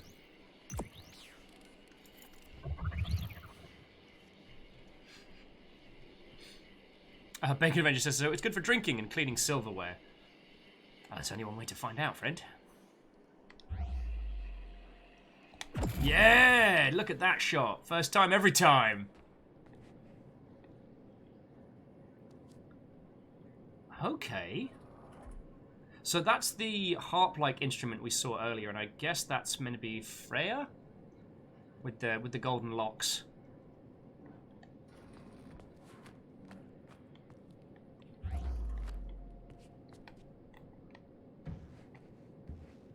But nothing else here. Oh! Take that back. Harpacha! Oh. Cool. Horrifying demon babies. How about no? So Freya with Odin's crows before she had given them to him. Okay.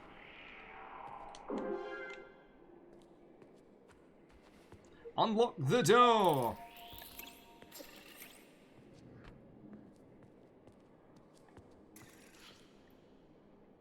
Alright, so we came in through there.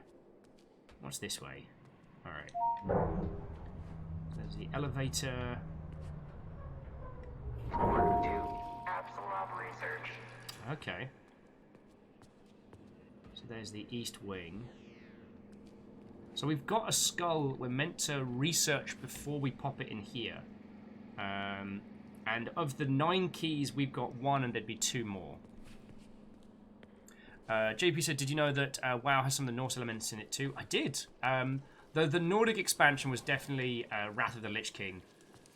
I don't have enough knowledge of Norse mythology to understand where a lot of the references come from, apart from the obvious ones, you know, Valkyries, etc. Oh. Wow, it does not like being near to this thing. It is a wibbly wobbly... I don't think I've seen this video before. Sorry. Being very crass today.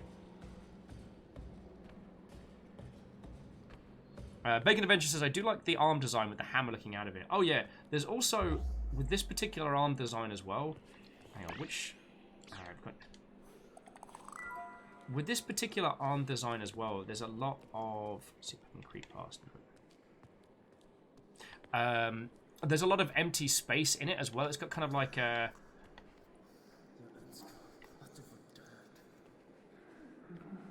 Just gonna hide here.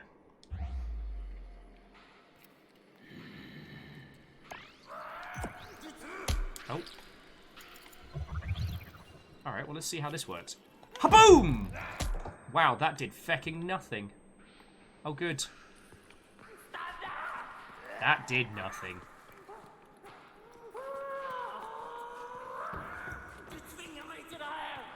So I'm gonna need you to... I need you to not right now.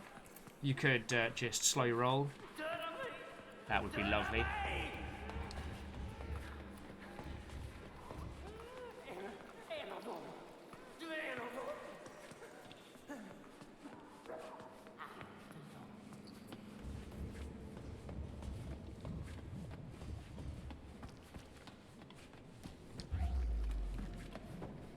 Still going? Still chasing me? No, he's giving up. Man. That's why I don't skip cardio.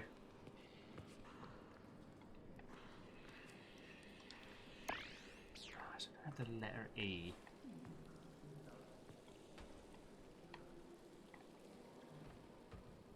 Sorry. My apologies for going off into space a little bit there. Though I would say, especially with World of Warcraft as a franchise, they've now taken inspiration from so many places. It's such a fascinating mosh pit of different inspirations.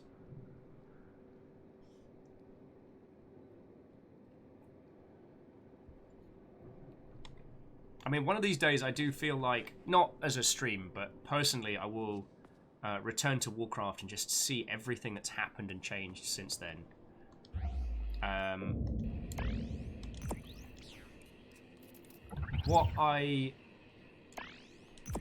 The reason why I haven't gone back for a long time is because back in the day, I was never the kind of person to play multiple characters. And so I pretty much did everything on my main. And unfortunately, because of the way World of Warcraft is constructed, you can't move a character between regions. You can move them between servers, but like if you were playing in Europe and you wanted to move your character over to US servers, sadly that's not an option. And I've not had it in myself to start another character again. I guess because I approach MMOs with the idea of this is my character that explores this world. Ah, 2 for 2! Thank you, thank you. Yes, I will be signing things at the end.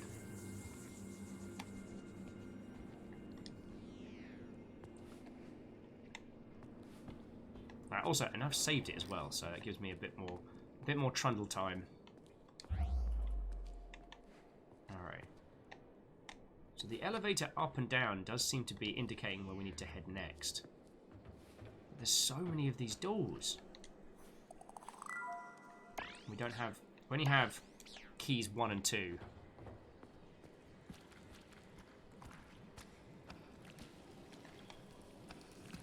Oh, Dash was saying, don't think of it as coming back, think of it as starting anew. Well, okay, that's not a bad way of looking at it.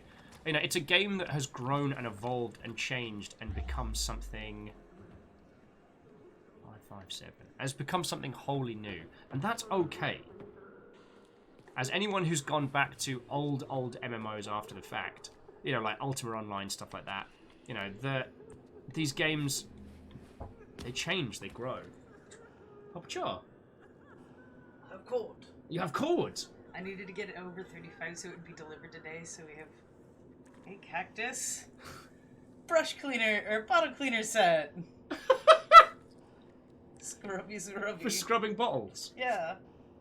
So we need it for the guinea pigs. They come in all different sizes. I mean, it's a good point. The guinea pig bottles did need a brush cleaner. Sorry, friends. I don't know if you saw it. Look at this. Is this an adorable office attachment? Something to place on you? No, haha! Surprise! It's practical. But also, yeah, but cord for your phone. Thank you. Last cord very dead. Now we'll know have phone charge. Camille K was saying even starting player experience is different now here with the level squish. Oh, I mean, absolutely. Anyway, it's okay for games to evolve and to change. Foldable Human did an incredible video on World of Warcraft Classic and returning to it. And okay, until I can find some more charges, I don't want to bust open every single one.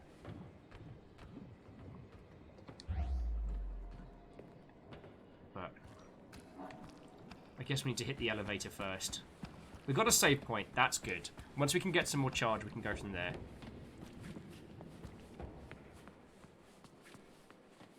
Also, Vanderbeest, nice. Yeah, Foldable Human put together a very good video about returning to World of Warcraft Classic. Apsulov research.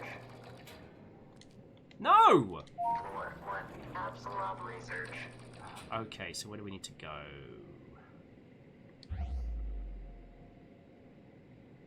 Oh, waste disposal. Alright.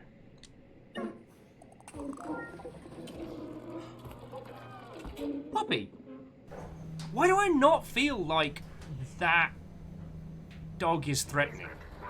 Do you think that's intentional, or do you think it's just because of the clear visuals we're given in this game that it doesn't get the chance to be frightening?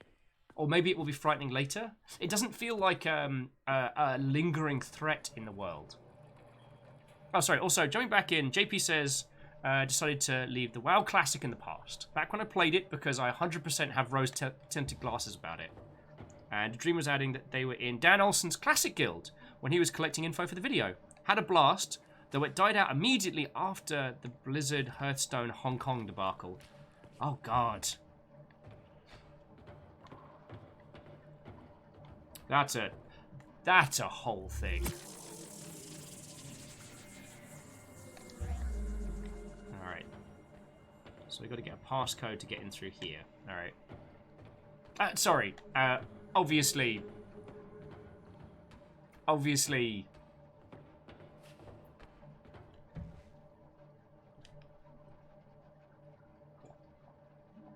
Sorry, let me take a slug before I get into that whole kettle of monkeys.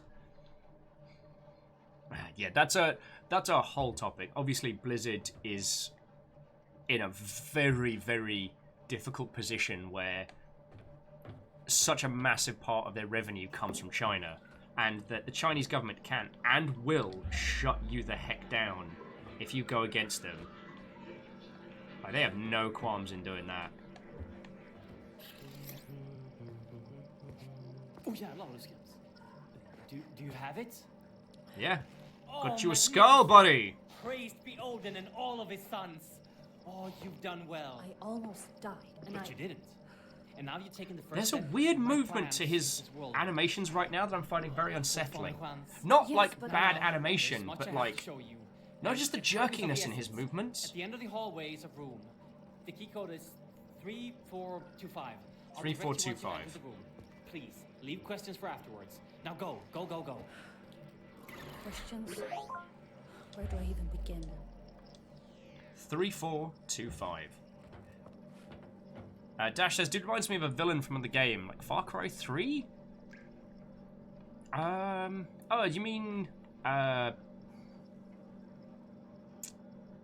it, I want to say Vash, but it's absolutely not Vash. That's the bloke from Trigun. Wait, already been this way? I think I have. Tentacles.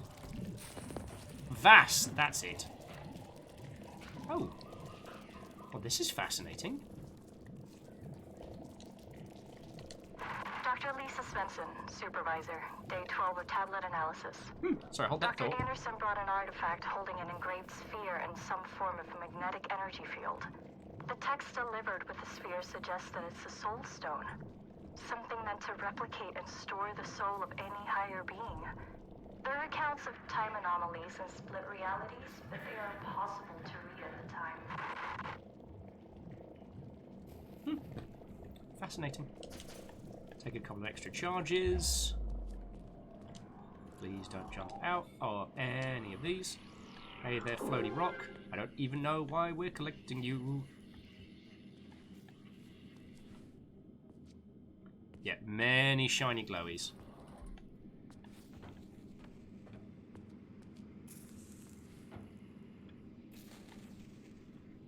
Curious.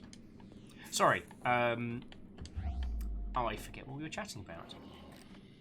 Oh yes, just Blizzard in a very, very, very bad position on all of that, and handling a bad situation worse.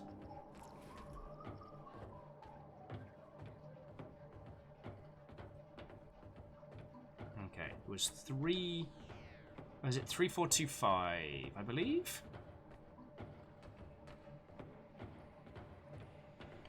Alright, so 3425. Hey!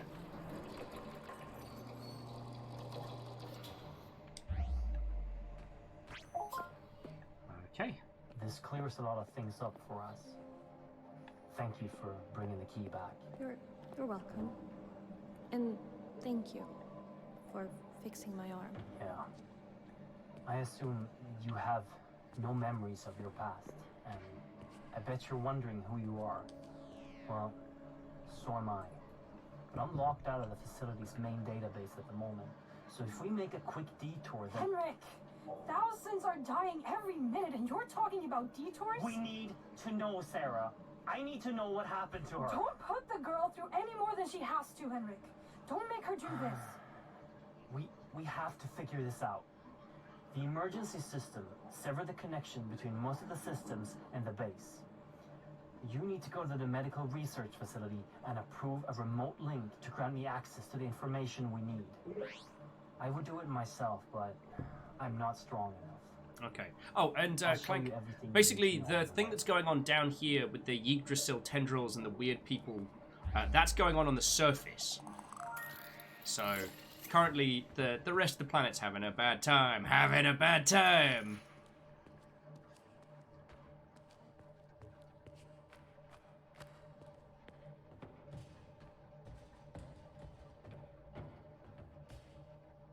Having copies here. Sigrund as in Sarah? Well...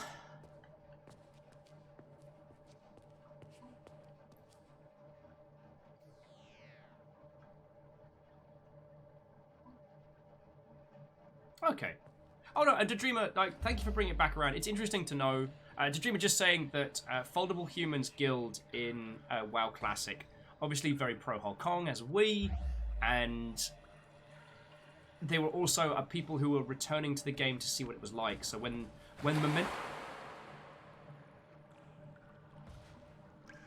momentum was lost. I don't like this. Hold that thought.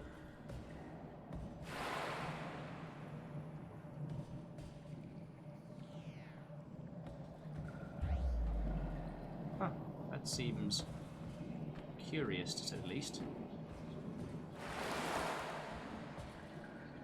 I bloody heard that. I was a big fan. I was like, what kind of mystical artifact of the gods is this? Well, it's called an extractor fan. It does stuff. Fiona's like, hey, is this Stinky Earth? No, Fiona, we do not talk about Stinky Earth. All right, Stinky Earth killed George Clooney. I didn't even see it, and I'm sad about it. Clooney didn't deserve to go out like that. Not due to... Not like that. Camille, what? How do you always have a shark ready?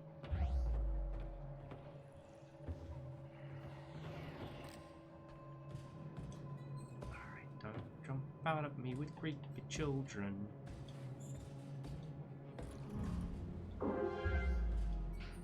This game's probably going to do that thing where it never uses another jump scare out of another locker again. Are always handled with extreme caution, while some just aren't.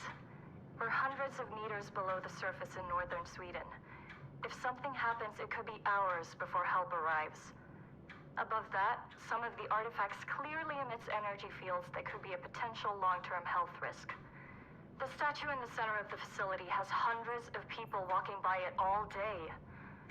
Not to mention the gigantic hammer that was carelessly placed in a room where serious scientists, including myself, are working unprotected right next to it. My PDA tablet was low on battery this morning, but when I got back to my quarters, the battery was almost full. This just can't be right. I don't see the problem here. I mean, all your devices immediately charged? There's no way that's the side effect of something more sinister, right? Back me up here, friends. Camille, it would not shock me to know that. Sorry, Camille said, would it shock you if I said I subbed to a streamer just to keep that shark for you? Not even slightly. Infinibattery. See, there we go, Clank. No downsides.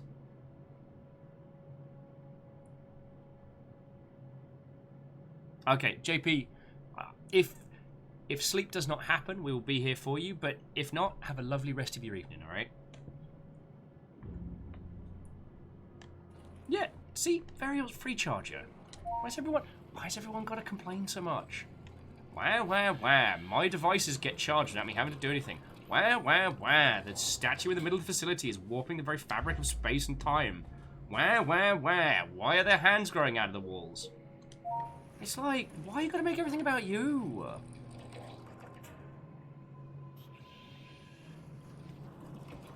Yeah, see, Kisa says there's no downside to it. There we go. Oh, wow, there's a lot of chargy discs here. A lot of blood, a lot of chargy discs. I often wonder, especially in games like this, the frequency to which useful items are left around as to how prevalent they are. I always thought that was fascinating. Alright, so we've got 7 discs and 1 charge in our arm. That guy had a bad day.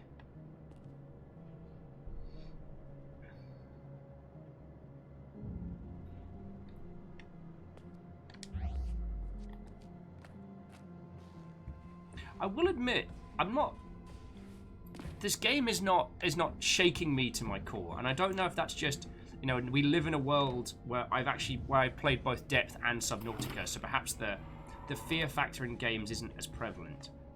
It could be that the sight ability we gain early on gives us a nice clear view of everything that's happening. It's harder for things to pop out at us when our rainbow vision lets us see everything perfectly. But I find the story, the what if of this whole thing, very intriguing. Plus, this game's only about 5 hours long, friends. Give or take me talking incessantly, so... Like, we could finish this today if we fancy it. Alright. Give me them good charges. Then we just pop this door open, and... Bob's your mother's living lover. Ah. Per. Cha! Hey! Havoc says, that's because you haven't found the Yorm or the Nid Serpents yet. Psh! I'm sure it's fine. Alright. Reload! Also, I'm really loving the way the batteries are stored in this.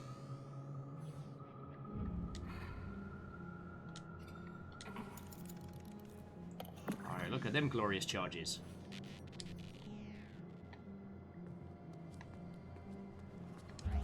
In the floor ahead of you, there's a battery. In case of a facility-wide power failure, they can be charged to power equipment in smaller areas. Jangreper has the ability to remotely charge these batteries with large and small bursts. When you're done with it, you can just take the energy right back, like any power station. This will make the area go dark again.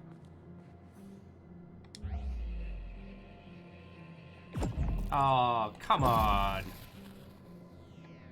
But we can use this this whole area to stock up on all the goodies, then I'll just quickly pop my arm on charge outside. Jobs are good un.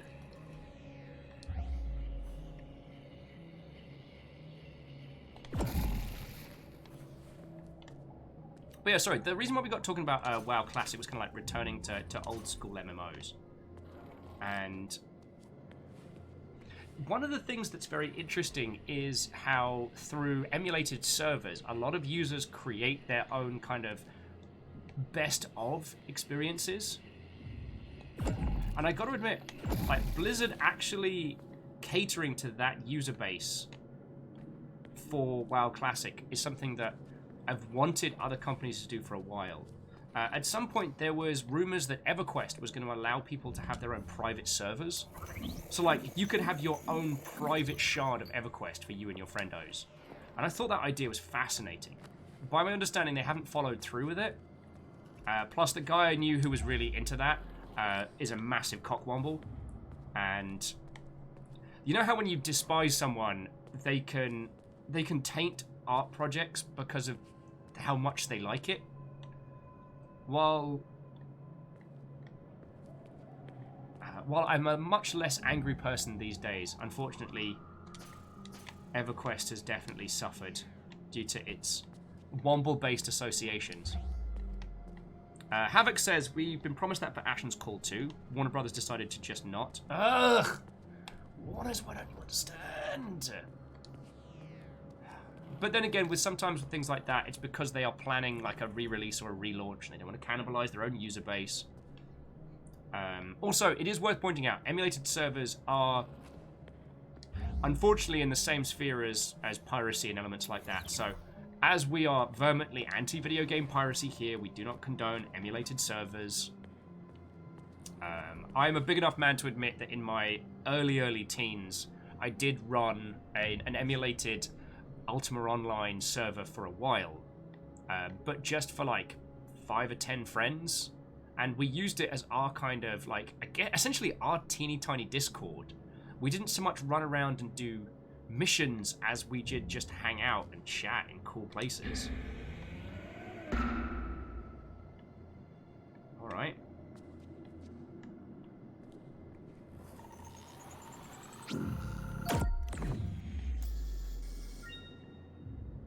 Okay, so that's all charged up. Havoc says there's an emulated server for Ashen's Call that they refuse to use it. I mean, again, those elements would be very, very TOS, and I would not condone that. The Dreamer says, I think possibly same person you're talking about also tainted the works of Lord Dunsey for me, which sucks because Dunsey's work is super interesting. Yeah.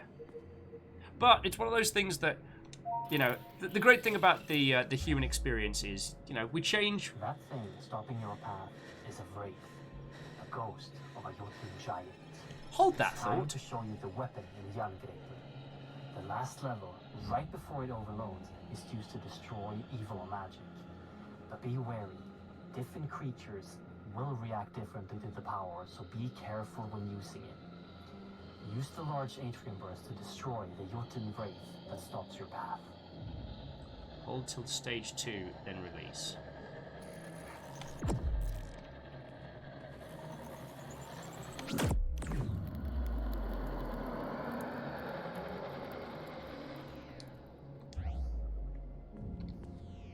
Well, that was weird. I'm gonna go charge my hand up again.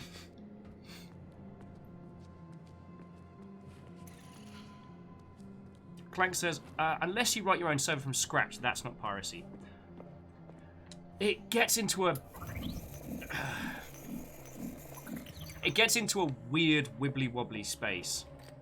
I couldn't tell you what the legal precedence is when it comes to shards and emulated servers, but it probably wouldn't shake out in favor of the individual. I think that's safe to say. Don't forget that while you're charging the arm, you can cancel the charge at any time to avoid overloading it. Okay, so we can cancel charging it by using our aim button. Okay. Yeah, oh good, we just released a giant spirit. Where does it go? Let's find out. And Isocrid, I don't think that ghost did anything bad to us.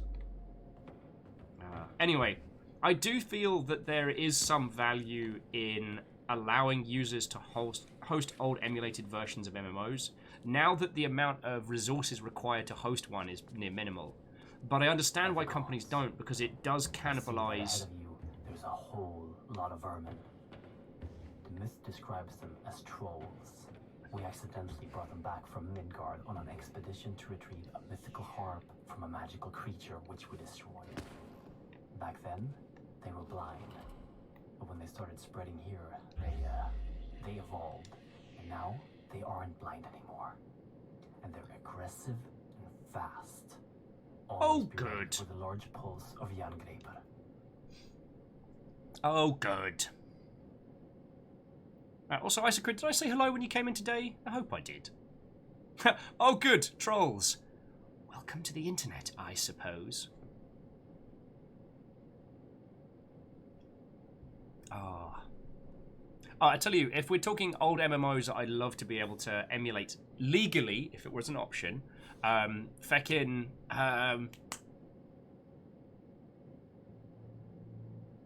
Dark Age of Camelot. Wow, I had to dig deep into the brain archives to pull that one out. I sure would like a save point. That'd be great. Wait, why am I creeping around? I can run. Oh, go away. I know you're gonna get me! Shit, it was behind me, wasn't it? Welcome to my parents' house. Let's use our inside voices. Welcome to my parents' house.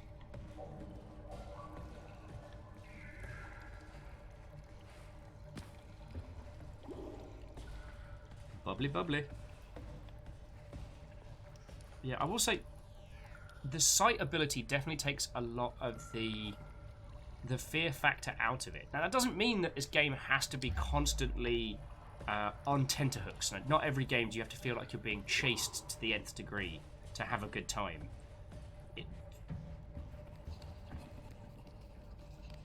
Oh, goody. Trolls. And we do have a way to combat them. Like, we're not completely defenseless.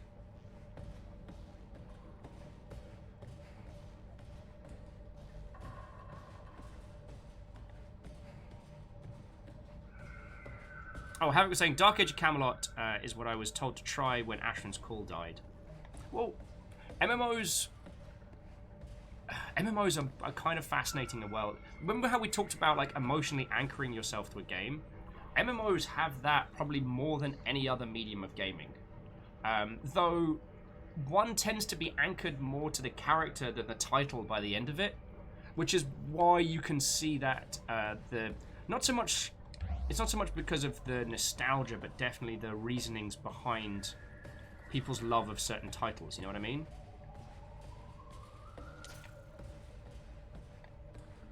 It's gonna make me go through this bloody tunnel. Oh, we're going to climb on top of bloody tunnel. I tell thee. I tell thee, Sheila. I tell thee. Them trolls is out again in the lab. Them trolls can see. And Sheila was like, no, they get it. I was like, Sheila, have I ever lied to you about the Jotunheim? No, I have not. No, I have not. Have I ever lied to you about the varying creatures that bleed here into Niflheim? No, I have not. I tell thee.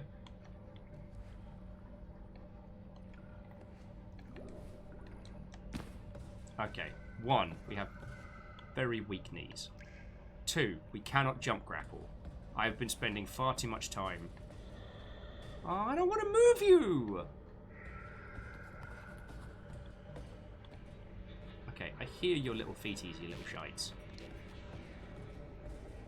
We can just about make out the big ghost. Sorry, jumping back in. Secret tunnel. And the dream was saying, so I used XCOM 2 as basically a mental health tool for years. My therapist even advised it. Then my desktop died and I couldn't afford to buy a computer that could run XCOM 2. Oh, wow. I would say, not to mention all the campaigns I built for my characters I built for my campaigns are just gone. Well, the one advantage with XCOM is like you can change it to you can season it to taste, but also you can create a wholly different experience. Like the Dreamer, can you? If you can run one now, like, feck it, let's do like a Longship Volunteers. I'll be a recruit in your XCOM campaign.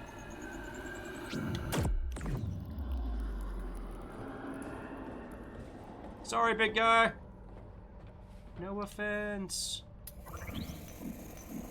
And Havoc probably was adding, definitely, MMOs are very strong with regards to our emotional responses. That being said, one of my favourite games of all time is still the original Subnautica. I mean, it's not about favourites per se, but it's like what I try and understand is why people love certain games, why I love certain games. Thing is, I don't love World of Warcraft, but it was a place that I spent a lot of time in. My emotional anchor, and this is for me not as a general rule, but my emotional anchor is to my character, not to the world per se. I mean, I guess a bit of the Blood Elf City, because I spent a lot of time hanging out there. And oh wait, don't you bubble at me.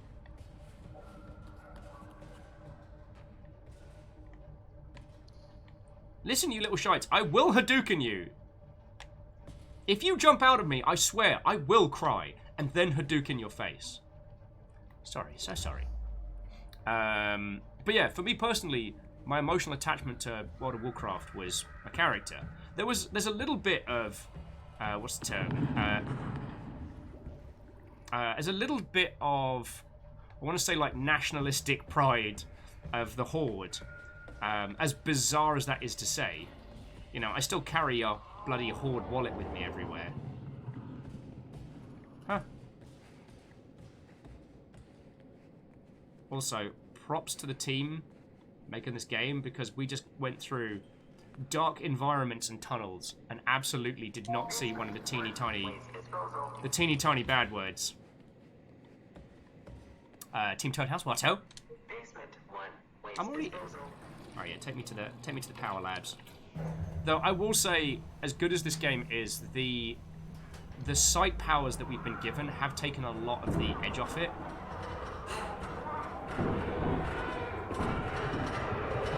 Don't make me Hadouken, you children! I'll feckin' do it!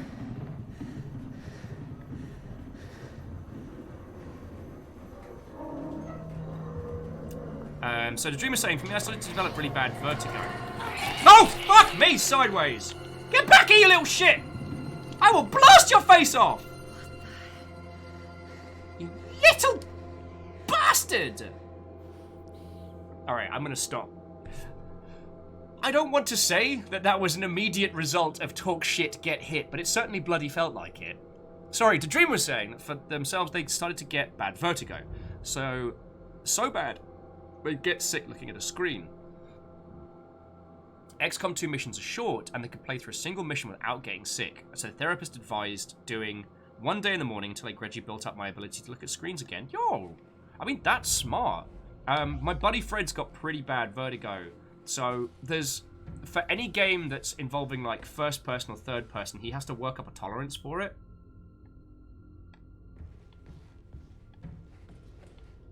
Alright, you little shit. Where are you? Where are you? I owe you one whole Hadouken. Oh, I fucking hear you. Come on. Come on. I've got a hand made out of dwarven. Fuck you! Okay, didn't mean to do that.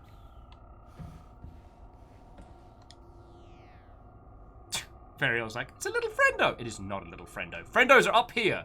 They are green, adorable, non-copyright infringing grubs. And I love them dearly. These things are spiny, tiny bastards. They have more in common with actual toddlers. They're like if toddlers could hate.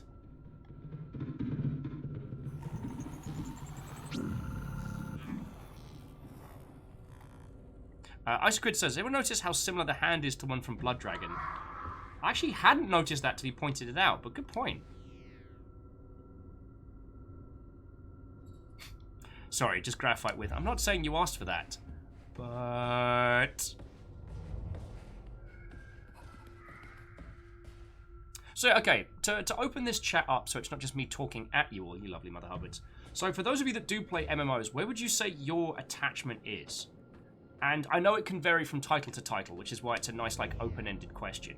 Do you find that it's the character that carries you through the experience?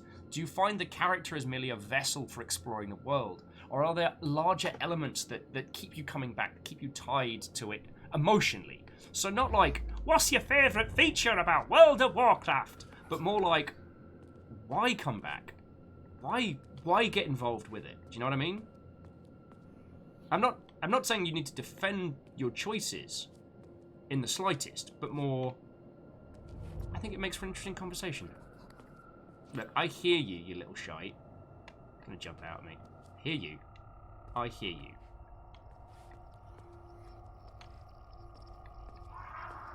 One of you little shits is getting a Hadouken to the face. Henrik, what am I looking at? That is the source of the power you are wielding, and the thing powering the whole facility. Mjolnir, the hammer of the gods. Holy bleeding bloody Nora! On the energy outlets on the hammer. And don't forget your portable power cells if you end up without power suddenly. That is a bloody great big hammer! You might lose connection since you're going to the upper level, so good luck. So jumping back in, Graphite was saying that for themselves, it's their character in Final Fantasy XIV, but it's the world for World of Warcraft. Ark of the Conclave says, is it a guild of friends? I think that's a valid... I think that's a valid point to make. Though it'd be interesting to know what it is about certain guild groups that bring you into those titles. So, like, the Longship, we play... Yo! Stop. Hammer time. Like the bad guy from Lethal Weapon 2. I've got diplomatic immunity, so Hammer, you can't sue. Vandermees, thank you for 200 bits. Yeah, so like with the Longship, we play a lot of different games together. So what is it that draws a group of friendos into one game and not another? I think that's an interesting thing to ponder. And again, I'm not trying to like conversation trap you into an aha moment. I'm genuinely curious. Fluffy didn't personally play WoW, never has. Well, Fluffy Adorable Kitten, are there any MMOs that you have gotten into question? Now, if you have gotten into, why did I say question at the end of that? Did I put hallucinogenics in my coffee again? Will, what am I like?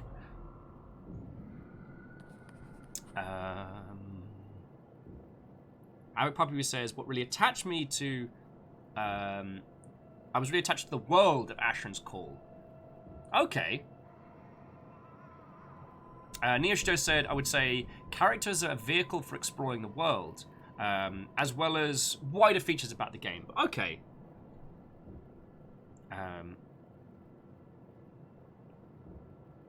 JP says, good memories. Still there. Just, you know, collecting mounts, flying over areas. God. I used to do that so much. Like, sometimes, friends, I just, in World of Warcraft, I just take a long flight path from A to B and just sit back with a cuppa and just watch the world. There was a definite amount of nostalgia in going back to areas pre-Cataclysm. You know, areas that I'd spent hours in.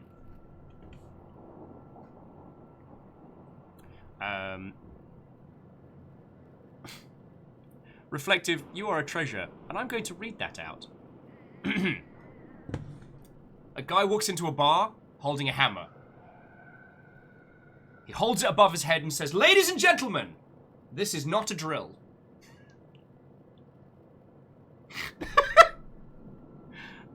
Reflective, I'm going to try and remember that the next time someone asks me for a joke. Oh, Graphite saying, what drew me into Final Fantasy XIV was I could main as a fisher.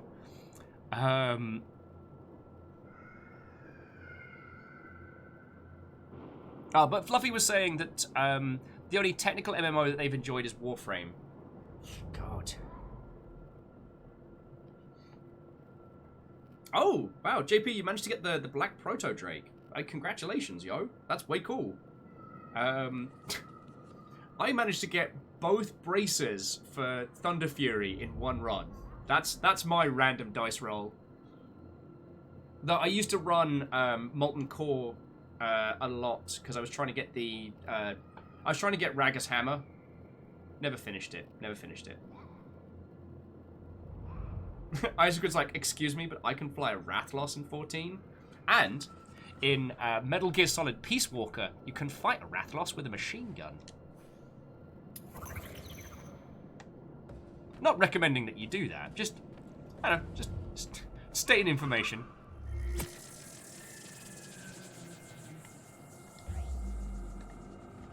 Okay.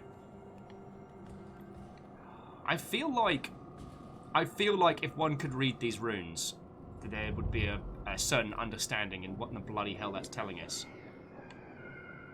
Oh, cool. Babies are out. Fucking babies.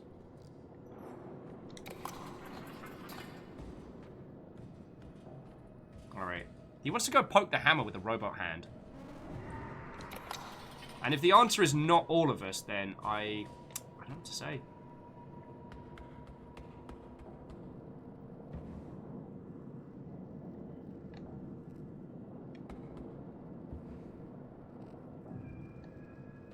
But yeah, the things that I think are worth considering is the why, the how. Like, why do we love certain characters in certain games, and why do we care about certain worlds in others? You know, why is it that... And I'm asking this of myself because I don't have an answer, not to you directly. But, like, why is it that I feel a certain amount of pride and attachment to the Horde, but not to, say, the Blood Elves, which my character was? Alright. Feck you, child! Ha ha ha ha! Jump scare me again, little Tim Tim! Jump scare me again! See how it ends! Sorry, I was having a moment.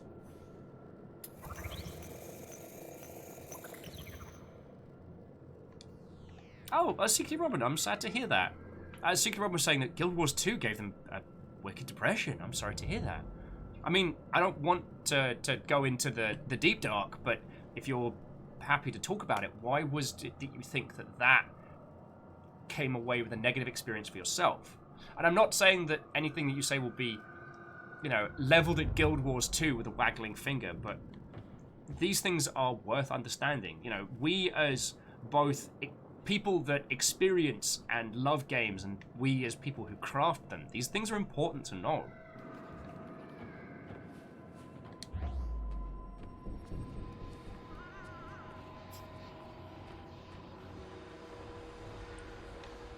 I can hear babies.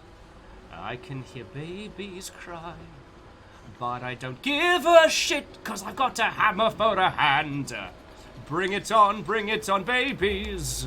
I'm going to electrocute your faces. I want that laser attached to my arm. Bring it on, babies. I'm gonna zap your face.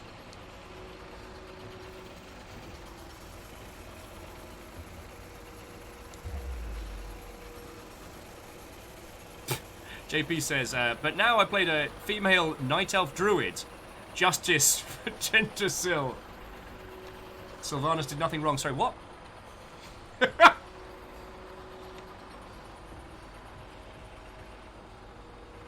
But then again, like, I still have a weird crush on Shodan, so I don't know, just got a thing for... Bring it on, babies! Hadouken! Eat my entire ass!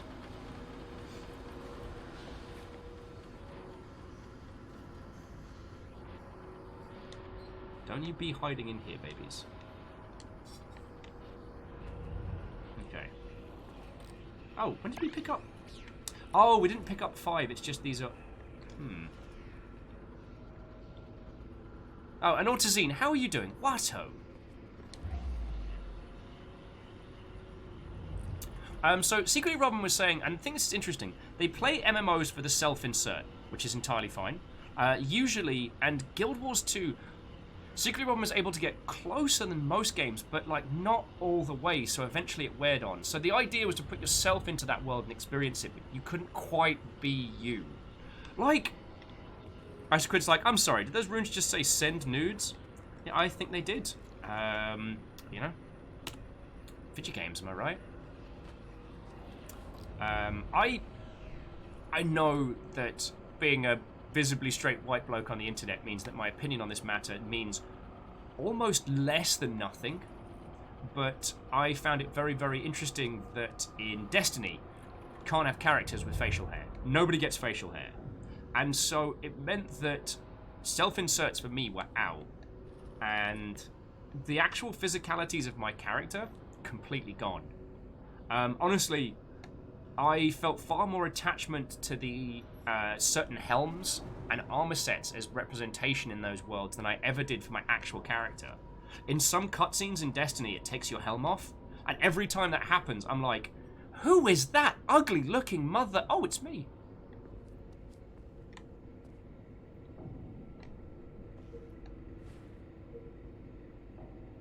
Havoc Puppy says, also, it appears to be someone leaving a booty call message in the loo in Nordic runes. Hey, if any of you can read that, like, I'll go back. Autozine says that they are guilty of being a charaholic. Hey, nothing wrong with that. Nothing wrong with that at all. Wanting to experience a world from a myriad of different opinions and viewpoints and getting to see everything in a game that you love. Feck yeah, that's rad.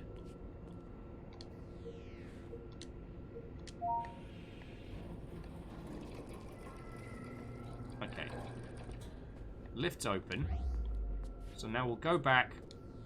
Hadouken a few more babies. Oh, okay, yeah, so there isn't enough power.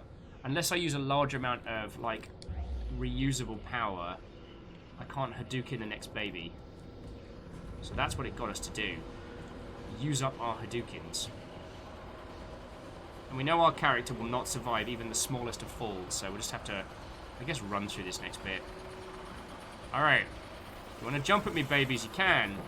But I don't have enough Hadouken power to murder you. So you'll just have to... I don't know. Oh.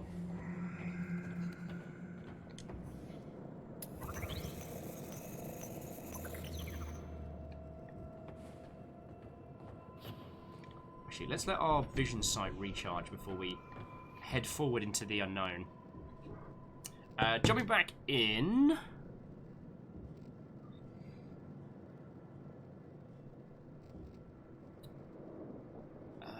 Okay. Oh, Destiny needs a barber. Kisa agrees. Secret Roman says, I did think it funny. It was funny. I stumbled upon gay plants in Guild Wars 2. J-Pro says, I'm also the helmets until surprise cutscene. Yeah. Well, I've kept the exotic hunter helm. The one with, like, the big eye in the middle. Kind of looks like a Zaku... like a stripped-down Zaku helm, and that's my character's face.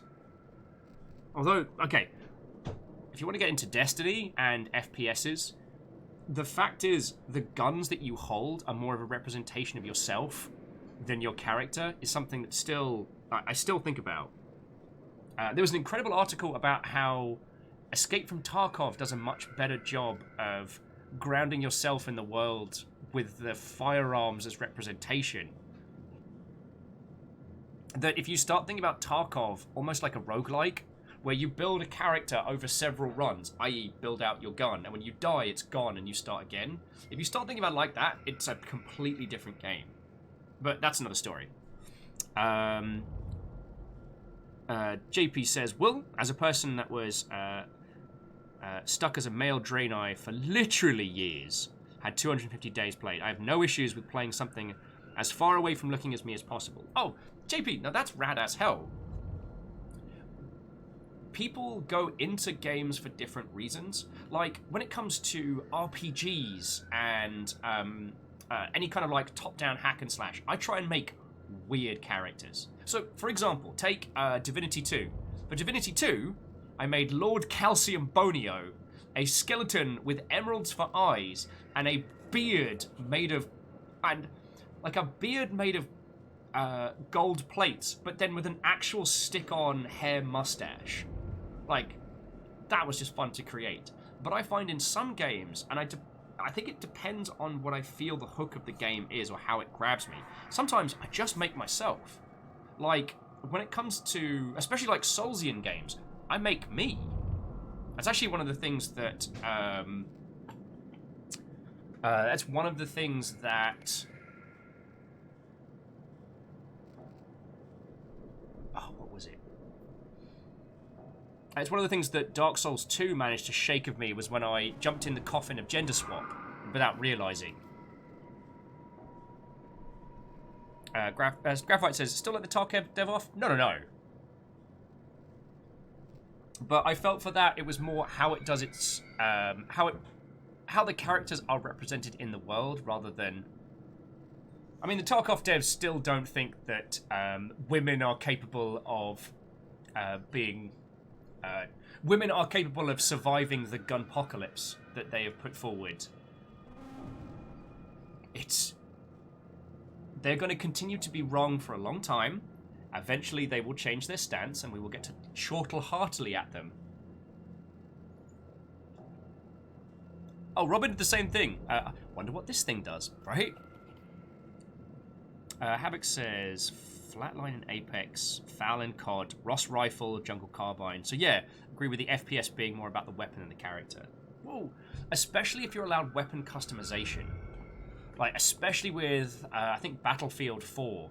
There was a particular rifle I had, and I took ages building a little red Game Boy emblem that I could put onto my guns. And by the end of it, I was like, this is me in this world. You know, whoever my character is behind the hands, I don't see them, and they don't really represent me.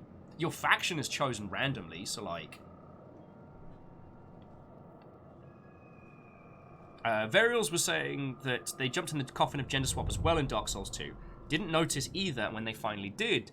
Started to like it more and now exclusively play female characters. I mean, that's way cool. I didn't change that character back throughout Dark Souls 2 because that was their journey. And I'm sorry, I get onto this topic so often. It's a thing that I love about the Soulsian franchise, and I promise we're not going to go into a Souls conversation. But just that, because the armor and design of the armor in Dark Souls is based upon, I mean, its actual physicality. So, plate mail's plate mail. Boob armor is boob armor. You can find both. And, okay, if you put the boob armor on a masculine character, there isn't cleavage. It's just essentially a wrap around the torso. But it is there. However, as my character was wearing, like, full plate mail, and it was a long time in Dark Souls 2 before I changed my armor, like, I didn't realize. And it was only when I got the later armor sets, and I kind of took my helm off to change it, and I was like, where's my beard gone? So, alright. Took my armor off, and I'm like, I've got boobs. Huh. And I didn't know if it was a bug, I didn't know what had happened, or if it was a temporary spell or an effect or something. And it was fascinating. But that was my character's journey through that world, so feck yeah, I kept going with it. I mean, in Dark Souls 1, the first time I played through it, I murdered everything. Anyway, sorry. Bringing it back. Bring it back. Let's not get Will on the Dark Souls stories. Jumping back in, Fluffy Adorable Kitten was saying, I don't know if I told you, Will, but I'm starting to play Dark Souls 3 and already have the ability to summon friendos with my dried finger. Can lay down wipe soapstones and hit level 15 as a merc. Yo, go you. I love Dark Souls 3. It's one of my favourite games of all time. I'm not going to say it's one of the greatest games of all time. That's a different measurement. But, God, I love it. Hadouken! Oh, bullshit. I let the Hadouken go too early. Sorry, I'm going to go back and smash that child in the face.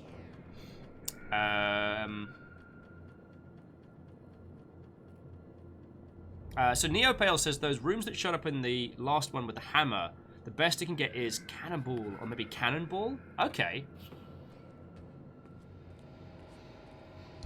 Or Cannibal. Okay.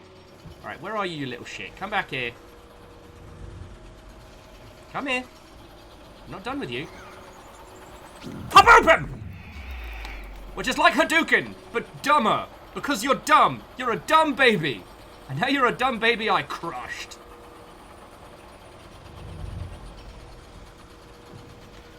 You're a dumb baby with a stupid face.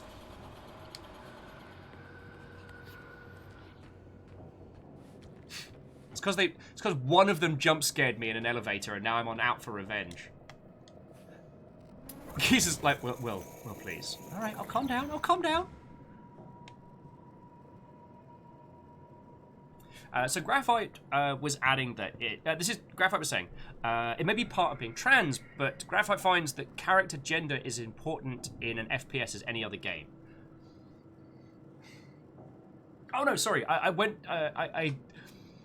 that sounded like I was about to drop a retort. I don't disagree at all. It's something that I hadn't really considered because, I mean, look at me. I'm easy mode, right? I'm games industry white bloke playing on easy mode, but that sense from myself that comes from the I don't really care what my FPS character looks like is because, you know, in the gaming space, my identity and validity is never ever brought into question. No one ever questions my, you know, knowledge on video games or my ability in them. So,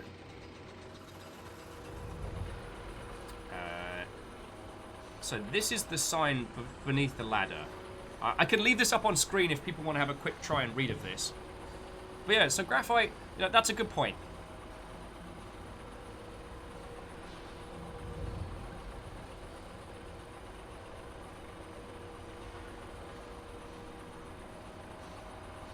I mean, I often think about how, you know, we discuss a lot about character creation and personal representation within digital spaces. And the thing I always keep coming back to is Saints Row did it. Saints Row did it.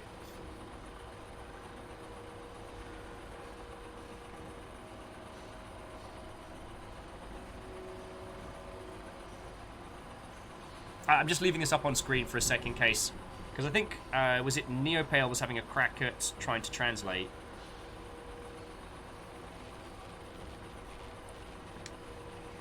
Sorry, I've got to let my special see everything vision recharge.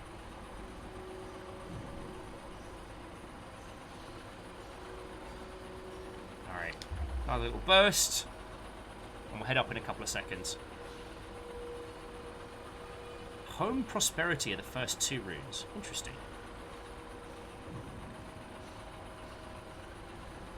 Oh, Neopale says they're good at translating. Okay. Well, I'm going to head on up now.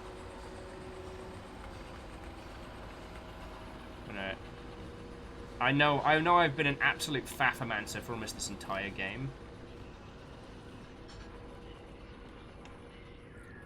Wait, were we in here earlier? Oh no, different toilet, alright. And this is definitely a different office. Don't you do it. Don't you do it, little children. Don't you hide in these lockers. I will Hadouken your face into oblivion. Alright. 4673. 4673. Cool. I will say though, friends, at this point this game is definitely feeling more like a narrative game than a horror game. It has some horror elements in it, certainly. And, oh boy, the bit where our arm got pulled off. Woo! Heebie-jeebies right there. But, what's that? That looks like the thing that was yelling at us. Oh, goody.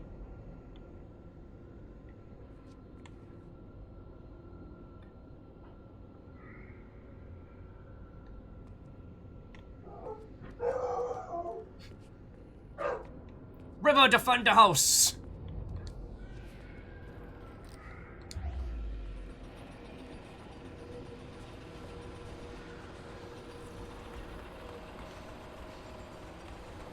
Yeah, bark, bark, bark, bark, bark. If any of those demon babies show up, blast their face off. I've still got Welcome to My Parents' House stuck in my head. I find horror games, or at least these kind of horror thematics, tend to bring out my inner karaoke needs.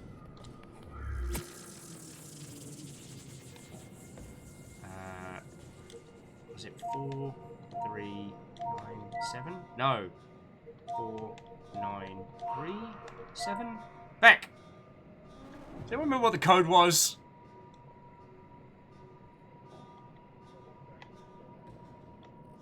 Anyone remember what the code was?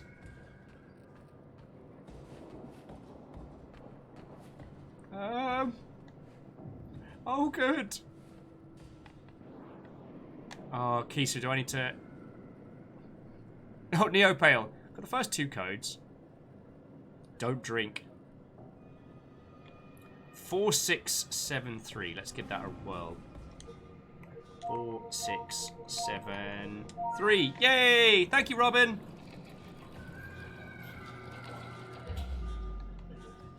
Okay. I will absolutely throw a Hadouken at whoever decides to mess with me. Oh, I see you there, ugly baby. I see you there. BAM! Ugly baby! Ugly baby! I will slay an ugly baby! It's a baby, an ugly baby. Neopale's like, my Samsung pad's got to recharge. Well, come back over here. I'll pop it on the hammer. It'll be done in a few seconds. There we go. Hell, I could probably do it with my Norse cyber hand. Just wave it over it, ready to go, 100% charge.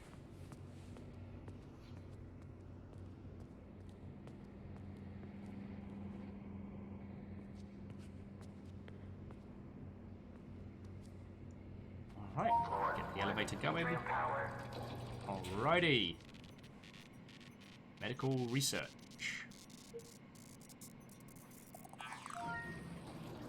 And away we go!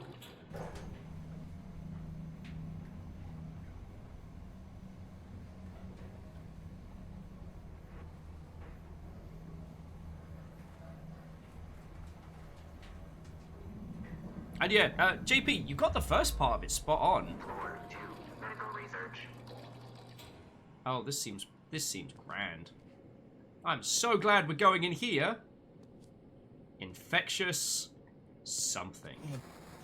Henrik, are you there?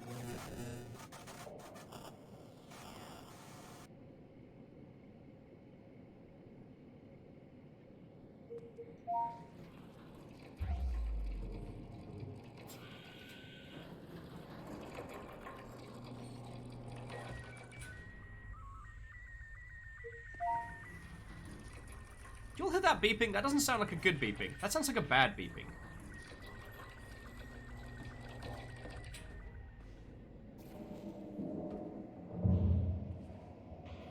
This is one of those games where the distinct lack of corpses is making me nervous. Oh, log time! Ooh, more ammo as well.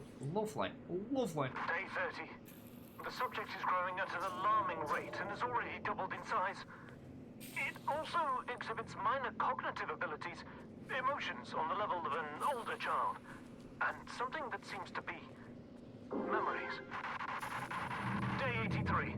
The subject is very drawn to the female from the human trials. She is not yet conscious, but the subject is very keen on staying close to her, almost like he's guarding her. Day 95. The creature is growing and is getting harder to contain. The subject went on a rampage when he discovered that the female was moved during the night. After destroying the holding area, he was sedated and moved to a location closer to the female. If growth doesn't cease, termination of the subject might be necessary. Ugh.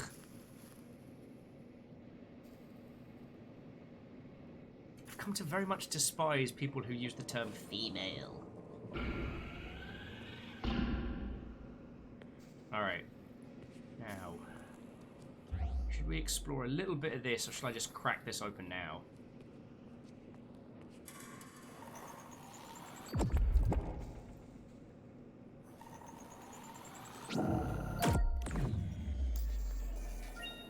Oh yes, but I can... Alright, so if I unlock this door, I can then take the power back out again, so that's cool. Oh look! Fire! Kisa's like, I will take one whole yikes. Now, are they talking about the big dag, or are they talking about something else?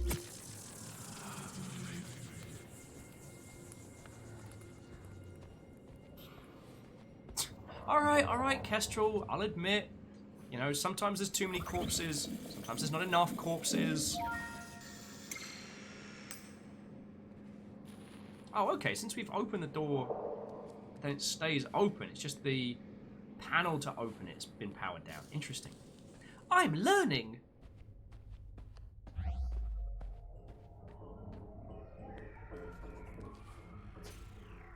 There's some shoes. Look, I'm just saying, the distinct lack of any kind of corpses, just considering the size of this facility, means they've got to be somewhere, you know what I mean? Okay, look, I know one of these days you're going to throw something at me out of one of these, and I'm not going to be happy about it. Oh, Kisa, again? I mean...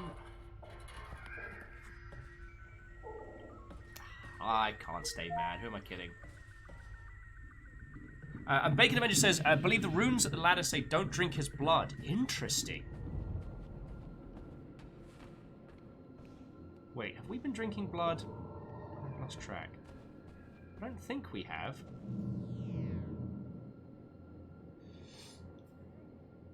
Havoc Poppy's asking, I wonder what the devs decided to make Slifnir look like in this game. I mean, I'm...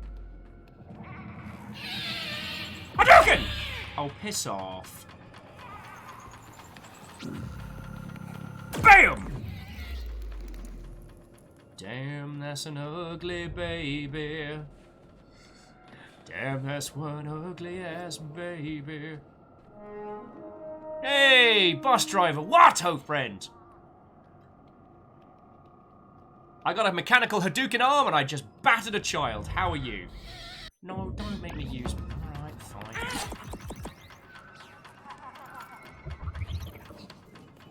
Come back here.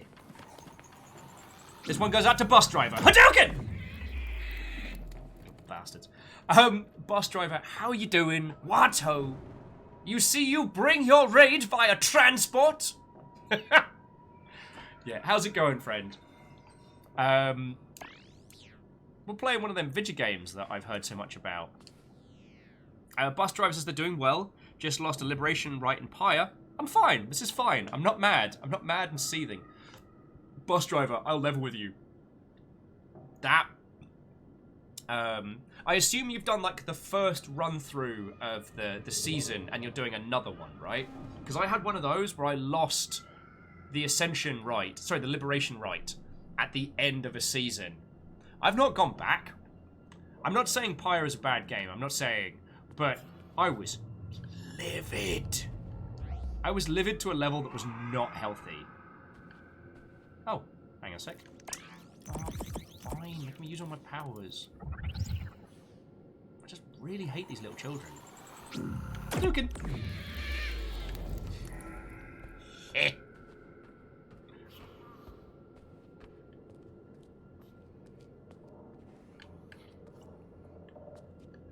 Oh, bus driver says 1-2 liberation rights, lost 2. I mean, that's okay. But it was like, I went up against a team of all harpies, and some of the shenanigans they pulled during that. No. These are my thingies. Don't wanna. Ooh, child. Hadouken! Oh, you fucking kidding me, man? I'll fight you, child! I'll fight yous!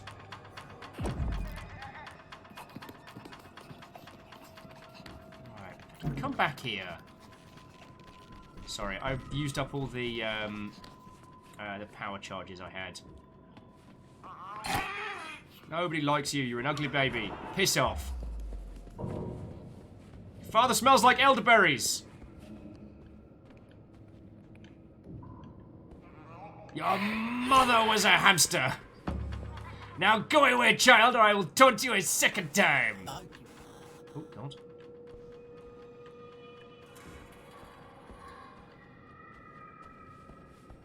Havoc, so your Jedi mind tricks don't work on that child. No, it's because I didn't charge it up enough.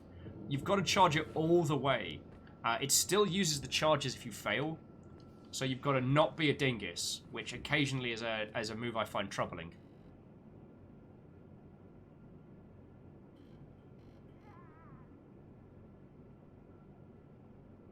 Oh, bus driver, that was the one you just lost to, the team of harpies. They are bullshit cheaters! But I do need to return to Pyre because, I mean, it's Supergiant. It's a beautiful game. Lecter actually rewatched some of my playthrough of it, which was... It was real cool hearing someone else's thoughts on it after the fact. Alright. Ooh. Oh, this is curious. I see you down there, you little sparkly-eyed bastard.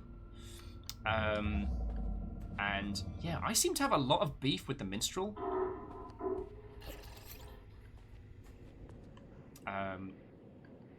Because I think I spent, like, a good, like, 10 or 12 hours with it. Havoc Puppy says, I think Will's looking forward to Space Organ Trail. The conversation with not enough corpses. It's fine. Just, there's good corpse money to be made there.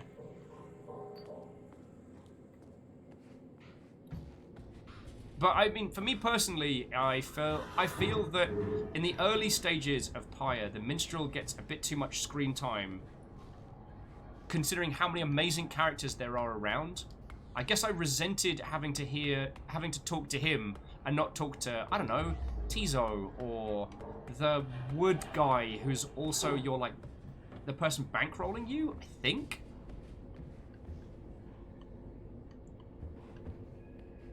Also, the Worm Knight is one of the great characters of video games.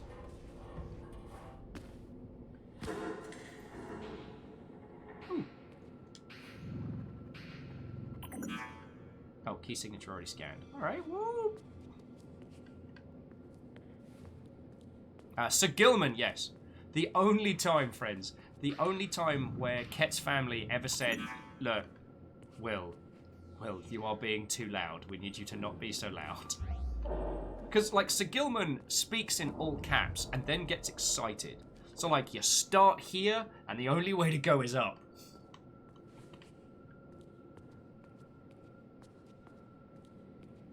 And, again, I don't want to get into to spoiler territory just in case Lecter's still lurking with us. But I do think that the systems from Pyre were... Oh. Lecter said that she found the Minstrel to be interesting, especially with his interactions with a certain someone later on. Okay. You know, who am I to comment on a character if I had not seen their entire arc, you know? And I'm not saying this is one of those, like, you have to play a game for X number of hours before you can comment on it. But sometimes key pieces of information do change a character's... Do I have 3? No, I don't have 3. Key pieces of information can change how a character is perceived. Alright, you little shit, I saw you down here. There we go. Hadouken! Yeah, you get out of this dimension. Take your scraggly, bony butt with you. Hi, my name's Will Overguard, and I'll Hadouken a child, but only for you.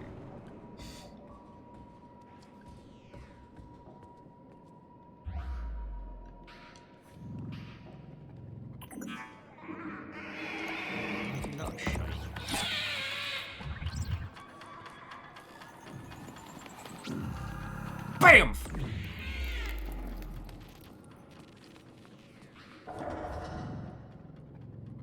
Alright, and we got an extra key card. Lovely.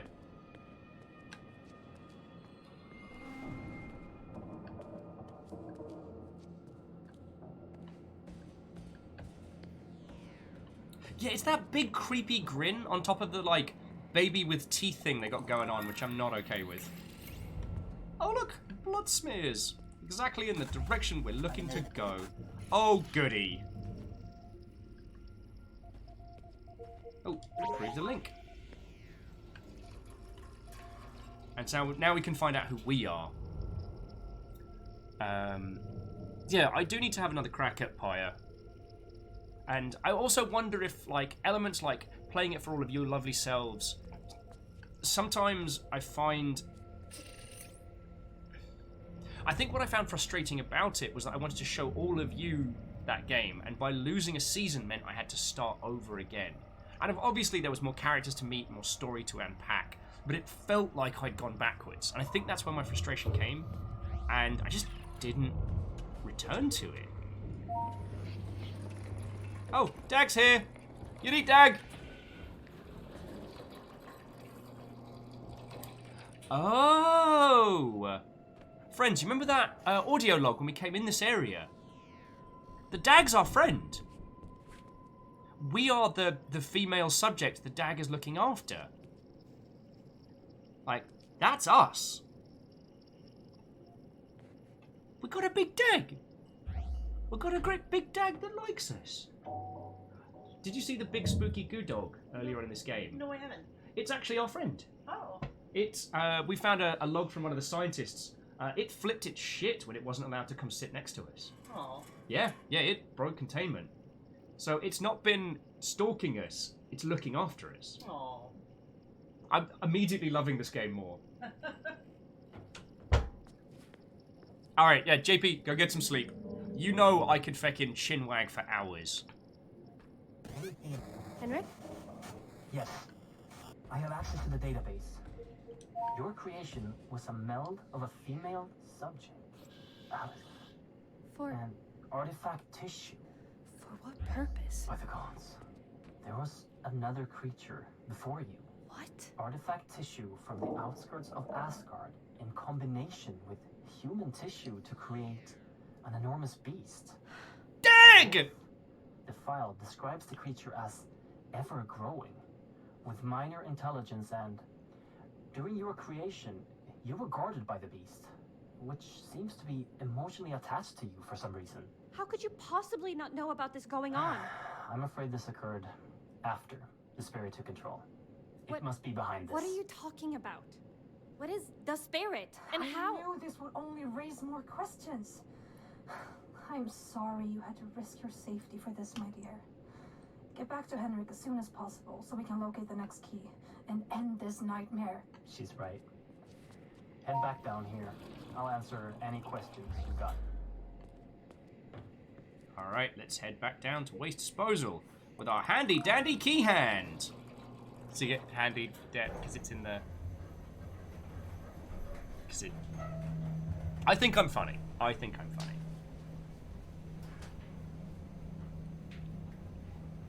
Yeah, Havoc Puppy, good point. Nothing could hold Fenrir. Sorry. Fenrir is a great character from mythology, but a LARP system I belonged to, they had a very large unit called, was it like the Followers of Fenris? Basement 1, waste disposal. And, was it the Followers of Fenris? We called them the Fenris Boys. And the thing was, the Fenris Boys were absolutely useless in a fight. So it was kind of like having a legion of people with really good-looking armor, like really styling, and each one of them being basically like a useless Leroy Jenkins style.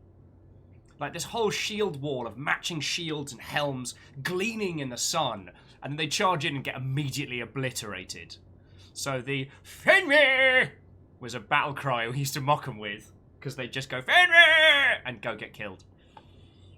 Strange how these associations can pop up, especially when it comes to mythology.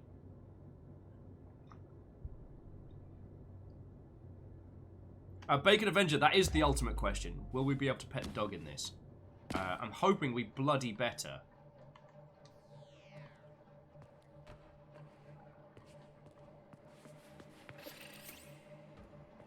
Wait, is this the way we go? Yes it is. Yeah, this is how we get back to what's-his-face. Sorry, I had to think about it for a second. Oh, and dust in your eyes? What-ho? We're being cyber Vikings. Check out my hand. It's made of runes and it punches bad guys. I Hadoukened a child because they annoyed me. How were you? Oh, I think I will take another extra token. Thank you.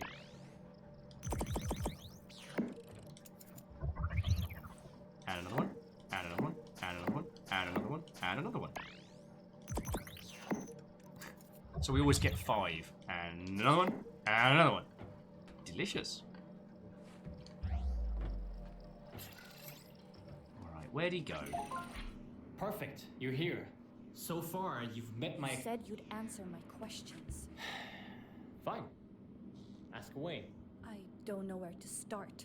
What is this place? I built this. Spent years of mortal life, toiling away at plans, scraping together resources and favors to turn this into reality.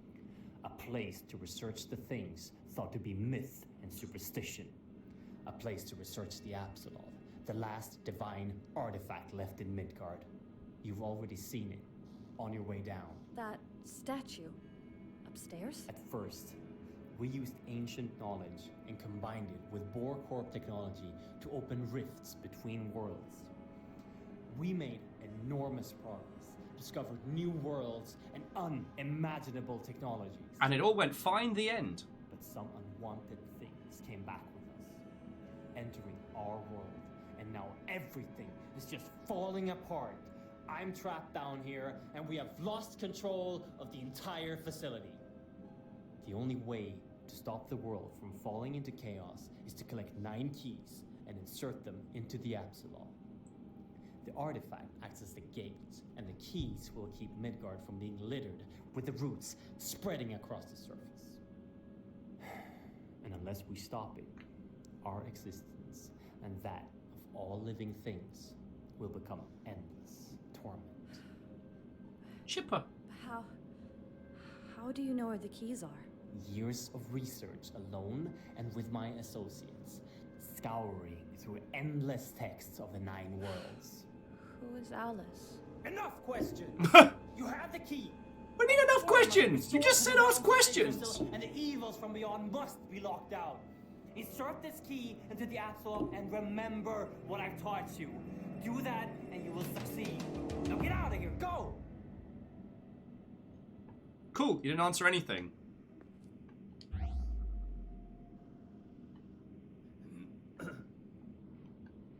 Alright, come to Skull. Like, I feel like, if I remember correctly, it's just a straight shot up to the Apsulov, right?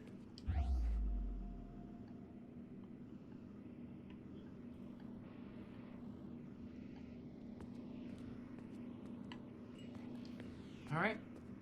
See you in a bit, mate. Let's use our inside voices.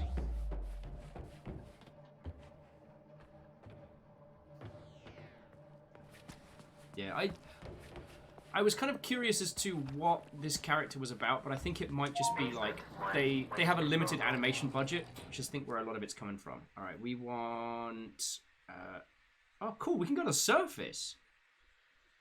Yo, let's go check out the surface. Heck this nonsense, we piecing out. Burials is like, I have questions. Yeah, and Havoc, I guess we're going to be doing like Valkyrie pets the dog to save the world.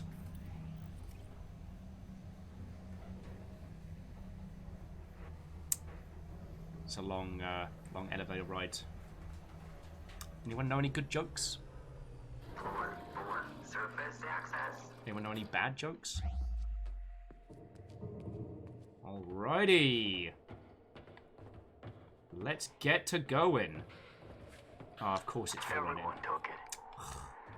The blood that came through the roots, they just drank it. With no regard to their own well-being, or ethics, or reason. Consider this note my resignation. I'm heading to the surface right away before this madness spirals completely out of control.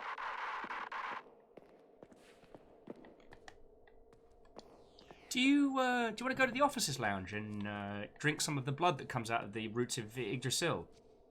No, I think I'm good, mate. I think I'm fine. I'll pass on that. Actually, that sounds weird and gross, and like a really bad idea. You understand? We're all scientists here, except for old Greg over there. I don't know what old Greg is, but the rest of us are trained scientists hired by this corporation. And you want me to, let me check my notes again, guzzle down weird tendril blood. Are we even going to acknowledge the fact that this is a tree that bleeds and that's a terrible idea? No, we're not going to? Okay. Just going to.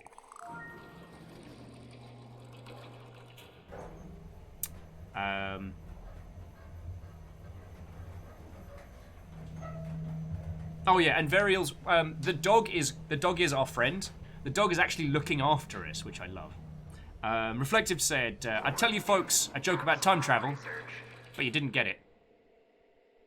Caffeine said, why did Tyre always lose arguments? Because he was never right-handed. Dustin says, sad thing about political jokes is they often get elected.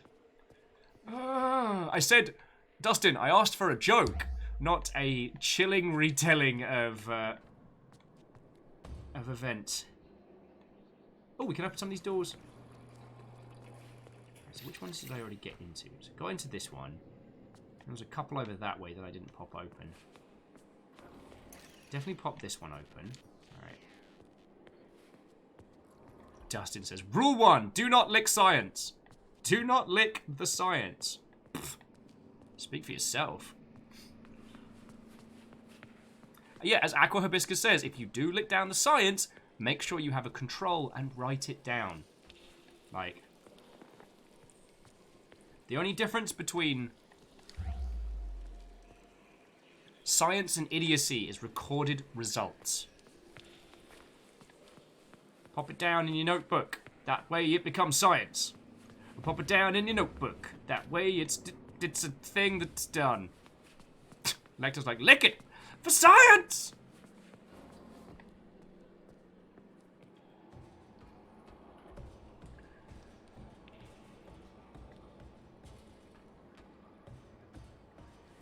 We actually haven't tried Hadoukening those creatures yet.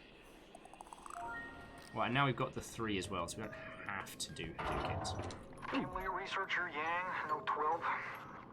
I had heard much about Borg Corp before attending the first interviews.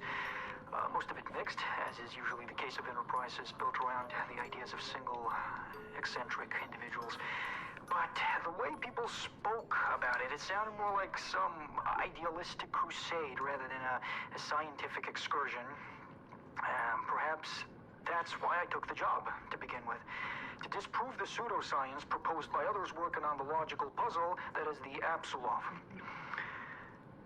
From the beginning, I have treated this as a natural phenomena, and I will not simply believe. Okay, something out there. In time, we'll find an explanation for the Apsulov's existence. By then, I hope the fool spouting paganistic nonsense will be a long way from here. Surprise dinner? That's better than regular dinner. Yes.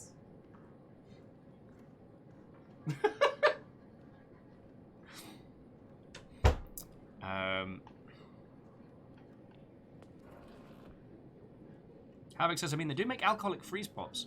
I mean, you can get those little, like, margaritas in the freezer, right? We'll wait for that person to trundle their way round.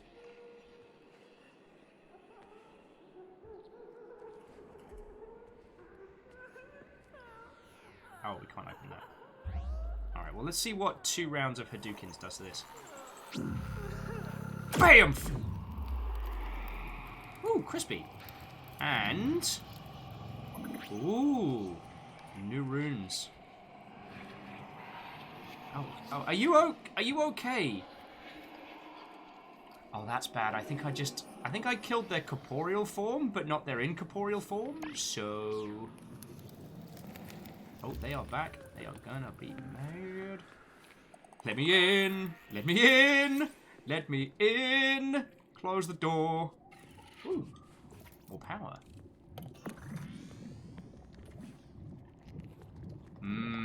Throbbing tentacles again. Goody.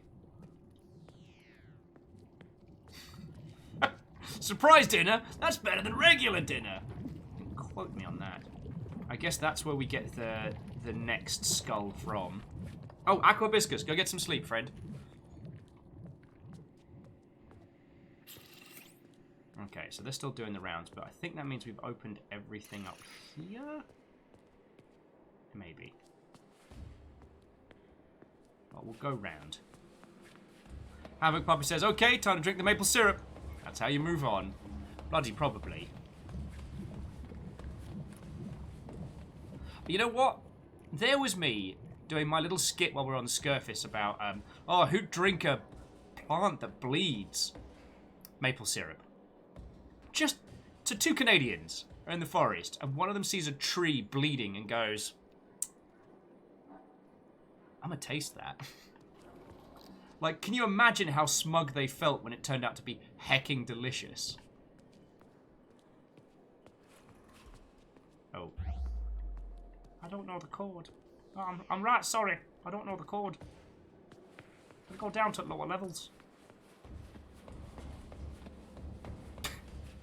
Okay, Reflective's on a roll with friends. Got a confession. I'm terrified of elevators. I'm gonna start taking steps to avoid them.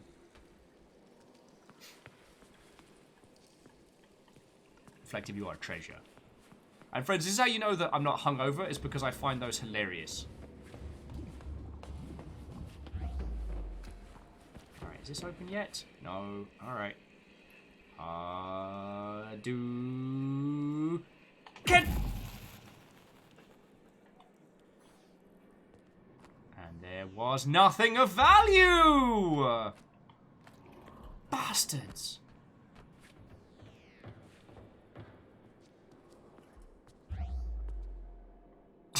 Reflective with, I heard there was a new store called Moderation. They have everything in there. Are you proud of yourself for that one? Oh, a save point, lovely. Arc Conclave says birch syrup is a thing. It is.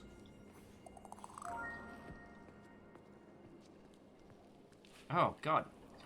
Havoc, are you just trying to come up with bizarre ideas? Tree blood. Maybe we can put it on top of some ground up wheat bodies mixed with water and fried in a pan. It's like, my word, what are you trying to do here? I thought this was a place of science, Havoc Puppy, but you are spouting concepts that are far beyond our control.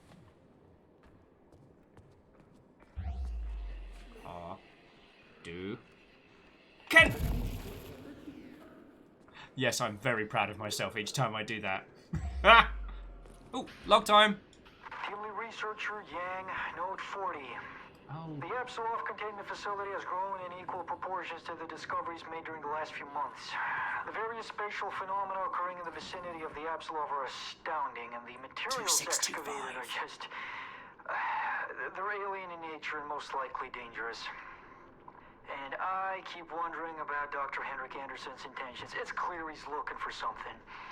At first I figured it to be a religious reasoning behind his actions. But when I came across a schedule for the facility, I noticed how Anderson has apparently moved his own daughter into one of the advanced care units. Oh. He's planning something. I want to find out what. Oh, apparently in this universe, the Umbrella Corporation wasn't the one that fecked it up for everyone. Alright, so we've now got the door code for the upstairs, which is 2625. Too fast, too furious.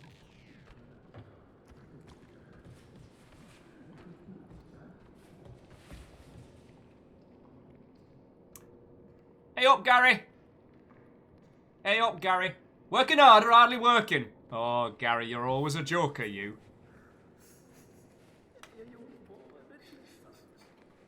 Sir, Gary Antler's head. He's a good bloke. Bit screamy sometimes, but honestly, once you get to know him, lovely. 2625. Oh, God. I was like, it's another room full of nothing. Oh, God.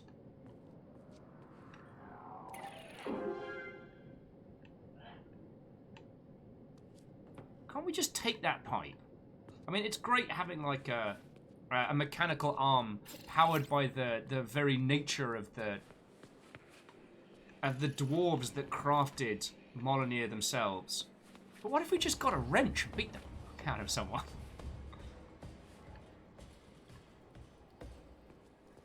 I'm just saying, Mr. Hackerman from System Shocks 1 and 2 had the right idea. You know, maybe don't use the super duper alien technology off the bat.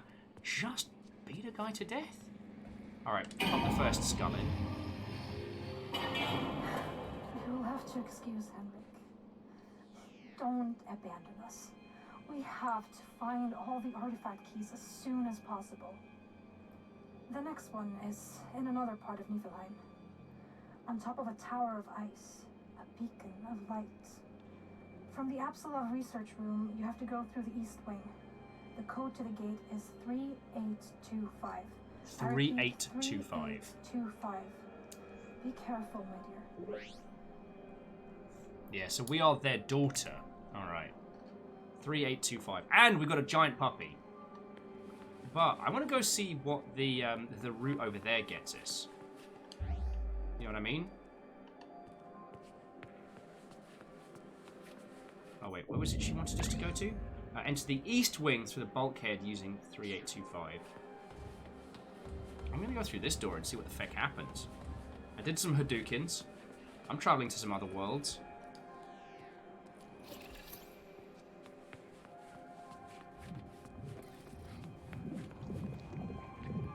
Oh, sorry. Earl was saying, in terms of the sciences, what we're going to do is we're going to grind up wheat bodies into a fine powder, mix it with lactation from bovine, and the ovum of a flightless bird, and pass it between two heated slabs of metal.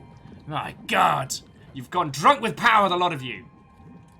And, see, while I will agree, dust in your eyes, that Wafflebot was correct. Waffles are superior to pancakes. Sometimes, you don't want the superior model.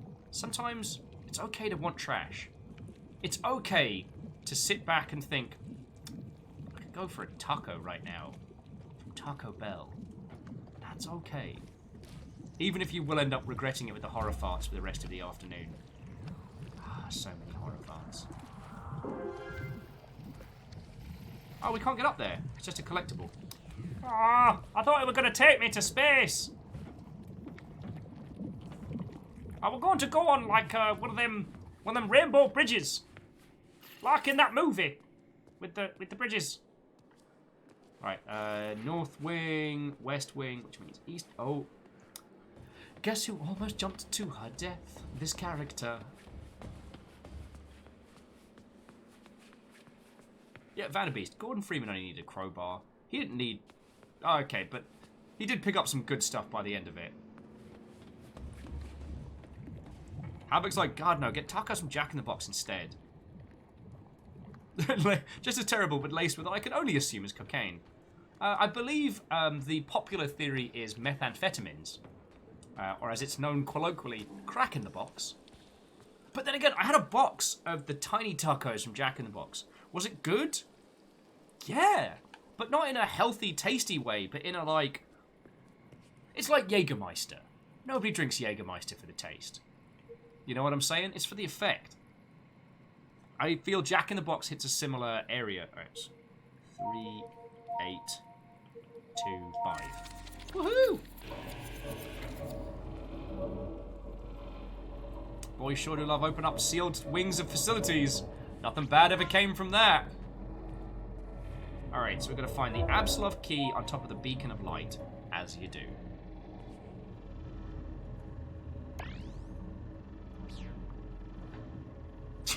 Graphite saying, Rainbow Bridges is a gay DLC character in Death Stranding.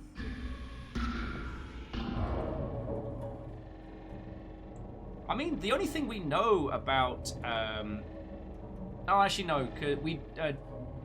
I'm not going to say anymore, because I will end up spoiling a large part of Death Stranding. For a bag of good jelly beans. But this is nice, too. Sean, how are you doing, friend? I mean, I can't be your supplier of jelly beans, but I can be your supplier of vaguely competent conversation. Though you've missed most of the industry chats we did earlier. I was explaining to this lot what it's like doing marketing stuff for a game when you have a named creative on staff, and like the challenges that come from that. Ooh. Okay. I'm gonna need these tentacles to calm down right now.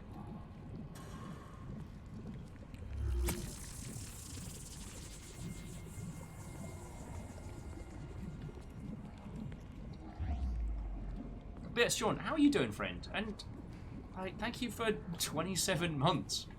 I'm amazed that anyone wants to hang out with me, let alone for that long. And you've had to put up with me in the real.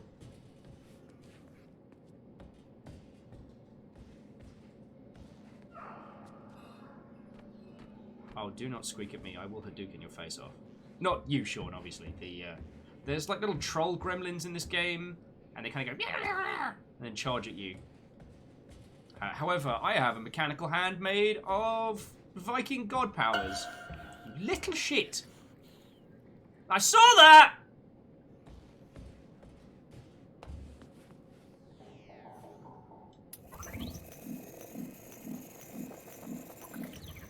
Sean's like, is anything real anymore? Meh, I don't know.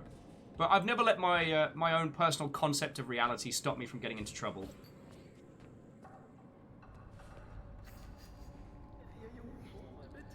What if I can get them both? Can! Oh, pea bags!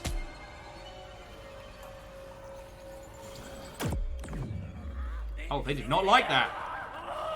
I've made a mistake! I made a terrible mistake!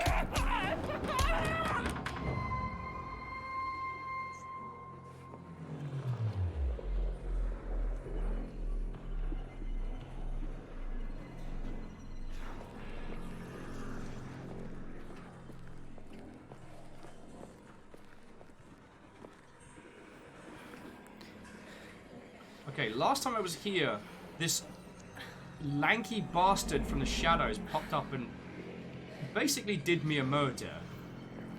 So... Oh.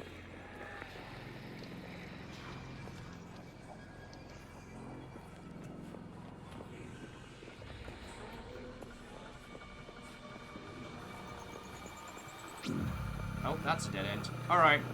Bring it! Oh, I broke my hand. Oh, fuck you! Ha-ha! Hadoukened you in the face. Oh, piss!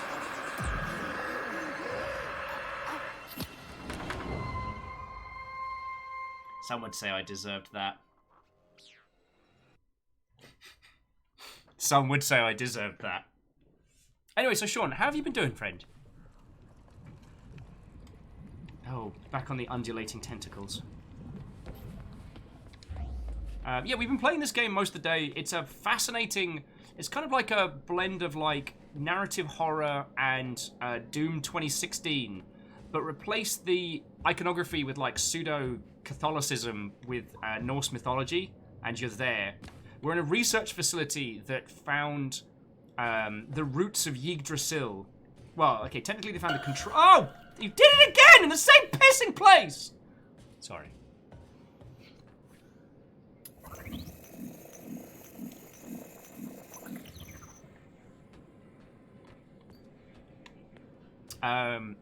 Yes. So it's the idea of kind of like scientists studying artifacts of Norse mythology and applying them. And it's pretty fascinating. Alright, let's try that again with feeling, shall we?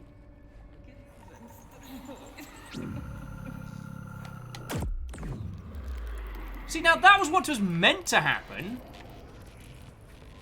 Now, if I go back and get this now, and then Hadouken their ghosts, let's see what happens. We're doing ghost science!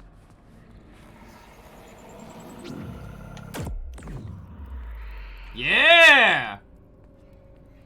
I'll win. Not today, ghosts. Spooky Goat's got nothing on me. Havoc Poppy say, watch that piss off, Hella. Yeah, she's not going to be happy with me after this. But it's fine, we're not doing Rune 2 at the moment, so I'm not working for her at this.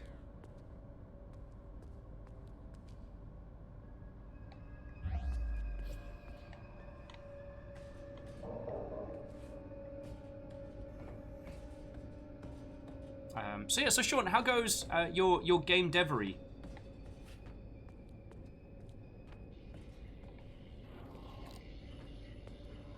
Don't really have too much exciting stuff to report over here. We got sponsored to buy a bunch of indie games yesterday, which was feckin' cool. Poppyworks gave us like $100 to just spend on itch, and it was feckin' grand. Alright, lift lower level lockdown. That's never been a bad thing. Let's lift that lockdown. It's the worst that could happen. Sean says, my day job is taking a lot out of me, building a farm IRL. Yo! Like, actually physically That's awesome. As a person with very few practical application skills, I find that fascinating.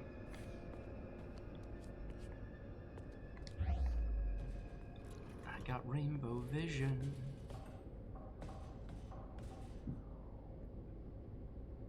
Sean says, it will be if I ever get the house together.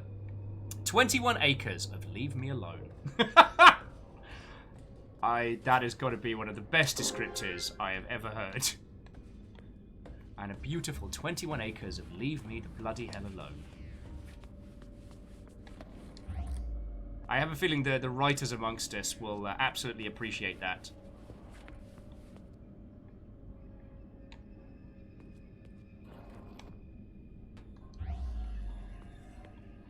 Exo, did you accidentally dye your cat blue? Now she's walking around with a tiny blue splodge on her. That is adorable.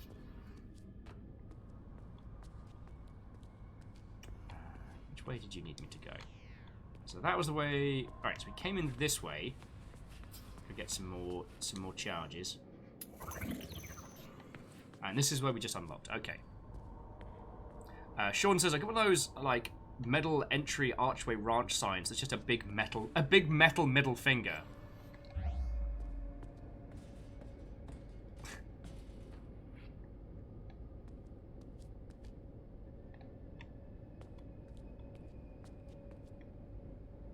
Oh, can't go that way.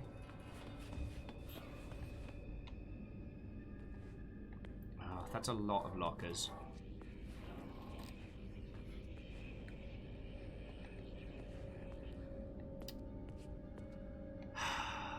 No one of you bastards is going to leap out and be like, ooga booga booga. And me, being the utterly predictable Mother Hubbard that I am, will absolutely jump. Oh, good! It's creepy wall drawings. Oh, goody. So, which creature do you think it is that's sitting in the in-between, you know? In the weird little death realm that we seem to go back and forth from? Because I don't remember if it was ever explained to us who the robot at the beginning was.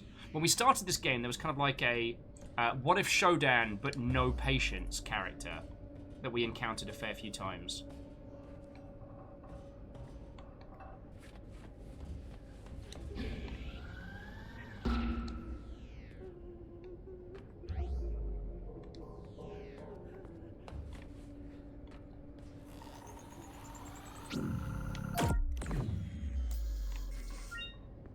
Thank you.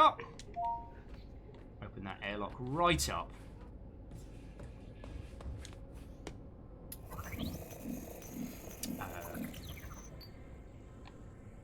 Havoc Poppy says that a family friend would actually be able to do that. The big metal middle finger. That can be like your last decal on top of the farm. Graphite says, I was going to ask what happened. Happened to them as I tapped out for the middle bit there.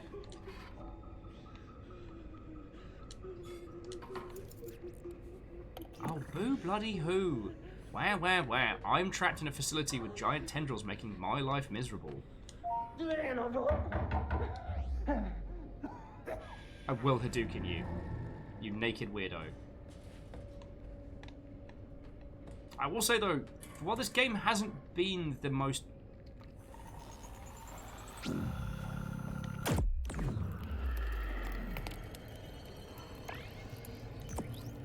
hasn't been the most tense of experiences, the environment and the world and story absolutely have my attention. even if I'm spending most of this time being essentially like a Nordic angry Ghostbuster.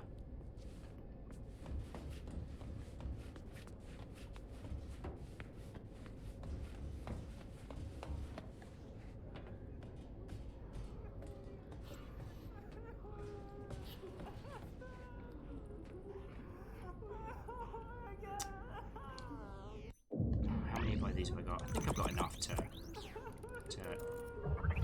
Hadouken this person and steal their code.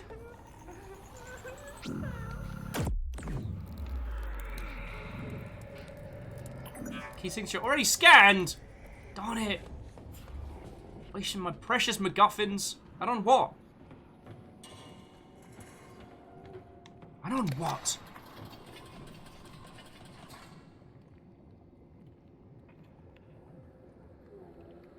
Oh, so Reflective, is that your like master document of terrible jokes?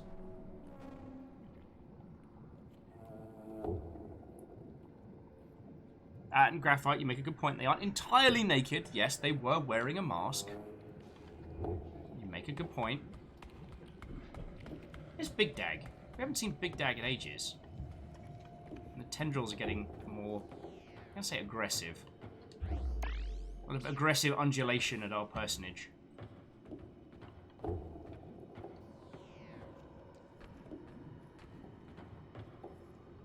Havoc says, also, you're actually banishing these ghosts into children's closets. Hope you can sleep at night. Ha! Of course I can. I'm not a child, and my closet door is almost always open. The only thing in my closet is repressed feelings about my family. Oh, boo bloody who.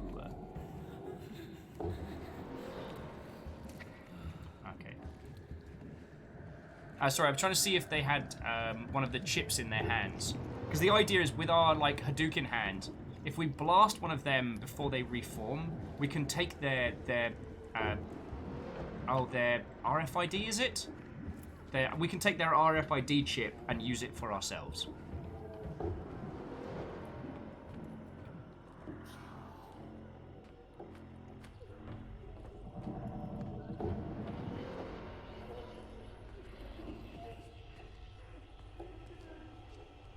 Oh, I wonder if we're supposed to use these as kind of like hiding spots if we were playing... do I have enough to do another? I do. Alright. Hopefully this person's got the number 4 chip that we need. Otherwise we're just Hadoukening, like, 4 individuals. Hadouken! Yeah! That ghost murder is brought to you by the number 4.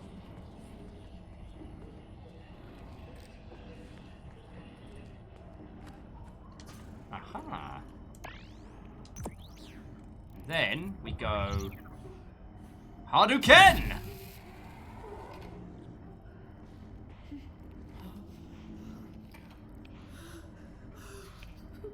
Oh, I haven't got enough points to Hadouken that person.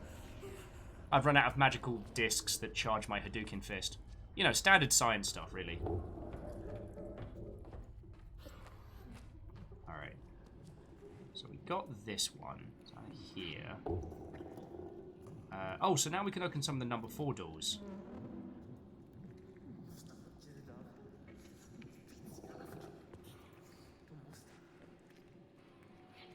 Sean's like, I'm the one that sleeps in monsters' closets. As written on a shirt, probably sold in Hot Topic circa 2003. God. I gotta admit, there's something about the fact that Hot Topic has been kept upright by nerdery and Animu that just makes me smile. The idea that, you know, it is My Hero Academia merch currently keeping Hot Topic in business that just makes us smile. Oh yeah, Sean, it'll outlive us all. But why it'll outlive us all will make me smile for a great many years.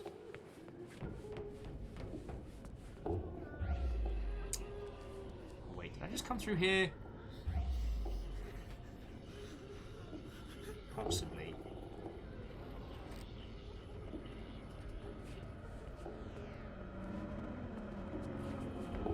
only got one. Actually, I'm out of discs altogether, so this one. This round belongs to the undulating tentacles. Oh, piss off! Nobody likes you, Brenda. Leave me alone.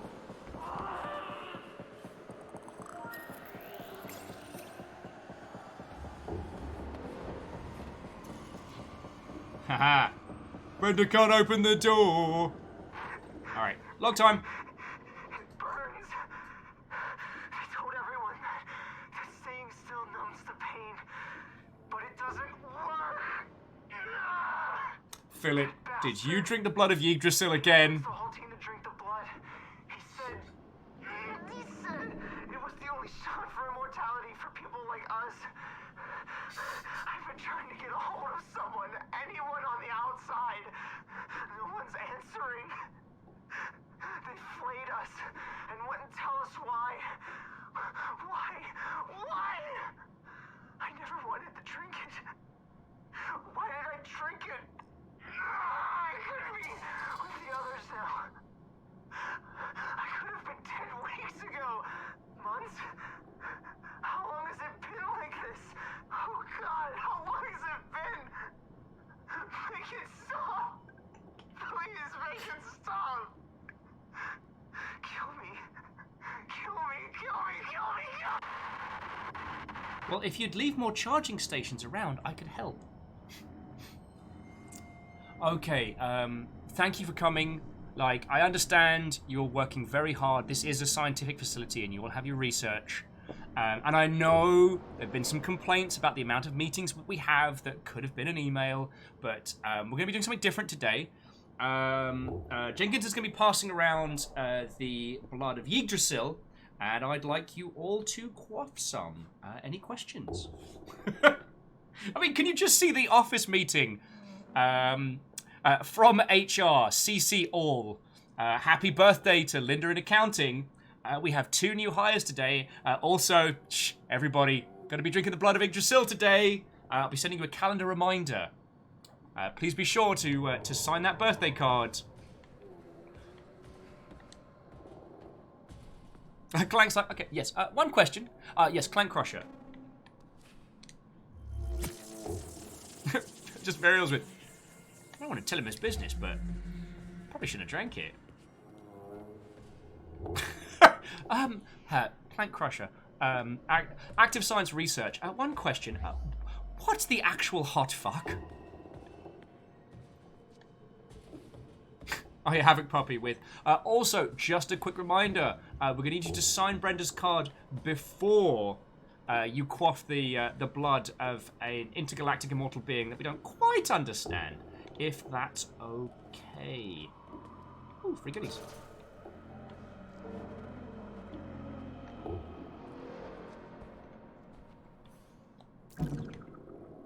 I've got it.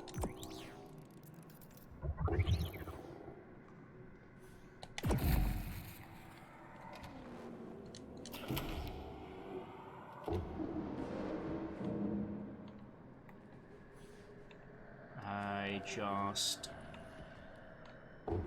wasted resources to go nowhere. Could have literally just walked into here. Why did I do that? Oh, you know what it is? Again, there are probably some combat mechanics that have been stripped out. Like that guy being a butt.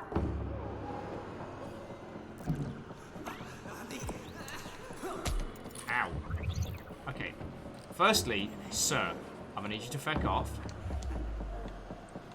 Aha! No, you can't crawl the shreds now. Sorry, I'll take a moment to... Yes, so many chairs. Sorry, the reason for these in-between parts is we did set this at, like, narrative mode, not at combat mode. So we don't have quite the same amount of challenge you would normally. Which is probably why some of these, like, little nonsense hallways... There's probably, like, a machine gun in here or something, you know? I don't actually know if there's any firearms in this game. But yeah, it's that thing with... You can imagine it sometimes with, like, Resident Evil. You know, stuff like, hey, everybody, you all work in a biolab, so look, we're going to be getting our inoculation shots all together. Like, we need you to just... Yeah, this just keeps you inoculated from you know, the most common strain of flu this year, and from some of the stuff we're working on. And you can see someone being like, okay, well, you know, I understand. I work in a viral lab. I understand how viruses are. Yeah, okay, you know, I'll...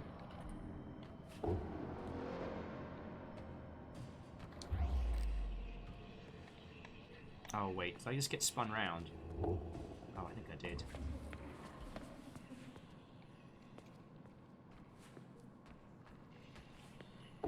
Let's use our inside voices. No. Darn it!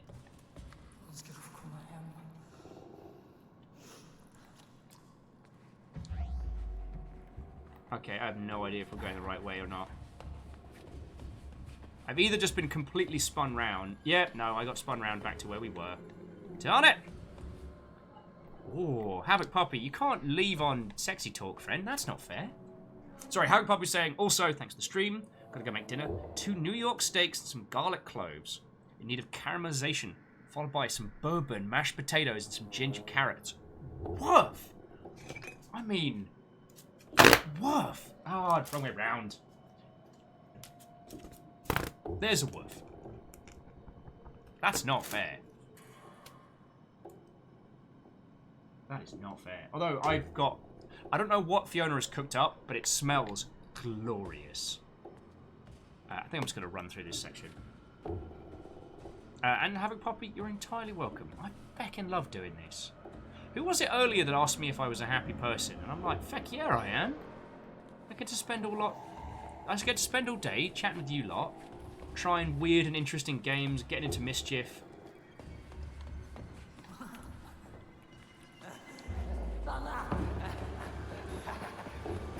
Go away, Glenn!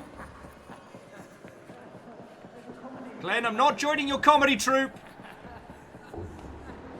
Oh, have I got enough time? Oh, Glenn, you are in trouble, mate. You want to dance? Oh. Fine. Apparently Glenn did not want to dance. Well, I feel a little bit insulted there.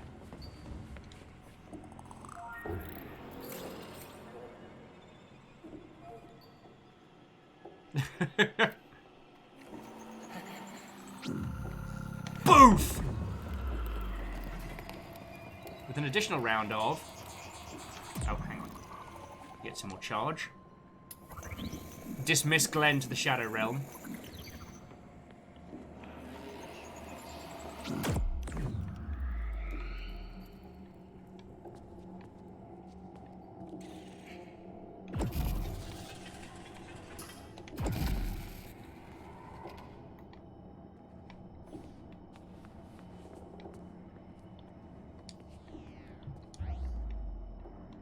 That ladder up.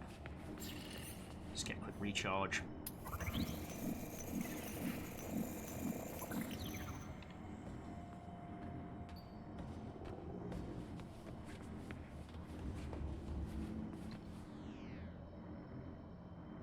Oh, Lecter, no! Lecter's like, tonight I have round 2 of plain pasta. No! No!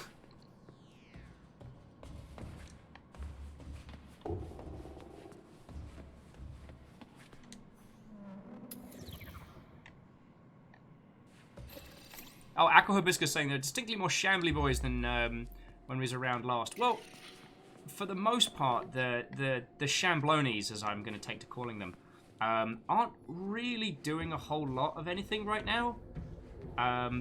They can make things a little bit difficult for us, but since we gained the Super Hadouken Fist, we can not only knock them out, but we can also banish their ghost afterwards.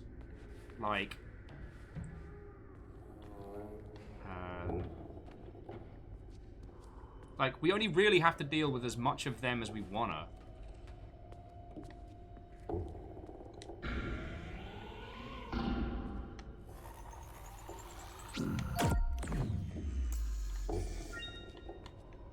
Alright, so that's one. Oh,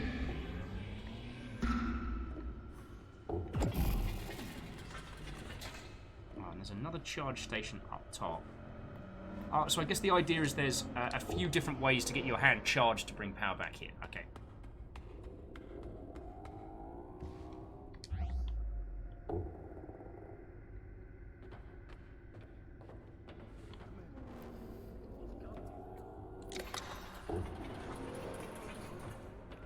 Alrighty.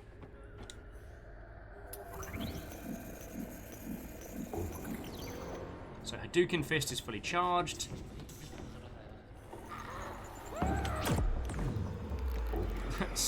Sir, you are going to the Shadow Realm. Do not pass. Go! Do not collect any ghostly dollars. Oh, look at me. I'm a sad skeleton that tried to scare Will. Be gone!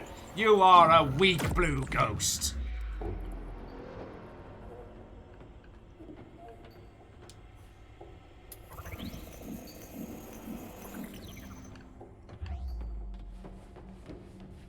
Alright, let's give that another one a charge. And doop-de-doo, apples and pears. That's your Azir sorted. I do think that narratively we are probably the daughter of the science researchers. We've been down here a long time. And we've had a whole bunch of stuff just kind of injected into us. Oh, piss off. It's my grandma's basset hound. Can you climb? No. Alright, well we'll do a quick Hadouken and run past. Exclamation ghost bucks. Sorry, I guess I got ghost bucks on the brain. I was watching a friend over at Penny Arcade play Hypnospace Outlaw yesterday. It was so good. And the thing where you have to collect the unofficial currency to buy the antivirus earlier. And I know it was a bit mean, but I did get them to get Professor Helper because Professor Helper's so funny. Basement 1, storage. Oh. Turn up to communications. Doot doot, Mother Hubbards.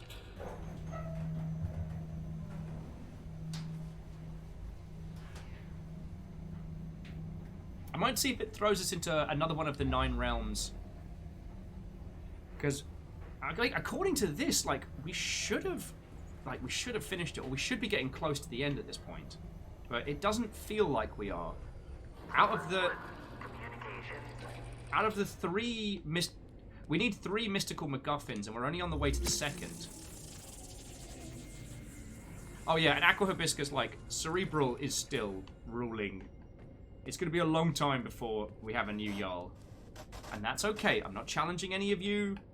I'm not trying to bait you or anything.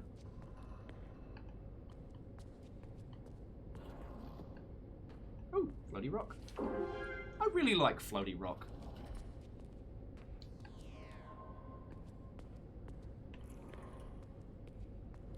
But yeah, watching someone else playing through Hypnospace Outlaw is just joyous. Although, unfortunately, they managed to hit all the early viruses, back to back to back to back. So they had, Professor Helper, and the screen shifting back and forward, and the tendrils and everything. Well, someone's trying to call us, but they are not getting a good reception. Oh, Philip, stop whinging! God!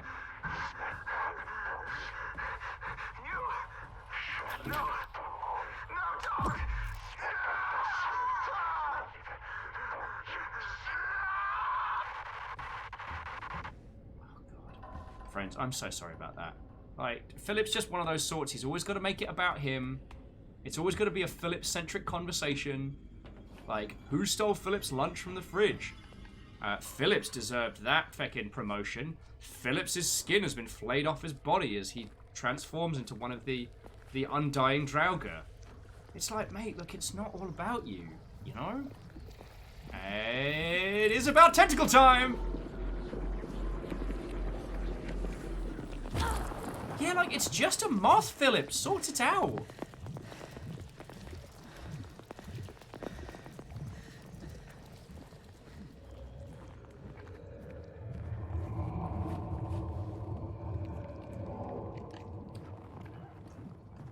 This might be a frost giant situation. Let's see what the local researchers say. And if it's Philip whinging again, so help me. Dr. Lisa Svensson, Oh, Lisa. Finally, a voice of reason. During the expansion of N527, several remains of the natives were uncovered. This was the first time any of us could get close to any of these violent and immense creatures. Analysis of the ice surrounding the remains proves that they have been here for well over 400,000 years. This means that they existed even before the woolly mammoth. What is even more fascinating is that they seem to have changed very little within the last hundreds of thousands of years. Like evolution is on a standstill in this world. We didn't expect this, and we have to conduct research around these remains. I would like properly educated staff to be added to our ranks so we can uncover the history of these violent creatures. Dr. Lisa Svensson, N527. Sadly, we know from one of the earlier logs that Lisa doesn't do so well. Oh, Stooge, hello again. It's going good. It's not... This is definitely not as much of the spooky, scary game as I thought it would be. And honestly, like, aside from the man spiders and losing an arm, it's just been this kind of, like, low-creeping kind of science horror. Like, there haven't been any big spooks or anything that's been super unsettling. But the lore of this world is fascinating. You know, this is the science team that set up a research facility around the frozen corpse of a frost giant. Which I forget the frost giant's actual name. I'm just gonna keep calling him Frost Giant. And those are some big fighty teethies. But this game continues to have that flavor of like actual scientists researching, you know, the mystical, which isn't always easy to achieve. Though they did all drink a bunch of blood. I'm sure you can guess how that operation went. Yeah, Aqua Hibiscus, a lot of these audio logs are very well acted. And aside from Philip the Windmeister, a lot of them also come from that, like the casual day-to-day science logs, rather than the I'm in a closet, I'm so scared now. Sorry. Personally, I find the some of the tropes of audio logs don't always work as well as intended. Like, I feel that audio logs really shine when they give you a flavor as to how the place was, rather than other people telling you how scared you should be. Do you know what I mean? Now, that's a personal preference thing. I'm not... Ooh, more batteries. Reload! We can Hadouken shit out of some people.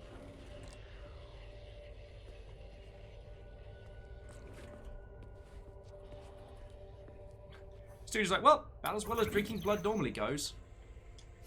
Well, I made a joke about who would drink tree blood until I realized that maple syrup is delicious and that Canada has not only done that, but proven it's awesome. And we're back in the showers again.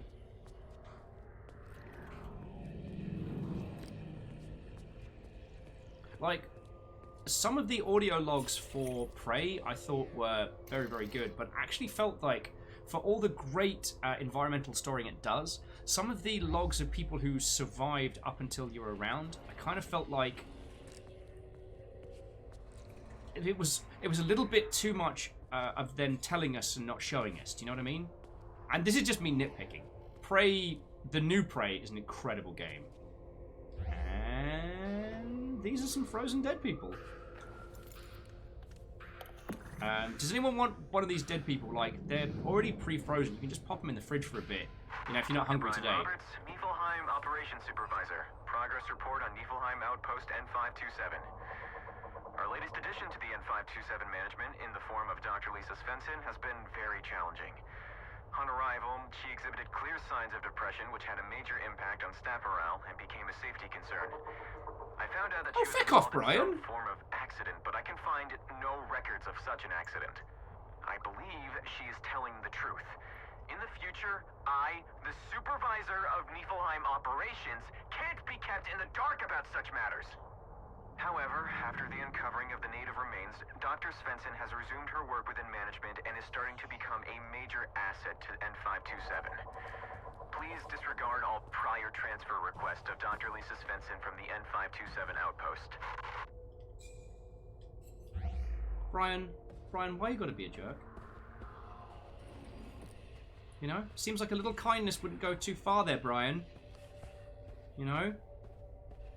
That's alright, he's a frozen corpse now. Ah, first time every time. First time every time, and we found a floaty rock. Don't know what those are for. I want to go home. Oh, Lisa, it's gonna be okay. Brian's gonna get fired, and then frozen, and maybe flayed. N527, and I've spent a week in this freaking ice box. I miss my family. It wasn't even my fault. I told them the artifacts were dangerous. Poor Josephine.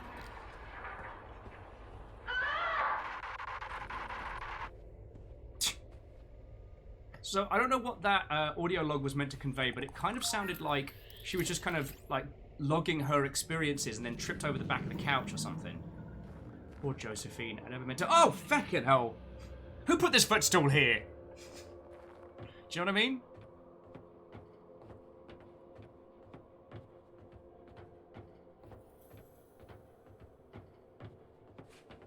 Yeah, Graphite. Brian did sound like a bit of a bellend. He's dead now. But I hope we've all learned an important lesson. Brian was a jerk.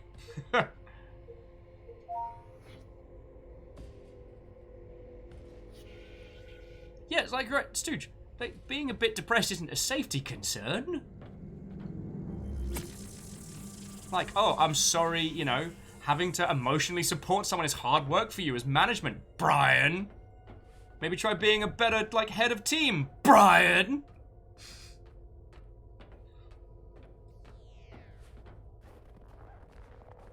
Wow, you know what? I think I've got some, like, rage at management pent up. I'm gonna blame the throwing QA under the bus announcements from this week as to why I've got the ooh, Giant's home! That's why I've got the fighties about me. You'd eat me!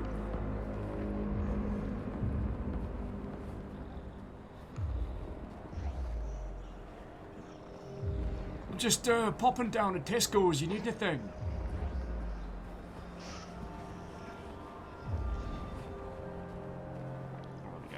I say I want to do follow the light, but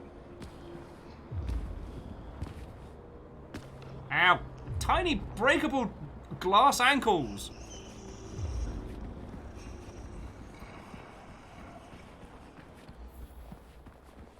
I tell you what, friends, I've just realised we've been going for 6.5 hours. We just hit 7 PM. Might play a little bit more of this because I want to see where this skull is at. Oh, peoples in a bin bag! You did not just slap me! Okay, that was some shenanigans. Firstly, that breaks the fundamental rules of a high five, where one is required to at least make eye contact and or say up high.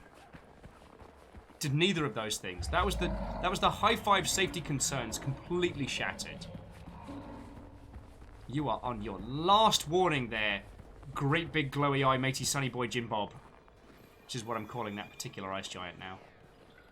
Oh, you can do it again. Don't you do it? Don't you do it!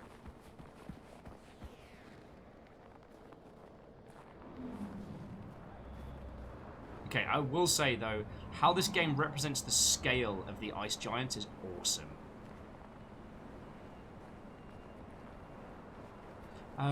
Actually, Stooge, I apologise for bringing it up. Would you mind if we didn't go into CD Projekt Red? I feel like I give them far too much conversation time sometimes. Do you know what I mean? Oh, sleepy giant. Snoozy giant. Giant arm.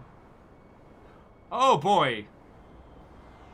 He is snoozing. Yeah, Graphite. I think a wizard veto for that is fine. I'm gonna run across your fingies. I'm gonna run across your hand. Now you're gonna have your skin itching for the rest of the day because it'll feel like bugs are all over your skin. Oh, it fell off your fingernail and it hurt me. Why are my knees so weak?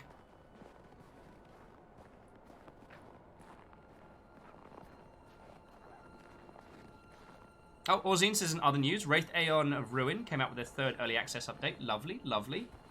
Any spicy features that have your interest piqued?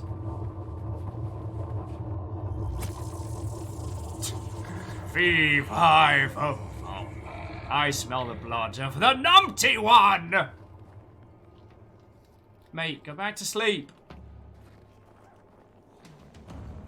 Go back to sleep, it's still early.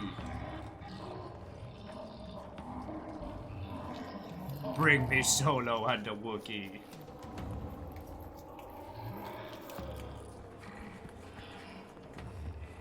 And just gonna run through the light. Ho ho ho. What am I put to cat food?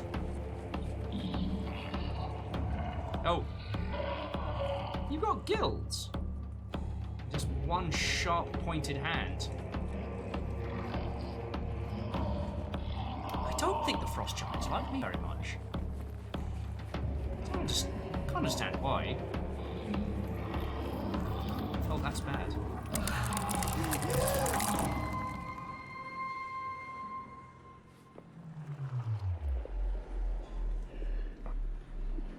Actually, friends, you know what? I think this is a good time to bring this to a close. I feckin' loved playing this game, and I realised that, like, we'll say intellectually, this absolutely has me by the short and curlies.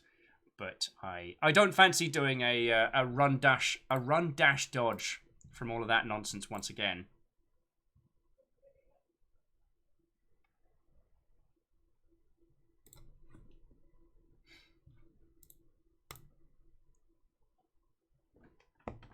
So,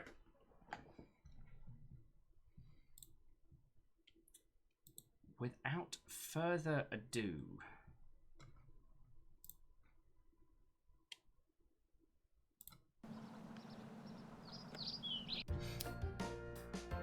what a lovely day. I am going to close out on some Ninja Sex Party as a counterpoint to all the Nordic body flesh that we have seen today. Nordic body flesh. I just said that out loud. Why do any of you not put up with me? Alright, so friends, I'm going to roll credits in just a second. You all had a tiny hype train earlier, which was bloody lovely of you. And you have all stuck around with me playing a thoroughly odd little narrative sci-fi game with a sprinkling of the horror elements. Yes, that hand gesture was entirely required.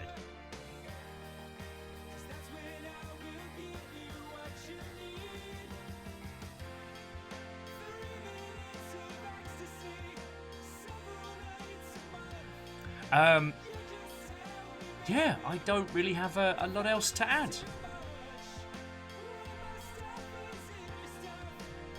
Right, this was a really good little day.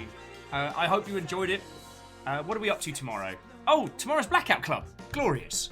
So, with Touchwood, we will have Kyle, Lecter, Fiona, the full squad leaping around. And we'll find out what's going on with, oh yeah, you know, that new voice that visited us last time. Who may end up being like a voice, or may just end up being another character, or what have you. I'm sure the dead skeptics have got something to whinge about for it. Sorry, it's itchy. Aquabixus, I'm genuinely glad you enjoyed it. Lecter's like, all praise Nana! Of all the new peoples to have, we have grandmother.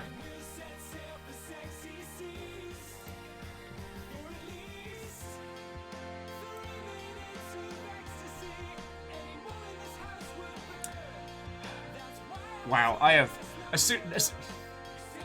don't know if you've noticed, I stopped the game and have immediately kind of like checked out into outer space. All right, let me roll credits. Let me find some lovely people to pass you to.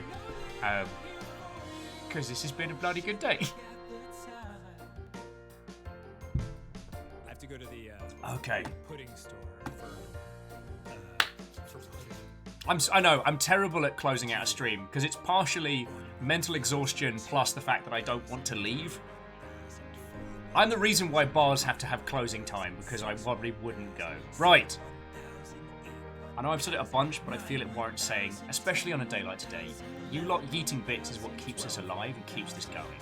So I want to say a massive thank you to Hindle101, Katros, Sheepsternia, Bacon Avenger, Asari Greenfire, Shackle Deconis, Dashkill, Vanderbeast, and Kaimus Base. Absolutely love you. I want to say thank you to the whole moderation team, to Caffeine and Tal for being here, but also to Lizzie T. Pow and Rhymes with Moose for all that they do. And those that subbed, resubbed, and were hunted by House Carl, I'd like to thank Iron Leon, Plunge, the Neighborhood Lucifer, and Sean Peoples. If you threw stuff in this morning while we were having technical problems, I want to say thank you again for that. I apologise that Streamlabs is being an absolute, if you'll forgive the term, cockwomble. And thank you again to Asari for gifting a Steam Gam. Because Steam Gams are awesome, and I quite like them, and I don't know why the voice is coming out. Stooge, what is it you say, Will? It's closing time. You can't, you don't have to go home, but you can't stay here. Well, I'm usually the reason why people say that.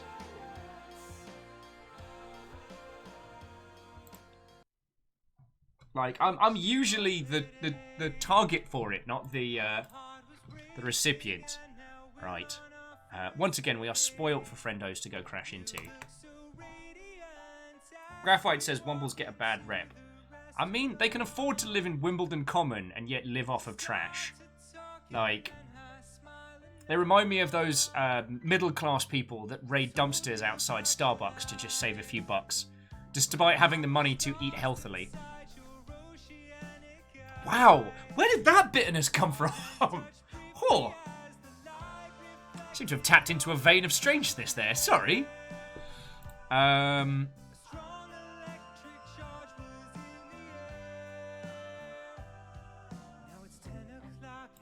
Okay.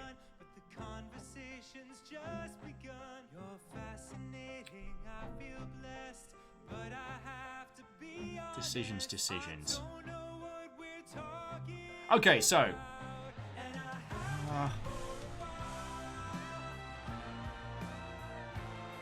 Too many people!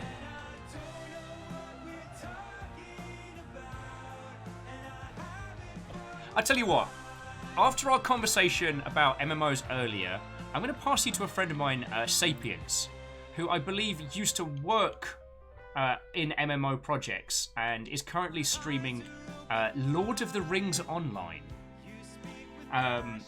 This particular individual I'm going to introduce you to is a community management legend and like games industry super vet.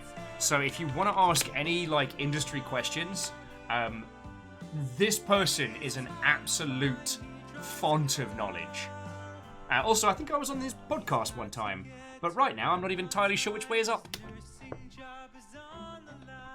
Oh, and Aquabiscus, if I do like return to Pyre, if I do come out of retirement for a continuation, I will absolutely let everyone know. Oh, and Stooge, I mean, I got to watch you, I was lurking while you were playing it, which is how I know about Hero U. Anyway, I'm going to pass you to one of my industry friendos. I don't think you've gotten the chance to meet this person before. Which I think is real cool. I mean, feck, if that isn't half the fun of Twitch, is just meeting cool new people.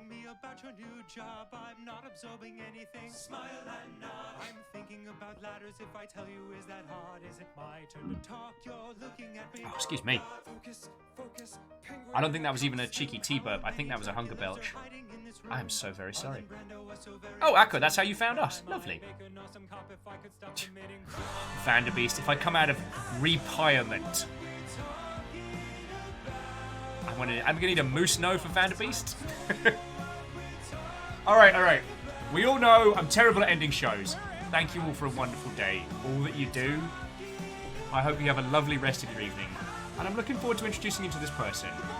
Alright? So friends, I'll see you tomorrow for Blackout Club. Have an exceptional rest of your evening. Peace out.